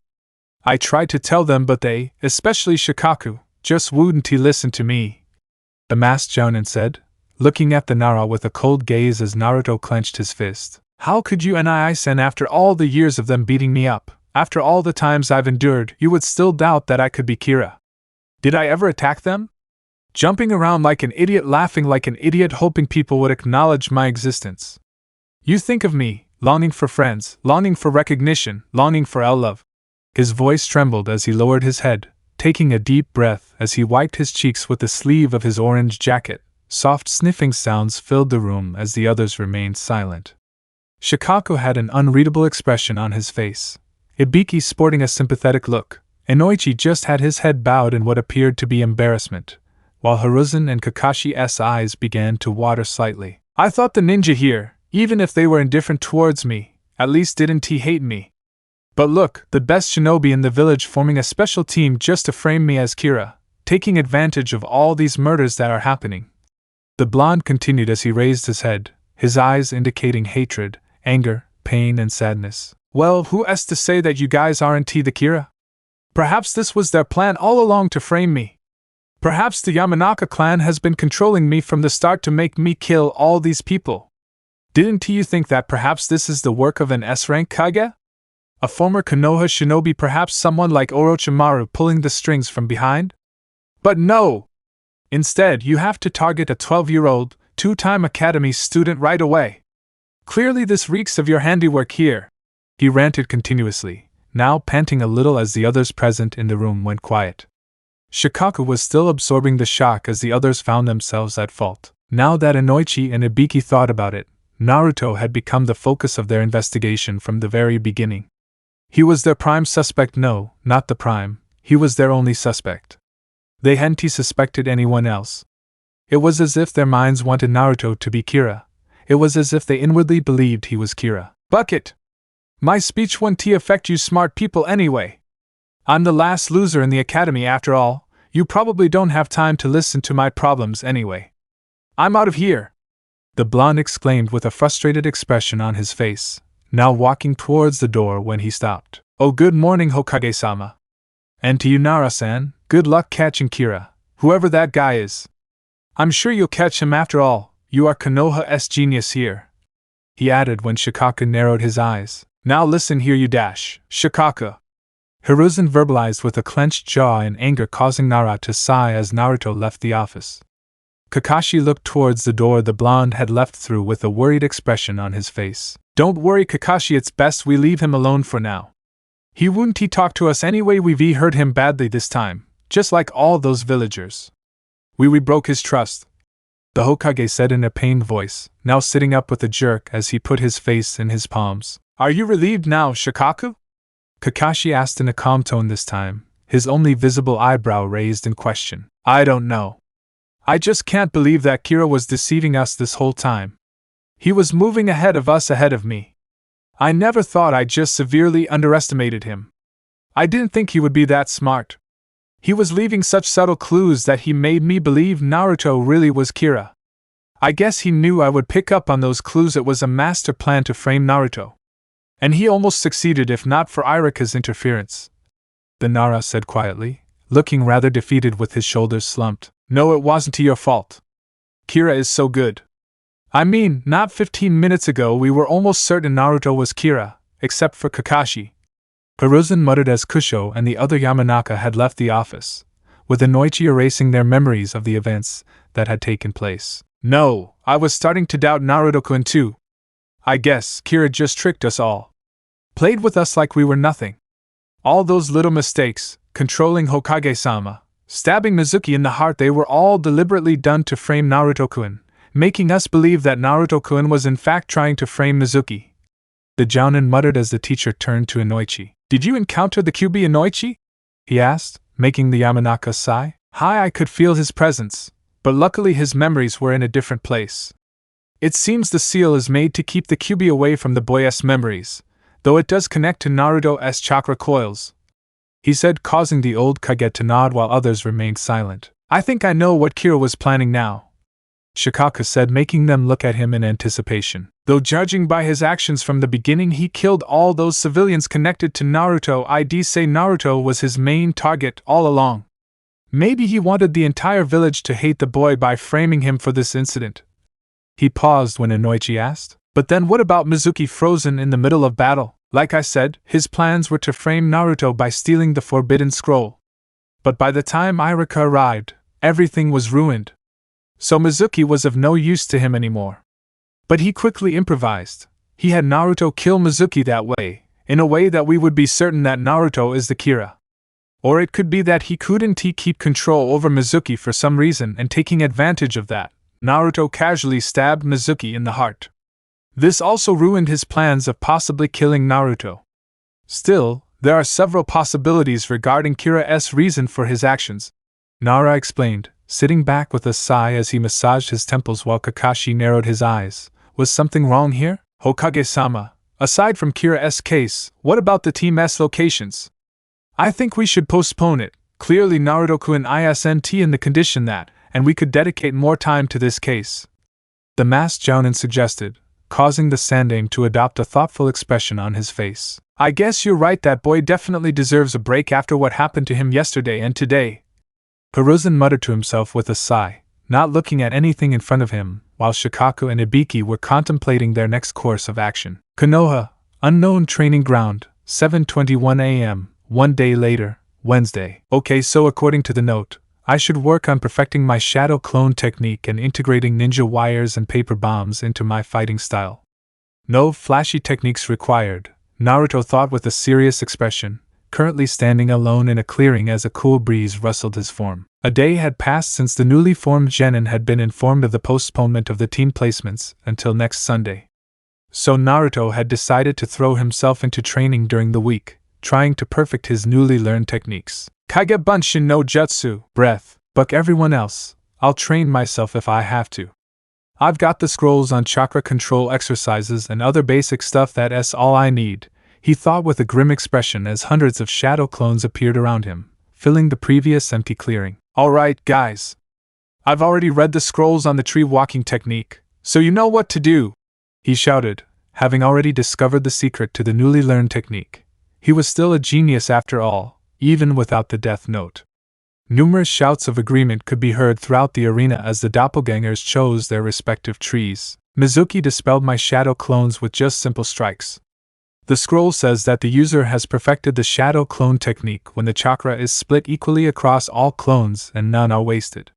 And because of my large chakra reserves, my chakra control sucks, and thus the fewest clones, in which the chakra is distributed equally, that I can currently make is about 50. If I create about 5 shadow clones, too much chakra is wasted and the chakra isn't evenly distributed between them either. I have to perfect my chakra control to a degree where I can make a shadow clone, he mused, now watching his clones attempt to climb up the tree using chakra. Making the crisscross hand seal for the technique, he made a single shadow clone. If I can do that, then the single clone formed will have half of my chakra, meaning almost equal to elite chunins, and the enemy will have a much harder time dispelling it, he mused, now running towards the single clone standing in front of him. Raising his fist back, he punched the clone in the stomach, retaining much of his strength. Faggot! The clone immediately dissipated as Naruto sighed to himself. These are just pathetic, even a civilian can beat them, he thought with a frown, raising his head to look at the sky with a sigh. I wish I had at least one person close to me who loved me. Well, if not loved me, at least one person who could train me right now. Konoha, tiene Department, Headquarters, 7:28 a.m. So, anyone you might have suspicions about? Anyone besides Naruto? Hiruzen asked, the Kissy members sitting around the table with serious expressions on their faces as Shikaku sighed. Fine, I no longer suspect Naruto of being Kira, but I still say we keep an eye on the boy. Don't jump to conclusions here, hear me out first. He immediately said the last sentence upon seeing Hiruzen, and Kakashi narrowed his eyes. I say this because Naruto is Kira's main target to be controlled. Among all the victims, Naruto has been controlled the most. I say we investigate Naruto to get to Kira. Controlling Naruto to do his job, he has to comply or contact Naruto in person at some point. He proposed, making Ibiki nod. Well, that makes sense. And through this, we can ensure the boy's safety as well. What do you say, Hokage-sama? The Tokubetsu jounin asked as Sarutobi sat with his fingers interlaced under his chin. I agree, but we keep an eye on him within a certain limit, he warned the others, causing them to nod when the Nara spoke. Also, there's a person whose memories I want to review. This made the others look at him in confusion. Who? Kakashi asked curiously. Who could it be? Sasuke Uchiha. Sasuke Uchiha? Ibiki asked, a puzzled look on his face while others were also completely confused except Inoichi. Are you skeptical about that fight between Naruto and Sasuke? The Yamanaka asked, causing the Nara to nod. Yeah, you see, after seeing Iraka's memories and experiencing what he went through back then, I can see that something is off with that match. First Naruto knocks down Sasuke with a single punch, and then suddenly after that he lost the match. I think Kira was controlling Sasuke at the time, but anyway, even if the Uchiha wasn't being controlled, it would help us make a decision on the team's placements. Shikaku explained as a look of understanding appeared on the old professor's face. Team 7, huh? Yeah, time skip. 2 days later, Saturday, 12:04 a.m. Damn, I'm exhausted. My muscles are burning. Naruto exclaimed as he jumped onto the bed, panting a little as he had just returned from a tough training session. He wiped the sweat from his forehead as the blonde lay back on his bed, staring up at the ceiling thoughtfully. Tomorrow is team placements. I'll get a team, 2 genin that I'd have to cooperate with until we become chunin. One of them I'm sure would be Sasuke, the other has to be a smart kunoichi or something, probably Sakura, Ino, or Hinata, he thought with a sigh as he heard several soft knocks. Who could it be right now? He thought with narrowed eyes before silently making a shadow clone, signaling it to open the door. The clone headed towards the door with Naruto transformed into a scroll lying on the floor. He is coming! The clone spoke loudly in a nonchalant tone as he slowly opened the door. I am Ne-chan? He stuttered, surprised to see the ramen girl standing in front of him with a smile on her face. After getting over his surprise, he turned around to point his thumb at her over his shoulder. Boss, it's just I am Ne-chan! He exclaimed with a smile. Breath. Naruto appeared through a puff of smoke, his eyes narrowed in a serious expression. Password I am Ne-chan? He asked in a menacing voice, brandishing a kunai in front of him. Despite his extremely impressive senses, even for a shinobi, the blonde, who had been absorbing illusions for as long as he could remember, couldn't see through a transformation technique. However, in response to his question, I am just smiled as she placed a hand on the clone's shoulder. I quit, he said, simply, causing the clone's eyes to widen, his mouth opening slightly as Naruto's eyes narrowed. That's not the password. One last time, what's the password? He asked, his voice taking on a colder tone as the clone looked at him with a smile. It worked, he spoke with a gleam in his eyes, causing Naruto's eyes to become confused. He turned into smoke, revealing himself as a clone as well, as the real Naruto undid the transformation to reveal himself. What worked? What is going on? The blonde asked as the clone dissipated while I.M. continued to stand there, a robotic expression on her face as a piece of paper fell from her right hand. Naruto's eyes opened in slow motion, his pupils dipping, vibrating in shock as memories flooded back. Everything from the first moment the notebook fell on his head to the last moment he tossed a piece of Deathnote paper out after pulling it from the waistband of his plush underwear. Ha, I long time no see, brat. He raised his eyes, the coldness, the depth in them returning as he stared at the Shinigami in front of him with intense oceanic blue eyes, his lips slowly curving into a smile. Shinigami love apples, huh, Ryuk? He asked in a lonely tone as the Shinigami looked back at him with an amused expression on his face. Nah, their ramen is much better, he replied, jerking his thumb over his shoulder at the woman standing behind him. Moving his pupils to I.M., Naruto's smile turned into a smirk as he walked towards her motionless form. He took her in a gentle hug, his arms surrounding her waist as the blonde closed his eyes while I.M. remained motionless, a neutral expression on her face. Pulling back, he stood on tiptoe to kiss her softly on the cheek. Arigato, I am Ne-chan. She spoke with a genuine smile as she turned and began walking away, leaving her apartment.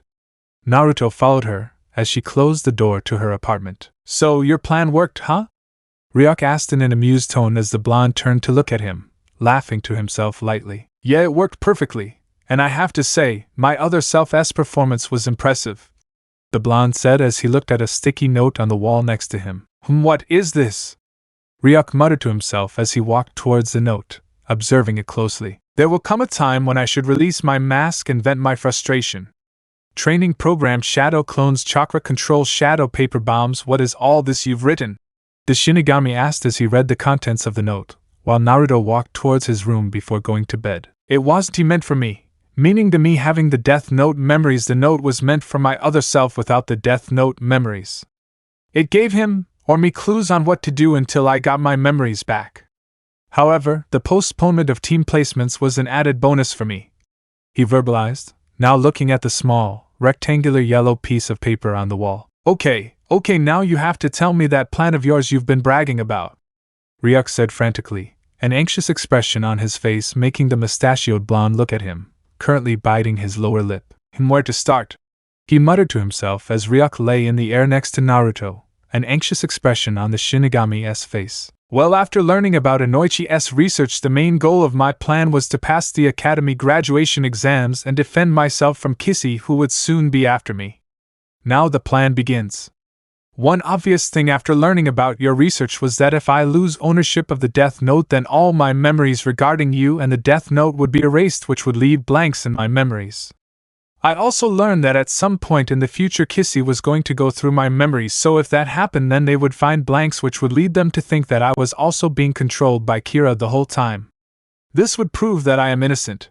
He paused, making the Shinigami growl. "Meh, that was obvious. Even I already figured it out, but I'm curious how you did all this," Ryuk asked with barely contained curiosity as the blonde leaned back, staring at the ceiling with a smile. "So according to that, I needed to give up ownership to someone else while still retaining my memories about the Death Note. This could be easily accomplished by transferring ownership and then keeping a piece of the Death Note page in contact with my body over time. Another problem was that after giving up ownership and disposing of that piece of Death Note paper due to Kissy going through my memories, how do I get it back? I know you weren't going to help me since you want your Death Note as quickly as possible." This made the Shinigami cough as he continued. "Since I wouldn't know if something like the Death Note existed, how was I supposed to get it back, as well as my memories? I could have placed the piece of Death Note paper somewhere common to me where I might have touched it. But that came with its own risks. I didn't want to get my memories back at an inappropriate time or at a time where it could have been dangerous. I needed a comprehensive plan that would have my memories returned at a specific time of my choosing, and not just by random accident. So, to accomplish that, I wrote down the death conditions for the person who was going to be the next owner of the Death Note. I still don't know who the next owner will be, but I knew the conditions. The rough conditions were that he or she, after gaining ownership, would behave normally and ignore a Shinigami named Ryuk as if they couldn't hear or see him, meaning, completely ignore him," the blonde said with a smirk as Ryuk's eyes widened in surprise. "So that's why that brat and that ramen girl acted like they couldn't see or hear me.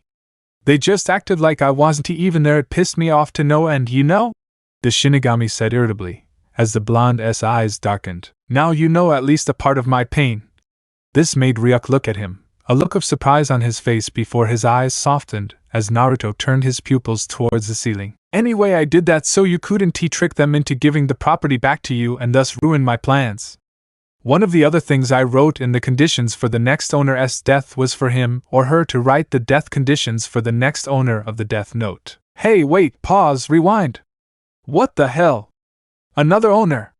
So you were the one who made Sasuke Gaki transfer ownership to that girl?" the Shinigami asked in a mix of utter confusion and shock while Naruto nodded with a serious expression. "I was writing down these conditions for the sparring match that was going to happen on Saturday morning. So for the first owner, I wrote that after the academy was over, he or she would come over to my apartment where I would give him or her some blank pages of the Death Note.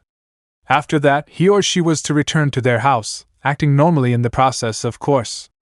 And then he or she would lock themselves we know it was Sasuke team, so let's just say him. Okay, to make sure he's alone or that no one's watching him. Then I would write down the conditions for the next owner of the Death Note, which was going to be Ayame. Then I had her write that after obtaining the property, Ayame-chan would behave normally and ignore you like Sasuke team did. Then I had her write that she would write down the names of the criminals on the pages of the Death Note, criminals that she would check in the newspapers daily. There are a lot of criminals that appear in the newspaper these days after all in all. The reason why I assume the media wants Kira to kill these criminals." He paused, chuckling darkly to himself before continuing. "I also had her write that she would schedule the times for their deaths at 6 in the morning and 9 in the evening, meaning 2 criminals dying daily, in addition to those in Konoha prison. After that why would you do that? 6 in the morning and 9 at night? Did you decide these times on a whim or was there a reason?" Ryuk asked in confusion when Naruto turned his head to look at him with a bored expression. "Tell me, Ryuk, since you met me, have you ever caught me doing something on a whim?" he asked, making the Shinigami laugh shyly while the Jinchuriki turned his head to the ceiling. "Well, after that I had Sasuke write that she would check on Yuhi Kurenai on Monday, the day of the graduation exams around 10 p.m. and write down the conditions of her death in such a way that she would place a paper bomb under the crystal ball when the office was clear. When Gigi was outside ordering other jounin, Chunin, and Anbu to find me and Mizuki. Yuhi Kurenai? Now, who is this girl? The Shinigami asked confused when the blonde muttered. A genjutsu specialist kunoichi who was recently promoted to jounin. Her genjutsu skills are unrivaled in Konoha, and thus she was perfect for this job of planting that paper bomb on the sly. And before you ask why I made Sasuke do that, who in turn made Iam do that, who in turn made Kurenai do that, what's wrong? The mustachioed blonde asked in confusion as Ryuk sat in midair, holding his head. What the hell are you muttering about? This is so confusing, she exclaimed, making Naruto sigh as she continued. Well, let's just say I indirectly had Kurenai plant that paper bomb because I wanted to eliminate the possibility of Kissy keeping an eye on me through that pesky ball, he clarified, causing Ryuk to sigh as he nodded. Then, after planting the paper bomb, Kurenai would travel 2 miles away from Ichiraku's ramen stand, and thus the Deathnote's hold on her would be removed and she would be safe. After that, I had Sasuke write that Iam would continue behaving normally. On Saturday, meaning tonight, she would leave her apartment at 11:59 and do what she had just done here. Upon hearing arigato, she would leave the apartment and travel 2 miles to my apartment. Wait, your apartment? But isn't he supposed to travel far from where the Death Note page containing the conditions of his death is written? In this case, shouldn't he travel 2 miles away from that Sasuke's house? Ryuk asked in confusion. Yes, you're right. But I made Sasuke and Iam hand over whatever they wrote on the Death Note pages to me so it wouldn't fall into someone else's hands. The blonde replied. Okay, I understand this. But you still haven't told me the reasons behind your actions.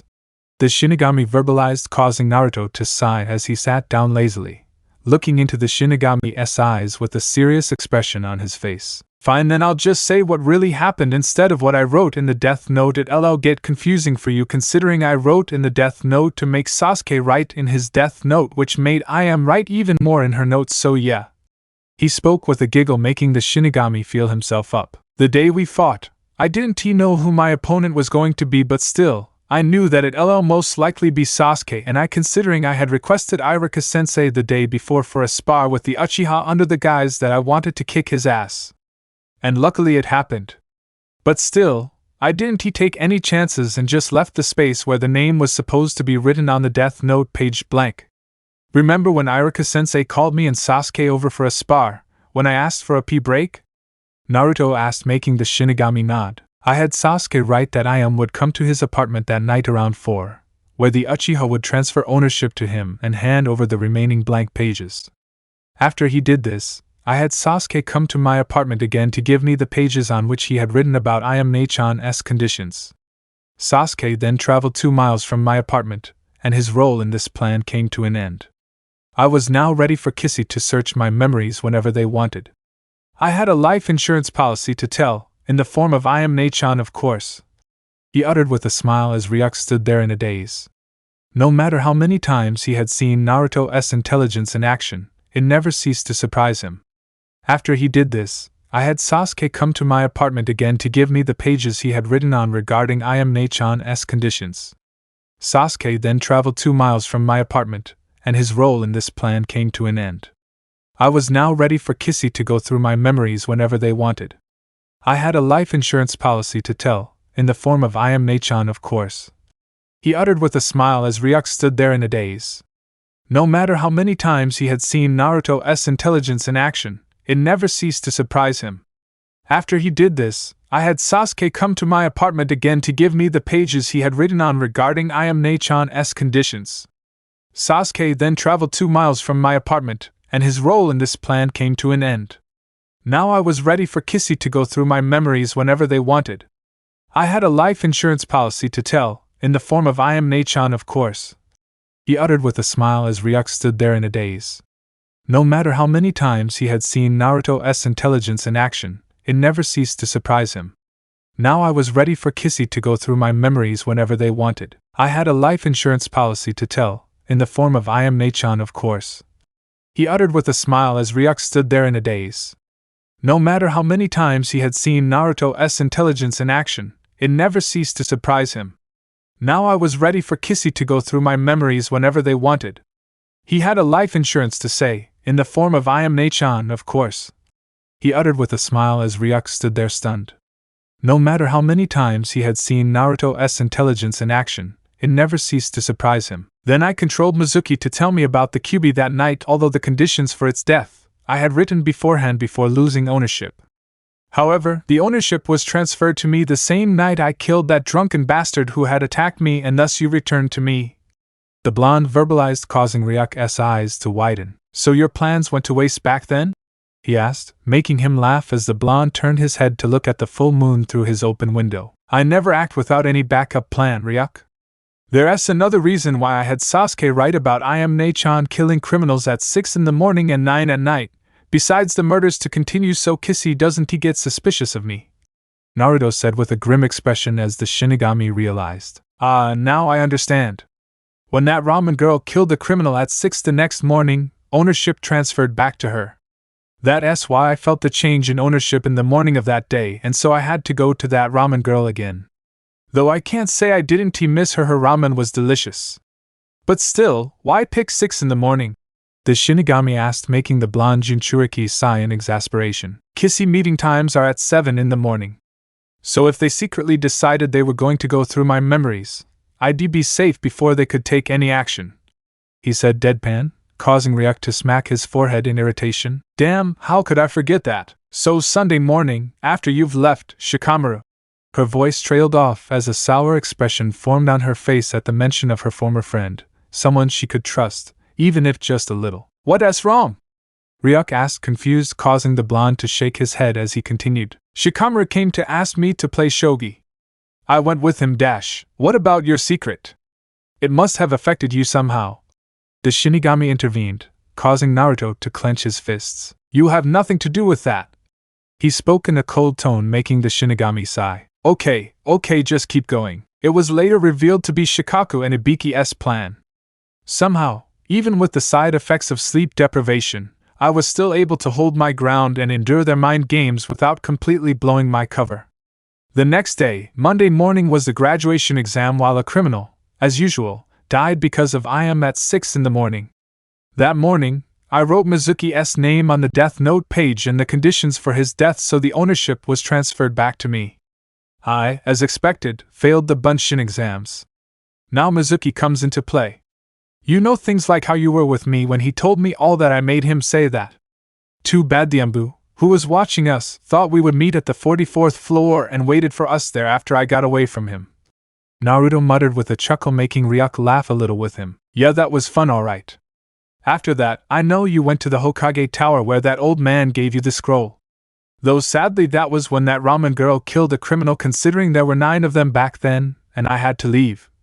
The Shinigami mouthed with a sigh, making the blonde nod with him. Yes, I had Gigi give me the scroll and then return to his office. After that, I went to a clearing in the woods behind the Hokage's monument. That clearing was over 1.6 miles away from the Hokage Tower, so during my travels, I crossed that mark and the Deathnote control was lifted on Gigi. That's when he realized the scroll was missing, because I deliberately made him leave the safe open so he'd notice when the control was lifted. I wrote down Mizuki's death conditions in the morning, had him inform Iruka-sensei about the theft. So, as expected, Sensei found me some time later where I acted like a lost puppy. However, I had planned for Mizuki to throw a Fuma shuriken at me just to make the situation more realistic. That part backfired when Iruka-sensei jumped in to save me. He paused, a warm smile on his face that confused the Shinigami. I made Mizuki say everything about the Kyuubi on purpose for several reasons: to gain Iruka-sensei's sympathy, to get rid of Kissy and mess with Shikaku's mind a little, as well as to save myself by using the Sandame's law on the Kyuubi's secret. The whole fight with Mizuki was also planned, with me making shadow clones and him dispelling them easily. Then I intentionally made him freeze just as he was about to use a fire jutsu on me. Wait, how did you know Mizuki could do a fire jutsu? Because if she couldn't, then she would have died. Ryuk chimed in, causing Naruto to narrow his eyes in irritation. I'm not an idiot, Ryuk. We live in Hino Kuni. Most of the ninja here have affinities with the fire nature. Having Mizuki-sensei sometimes teach us ninjutsu and show us some techniques at the academy, I knew exactly what that bastard could do, he replied, causing the Shinigami to open his mouth in realization. As he froze, I took out a kunai and stabbed him through the heart. This I also did for several reasons. The main reason for this action was to make Kissy suspicious of me, especially Shikaku. With my abilities, he would notice something abnormal with my actions there. And that's what happened. That's where he started to suspect that it was me who killed Mizuki with a heart attack like Kira was doing since a week ago. Shikaku would check Mizuki and Irika's memories for sure. Checking Mizuki's memories, finding a blank day there, only cemented his suspicions on me. However, Irika-sensei was clean. He paused to take a breath while Ryuk simply couldn't believe it. This 12-year-old human, so that was your plan all along? You knew they'd suspect you for sure, you knew they'd capture you for sure. That's why you transferred ownership in the first place. That's why you did all that bucking mental drama. You knew they'd call you in the end and be shocked to find blanks in your memories. The Shinigami said in disbelief, causing the blonde to nod while smirking in amusement. Yes, that was the plan. So the next day, when those Anbu came to take me away, I went to pee. At that moment, the piece of the Deathnote page that was in contact with my body the whole time so I could retain my memories. I deleted that and thus I lost my memories. But wait, where did you keep the piece so it could stay in contact with your body the whole time? You might find it strange. But yeah, I kept that piece of paper stuck to my waist by the waistband of my underwear. Another piece I had stuck on the top surface of my ninja sandal. So I changed my ninja sandal that day too. And then the other me, without the memories, sure made some drama there, even though I was the one who planned it too. The blonde uttered. What do you mean you planned it? Even after losing your memories? Ryuk asked in confusion. That's where this note comes in. Naruto mouthed as he looked at the note on the wall, causing the Shinigami to look at it. In that note, I had written things that wouldn't connect to the Deathnote or to you in any way. I had written there to let go of my mask, that a situation would come where I should let it go. That's what the other me realized after Inoichi went through his memories. In that note, I had also written the training schedule for the week so as to not waste time without the memories of the Deathnote. The other me just thought that he was the one who had written that note. It was because of the Deathnote that even after having lost our memories, we think that everything we did was for a valid reason, a reason perfectly understandable within the limits of our imagination and intelligence. That's why the Deathnote is so amazing! Exclaimed the blonde with some excitement, and so it ended. As planned, I came today and returned the property to me. But why did you have her come today and not before? The Shinigami asked, confused. That's because I didn't know how long it would take Kissy to figure out it was me and check my memories. So, just to be sure, I had her come over today. And why did you give the property to Sasuke when you could have just given it to that ramen girl? Why go to all the effort? I couldn't have come and would have died of a heart attack. Another reason was that now that they knew Sasuke had a blank space in his memories, they would know that he is also a target for Kira, who they probably think is someone else. Because of this, in the future, I can predict that Kissy will monitor Sasuke's and my actions. Huh!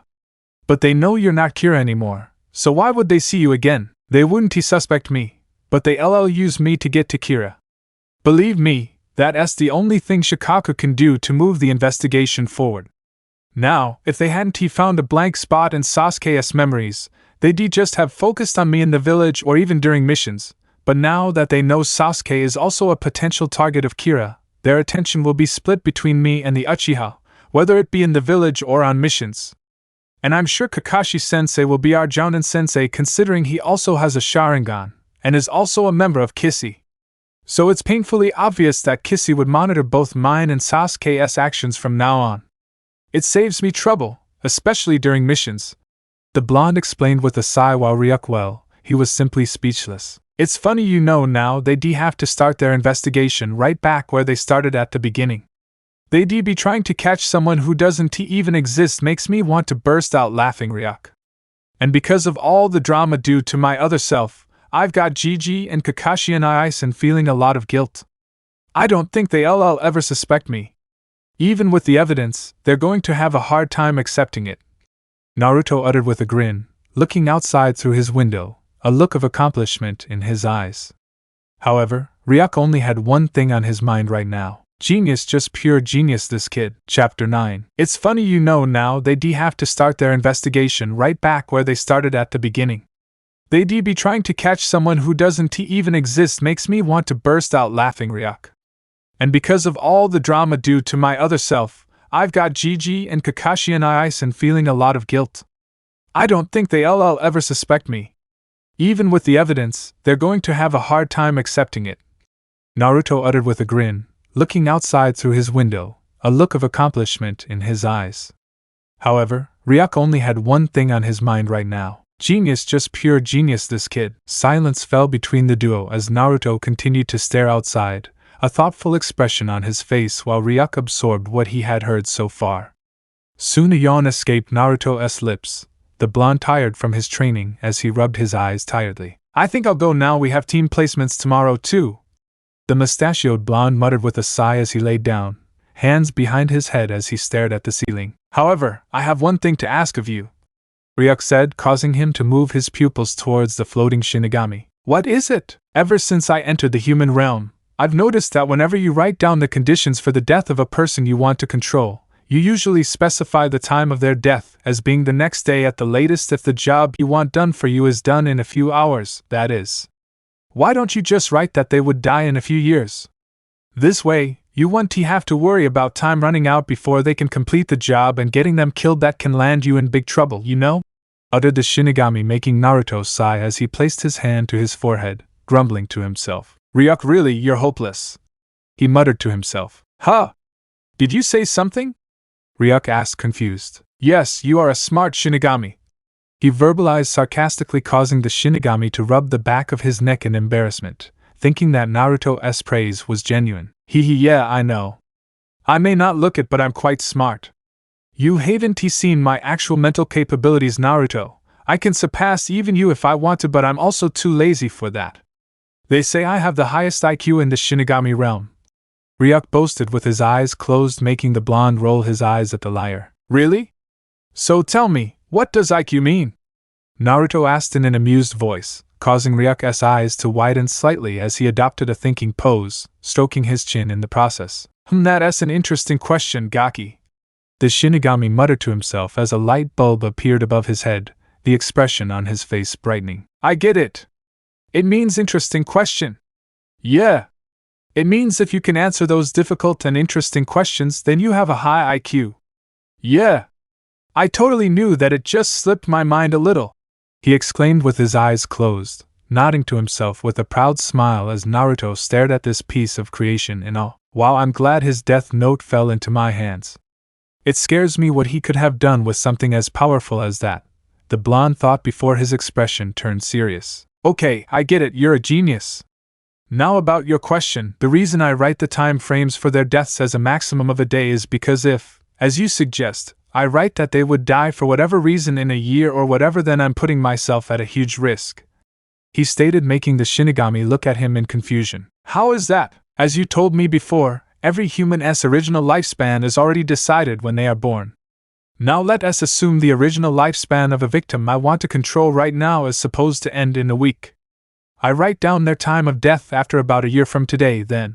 He left the consequences hanging, a grim expression on his face while Ryuk's eyes widened. Then the victim will already die of a heart attack by default, since it is physically impossible for a person to die after a year when they are going to die next week. A dead person cannot be killed after all. The Shinigami mouthed to himself in realization, while the Jinchuriki nodded. That's the reason why I keep the time after which they die short, so I don't accidentally kill a person I don't want to. Being a shinobi, you never know, even the next day can be the last day of your life. So I can't take unnecessary risks. That's the reason why I'm reluctant to control those close to me. However, I did control Ayam-chan. But being a civilian in a peaceful village like Konoha, it's very unlikely that she could die in this week, he muttered to himself, his eyes growing heavy as sleep began to take hold of him. Don't worry, that ramen girl isn't going to die anytime soon. She has a full-fledged human life in front of her, Ryuk said, causing the blonde to look at him lazily. How can you say that? He asked as another yawn escaped her lips. Oh yeah, I didn't tell you this.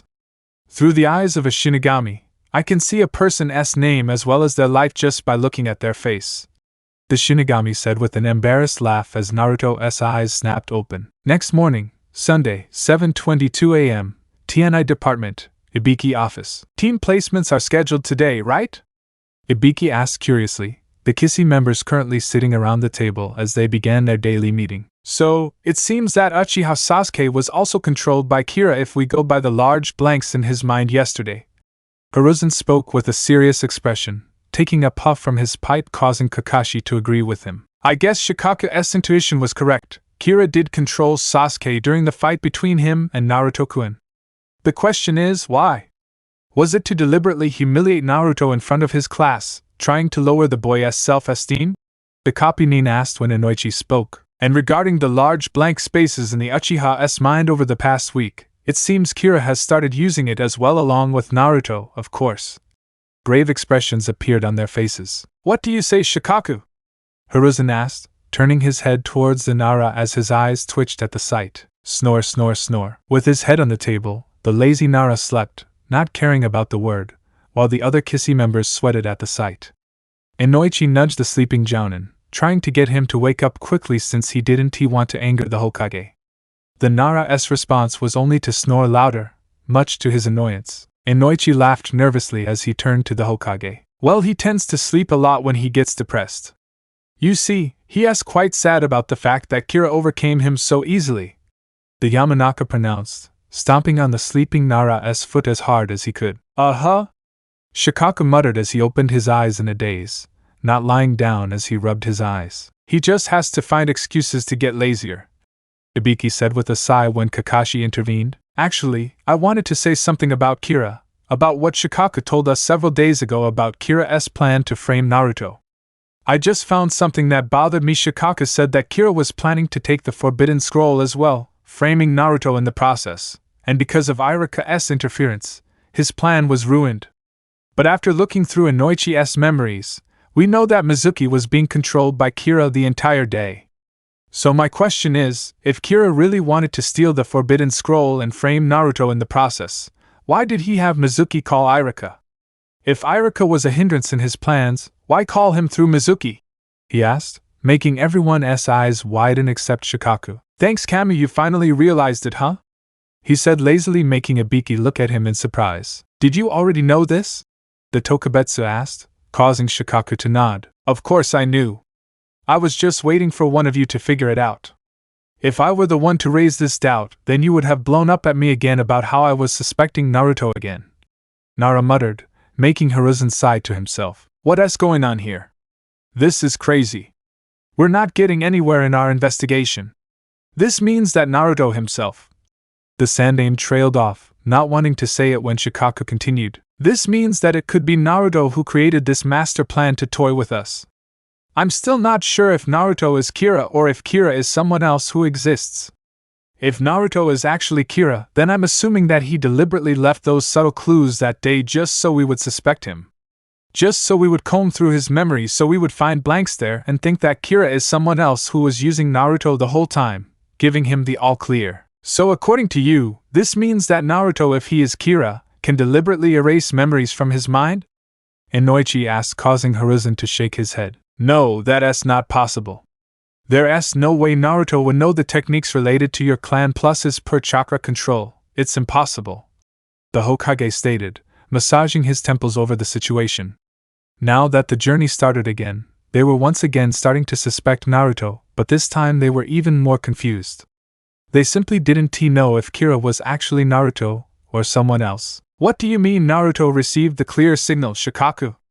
Ibiki asked curiously. It means that if Naruto really is Kira, then he can kill people in the future and blame it all on Kira, who might not even exist, with the excuse that he was being controlled. He replied, causing the torture specialist to nod. Still, it doesn't make sense that Naruto could erase his own memories. I'd say Naruto being Kira has an overall chance of around 10%. Kakashi verbalized with a sigh as silence continued between the two members lost in their own thoughts. I guess we need to start our investigation over again. But first, we must determine if Kira is a different entity controlling the others or if Naruto is the same, Hiruzen said decisively, making them nod. Either way, Naruto and Uchiha Sasuke would be the focus of our investigation. Inoichi muttered with a serious expression. Konoha Ninja Academy, 10 a.m. I'm getting to be a ninja today. I'm not too excited about it though. Now, if I didn't have the Death Note, then it would have been a different story, Naruto thought as he walked through the corridors, hands in his pockets and a calm expression on his face. Hey, come on Gaki, you can't just ignore me like that. I told you I forgot. It's not like I'm hiding things from you, is it? Ryuk spoke up, trying to talk to Naruto, who had been completely ignoring him since last night. After the Shinigami had told the blonde about the concept of Shinigami eyes, the blonde had started ignoring the Shinigami. For Ryuk, not being able to talk to anyone was like completely boring. Having experienced this with Ayame and Sasuke, he didn't want a repeat of it. Besides, Naruto was a pretty interesting guy, fun to talk to even if most of the time the blonde remained serious. Naruto, however, still ignored him as he continued walking down the hallway, towards his classroom. Fine then, don't talk to me if you don't want to. At least give me back my Death Note, then I'll return to my kingdom, and won't bother you again. Ryuk said hopefully, making Naruto snort to himself quietly. Yeah, right, he thought in amusement before his lips curled down as he approached his classroom, the excited chatter of his classmates reaching his ears. Great, now I have to deal with his chatter. It's really hard to find some peace these days, he thought with a sigh, taking his hands out of his pockets as the blonde lazily opened the door. The noise level in the classroom dropped considerably as almost everyone turned their heads toward the entrance, waiting for Irika to finally begin the team placements that had been postponed a week ago, much to their chagrin. Everyone's eyes widened as they saw a familiar blonde in an orange dress enter the classroom. Naruto had a calm expression on his face as he entered the room. Sweeping his eyes over the entire class staring at him, he turned around to close the door. Hey, what are you doing here? Only graduating students are allowed to come here. Kiba spoke loudly from behind as the students began to murmur while Naruto simply ignored them. Without saying anything, he began walking towards the back row. Hey, why are you ignoring them too? I don't like that mutt, why don't you give him a piece of your mind, kiddo? Ryuk spoke while looking at Kiba much to Naruto's amusement, who was still walking up the steps towards the back row. Hey! I was talking to you last time. I said you don't belong here. Kiba said loudly as Shikamaru rubbed his ear due to the Inuzuka's decibel level. Arg! What an idiot! Can't you see the headband on his forehead, you stinky mutt? Ryuk yelled while Naruto sighed at the Shinigami's antics. I didn't know I was so bored talking to someone who can't even hear me, he thought before turning to Kiba.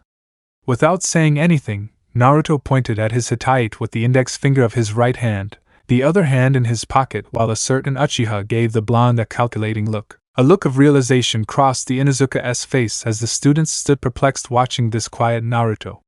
The usual Naruto, upon entering the classroom, would have offered them a blinding smile, loudly exclaimed, "Oh hey!" and then started making jokes or asking Sakura out on a date before being shot down. Oh, so you passed, huh? But how did you pass in the first place? He asked aloud in confusion as Shikamaru stared at Naruto. In response, Naruto, whose index finger was still pointing towards his Hittite, lowered while his middle finger rose. Oh ha ha ha ha! Oh boy, that's a good answer, Gaki! Finally doing something! Take that mutt! Ryuk spoke with a smile as other students started laughing while Kiba growled at the blonde who, after ignoring him again, started walking. Wham! Out of my way, Ino pig! I'll sit with Sasuke-kun! Shut up! Arg, you're so annoying! Everyone turned their heads again except Naruto, who groaned to himself. Great, just great! He thought sarcastically, rubbing his forehead.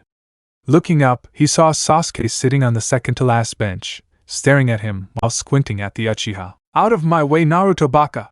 Came a loud shriek as Sakura came running up to him from behind.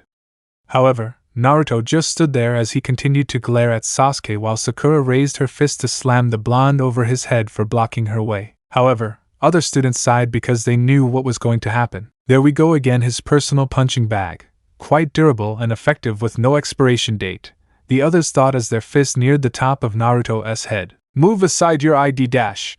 However, to everyone's surprise, Sakura's fist stopped an inch above his head. Why can't I move? Sakura asked as she tried to move but in vain while Ino, who was behind her, had a confused expression on her face. What's up ahead now? Yamanaka asked irritably as she tried to push, but the pink-haired graduate simply wouldn't budge. What did you do to me?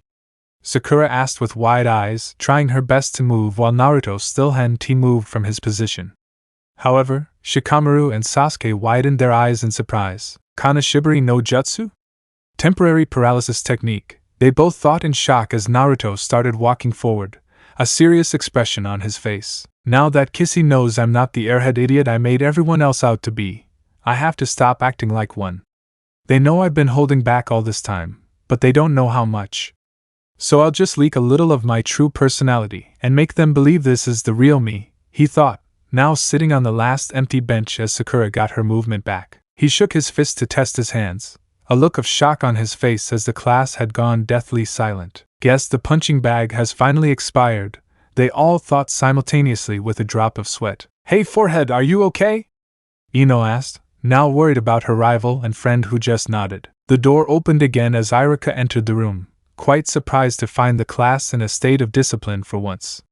A smile spread across his face as he misunderstood the situation. After a whole year of trying to discipline them, they finally fulfilled my wishes on the last day just to see me happy. They care so much for me, oh my dear students, she thought as tears of happiness flowed from her eyes, making the students sweat at her antics. What a freak, they all said expressionlessly, while Ryuk had a confused expression on his face as he watched Irika wipe his eyes. Yeah, your sensei sure is weird. The Shinigami commented as Naruto smiled inwardly at Irika, who was one of the few people in the village who were precious to him. Alright, first of all, I want to congratulate all the graduates here, Irika exclaimed with a bright smile, instantly lifting the spirits of the class as the students began to murmur amongst themselves excitedly. Now let us start the team placements here. So pay attention. Several hours later, Konoha Ninja Academy, 1:21 p.m. Arg! Where's that sensei of ours? He was supposed to be here an hour earlier! Sakura exclaimed in frustration, pacing back and forth impatiently. Yeah!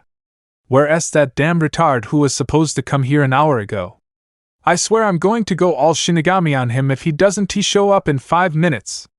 Ryuk exclaimed, currently pacing next to Sakura, an irritated expression on his face. Naruto was sitting at the reception desk, his head resting on his elbows as he watched the pair amusedly curse their late jounin master. However, Sasuke was sitting quietly at a desk next to Naruto-s, currently staring at the wall with cold eyes as if Itachi's laughing face was painted on it. What's wrong with this retard? He keeps staring at the wall as if that sensei of yours is hiding in that wall.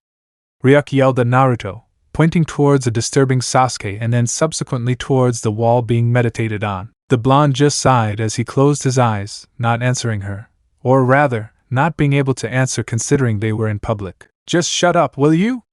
Naruto spoke with a sigh, making Ryuk's eyes widen. Oh, you did talk.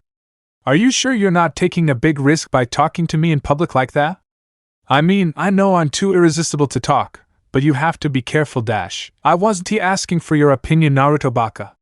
Sakura yelled at Naruto, making Ryuk's eyes widen again in surprise as Naruto looked at him with a smile on his face. Ahihi, well, I knew you were talking to her. I was just joking. Come on, kid, you need to develop some sense of humor. The Shinigami exclaimed, laughing in embarrassment, causing the mustachioed blonde to inwardly roll his eyes. However, in response to Sakura, he shifted his eyes to her, his blue orbs cooling down. Would you mind repeating that, Sakura? He asked in a low voice, daring her to say anything as Sasuke turned his gaze on Naruto. However, Sakura, who was already somewhat scared of Naruto due to what happened earlier combined with his cold eyes, became flustered as she laughed nervously. Aha, I was just messing around with Naruto, really. She spoke lightly with a forced smile on her face, causing the Jinchuriki to nod as he rested his head on his elbows on the desk. Hee wow, she's scared of you, kid. Makes me feel like you're the Shinigami around here, Ryuk said with a chuckle as Sasuke snorted to himself, making Sakura look at him in surprise. Naruto opened his one eye, looking at the Uchiha curiously. I get it. Sasuke-kun likes funny people. That's why he just laughed. I should try to be more funny then, she thought with a smile, currently looking at Sasuke, who was smiling to himself in amusement as he turned his onyx eyes on her, causing her eyes to widen as her heartbeat increased. You're pitiful, he uttered with a smile that made her sweat, her shoulders drooping as Naruto smiled to himself as he closed his eyes. Well, his musings aside, maybe he's not that bad, the blonde thought while Ryuk laughed to himself. Man, I didn't know this guy could be funny too. What was this kid's name again, Sasuke?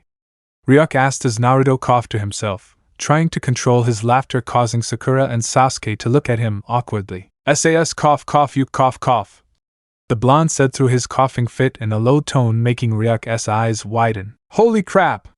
This guy is into yaoi? If he est the Yuku est the seme here?" the Shinigami asked in horror, causing Naruto's cough to increase in volume. Finding it hard to control his laughter, causing the other two to look at him, thinking something was seriously wrong with him. Note, for those who don't know, in Japan, especially in yaoi, seme refers to the dominant male in the relationship, while yuk refers to the submissive male.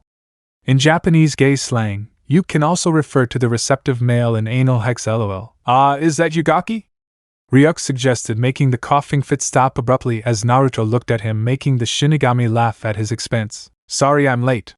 The four turned their heads to see Kakashi walking out of the wall, having used the wall as camouflage. Holy mother of a Deathnote!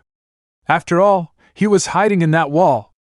Ryuk exclaimed, pointing at the part of the wall where Sasuke was staring during his haunting session. "How did this Yuk boy know?"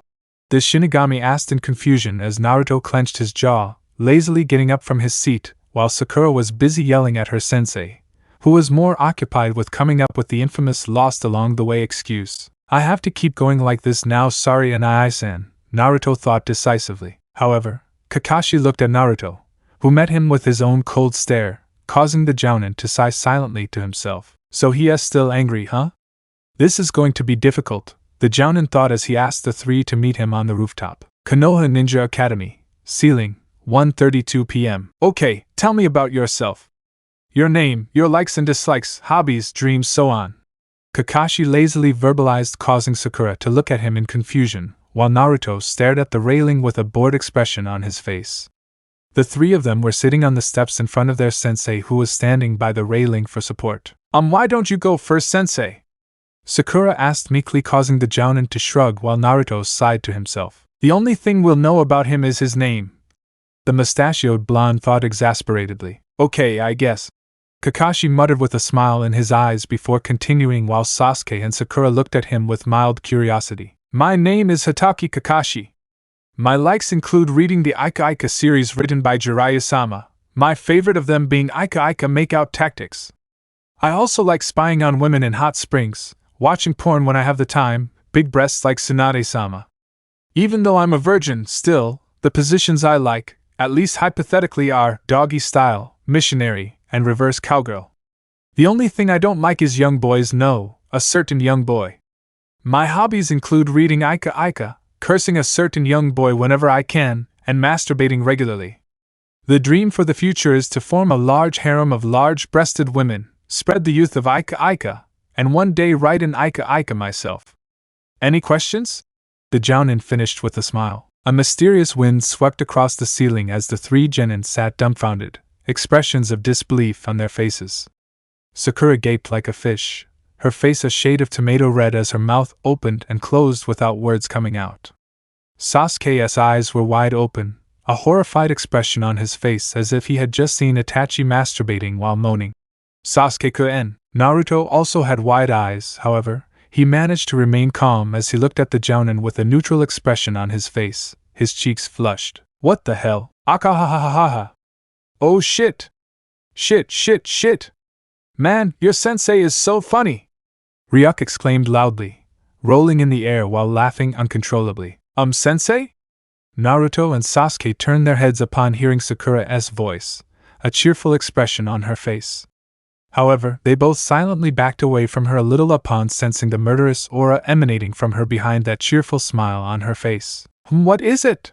the Jounin asked lazily, a carefree smile on his face. "What about girls with small breasts?" "Oh my god," Naruto thought with a horrified expression on his face, not being able to stay calm now while Sasuke was contemplating if he was in Tsukiyomi again. "Oh well, I prefer big, curvy, and firm ones, I'm a booby lover, you know," Kakashi replied with a smile. "I see, haha," Sakura replied, laughing with a flicker of her eyes as Naruto sneakily grabbed her from behind, a calm expression on her face because she knew what was going to happen. 1, 2, 3 he. "Bastard! She is going to kill you, moron! You should be a porn teacher instead of a ninja. Have you no shame? Who gave you your license? You should be banned your hentai baka. I don't care." If you fail me at this, but I am gonna balls Beckham style. And the dam burst as Sakura, who was being held by a bored-looking Naruto, screamed, her fists shaking with straight woman fury as she panted. Who's this Beckham now? Is this Beckham style some kind of secret taijutsu?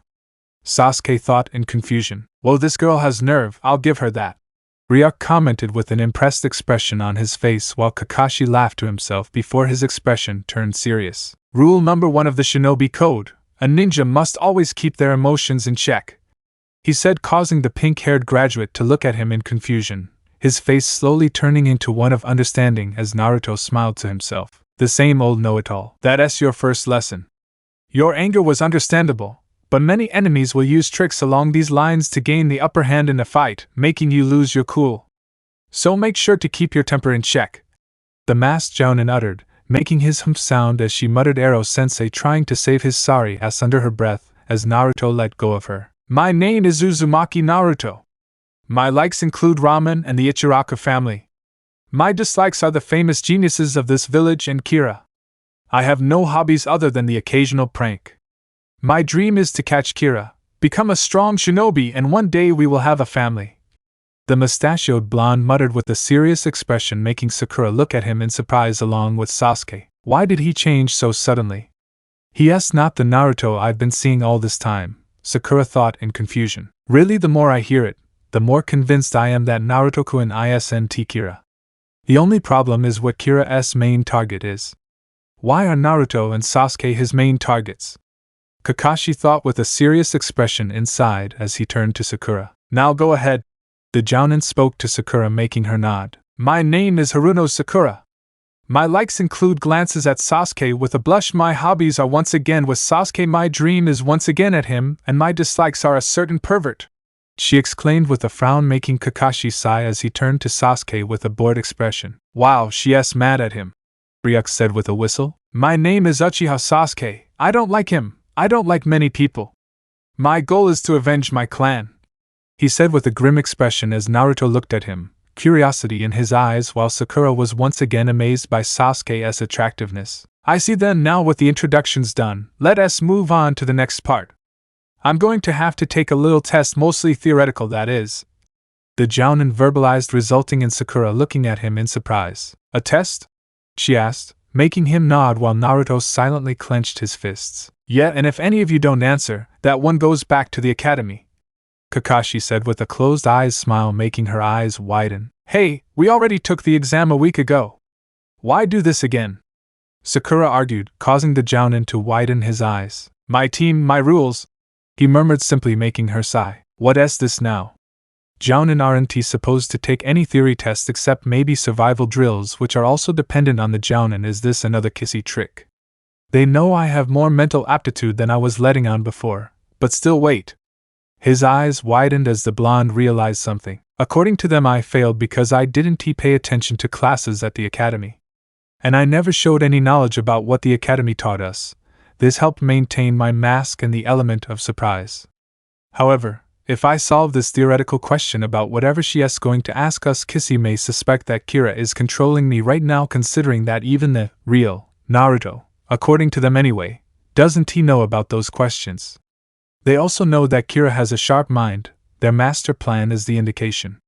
In this case, they'll check my memories to find out if Kira was controlling me again, wanting to know her motives, and I don't want that, she thought as she looked at Ryuk. According to what Ryuk told me, I can lose ownership of the Deathnote and only get it back a limited number of times. I can't allow them to go through my memories over and over again and lose ownership every time. However, according to Kissy, even with my high IQ, I shouldn't be able to solve these questions, considering I never read the theory part in the first place. So if they're checking whether I'm under Kira's control or not, or maybe if they want to observe Kira's behavior through me, they'll assume Kira isn't controlling me if I don't answer that question. They also know that if I am Kira, I desperately want to become a genin to start my career. Nisan here may be bluffing to keep me under pressure, or Kira under pressure. So maybe they're hoping Kira will control an Aizen here. Or maybe Sakura, since she'll know those questions? And if Kira controls these guys to make me pass, they will immediately suspect me again, since I, Naruto, desperately want to pass and that Kira, who should be trying to make me suffer according to them. Wouldn't he want me to pass in case he really is controlling me? They would again start to strongly suspect that I am Kira, and Shikaku will once again turn his ass on to prove that I am Kira. Damn, this is frustrating. If I answer, there's a problem. If I don't answer, who knows, and Aisen might really fail me. And who knows, this might be a plan by Kissy to deliberately fail me? They might be thinking that if Kira controls me, it would endanger those around me. They will immediately suspect me again since Naruto desperately wants to pass, and that Kira, who should be trying to make me suffer according to them, wouldn't he want me to pass in case he really is controlling me? They would again start to strongly suspect that I am Kira, and Shikaku will once again turn his ass on to prove that I am Kira. Damn, this is frustrating. If I answer, there's a problem. If I don't answer, who knows, and Aisen might really fail me. And who knows, this might be a plan by Kissy to deliberately fail me? They might be thinking that if Kira controls me, it would endanger those around me. They'll immediately suspect me again since Naruto desperately wants to get by, and that Kira, who should be trying to make me suffer according to them, wouldn't he want me to get by in case he really is controlling me? They would again strongly start suspecting that I'm Kira, and Shikaku will once again turn his ass on to prove that I am Kira. Damn, this is frustrating. If I answer, there's a problem. If I don't answer, who knows, and Aisen might really fail me. And who knows, this might be a plan by Kissy to deliberately fail me? They might be thinking that if Kira controls me, it would endanger those around me. I wanted to pass in case he really is controlling me. They would again strongly start to suspect that I am Kira, and Shikaku will once again turn his ass on to prove that I am Kira. Damn, this is frustrating. If I answer, there's a problem. If I don't answer, who knows, and Aisen might really fail me. And who knows, this might be a plan by Kissy to deliberately fail me? They might be thinking that if Kira controls me, it would endanger those around me. I wanted to pass in case he really is controlling me. They would again strongly start to suspect that I am Kira, and Shikaku will once again turn his ass on to prove that I am Kira. Damn, this is frustrating. If I answer, there's a problem. If I don't answer, who knows, and Aisen might really fail me. And who knows, this might be a plan by Kissy to deliberately fail me? They might be thinking that if Kira controls me, it would endanger those around me. Could this be a plan by Kissy to deliberately fail me? They might be thinking that if Kira controls me, it would endanger those around me. Could this be a plan by Kissy to deliberately fail me? They might be thinking that if Kira controls me, it would endanger those around me. His thoughts went crazy. The blonde looked at the masked jounin with narrowed eyes while Ryuk watched the scene with amusement. Okay, here's the question. Taking a dash. The jounin was interrupted by Sakura. But sensei, we don't have paper or ink brush to write with, she said, making him sigh. I don't care. It's up to you how you solve it, he replied, making her frown as the masked jounin began. Taking a standard kunai at a height of 4 meters, calculate the time period of its free fall taking into account the force of gravity. Ignore air resistance and any other external forces. You have 15 seconds. And time starts now.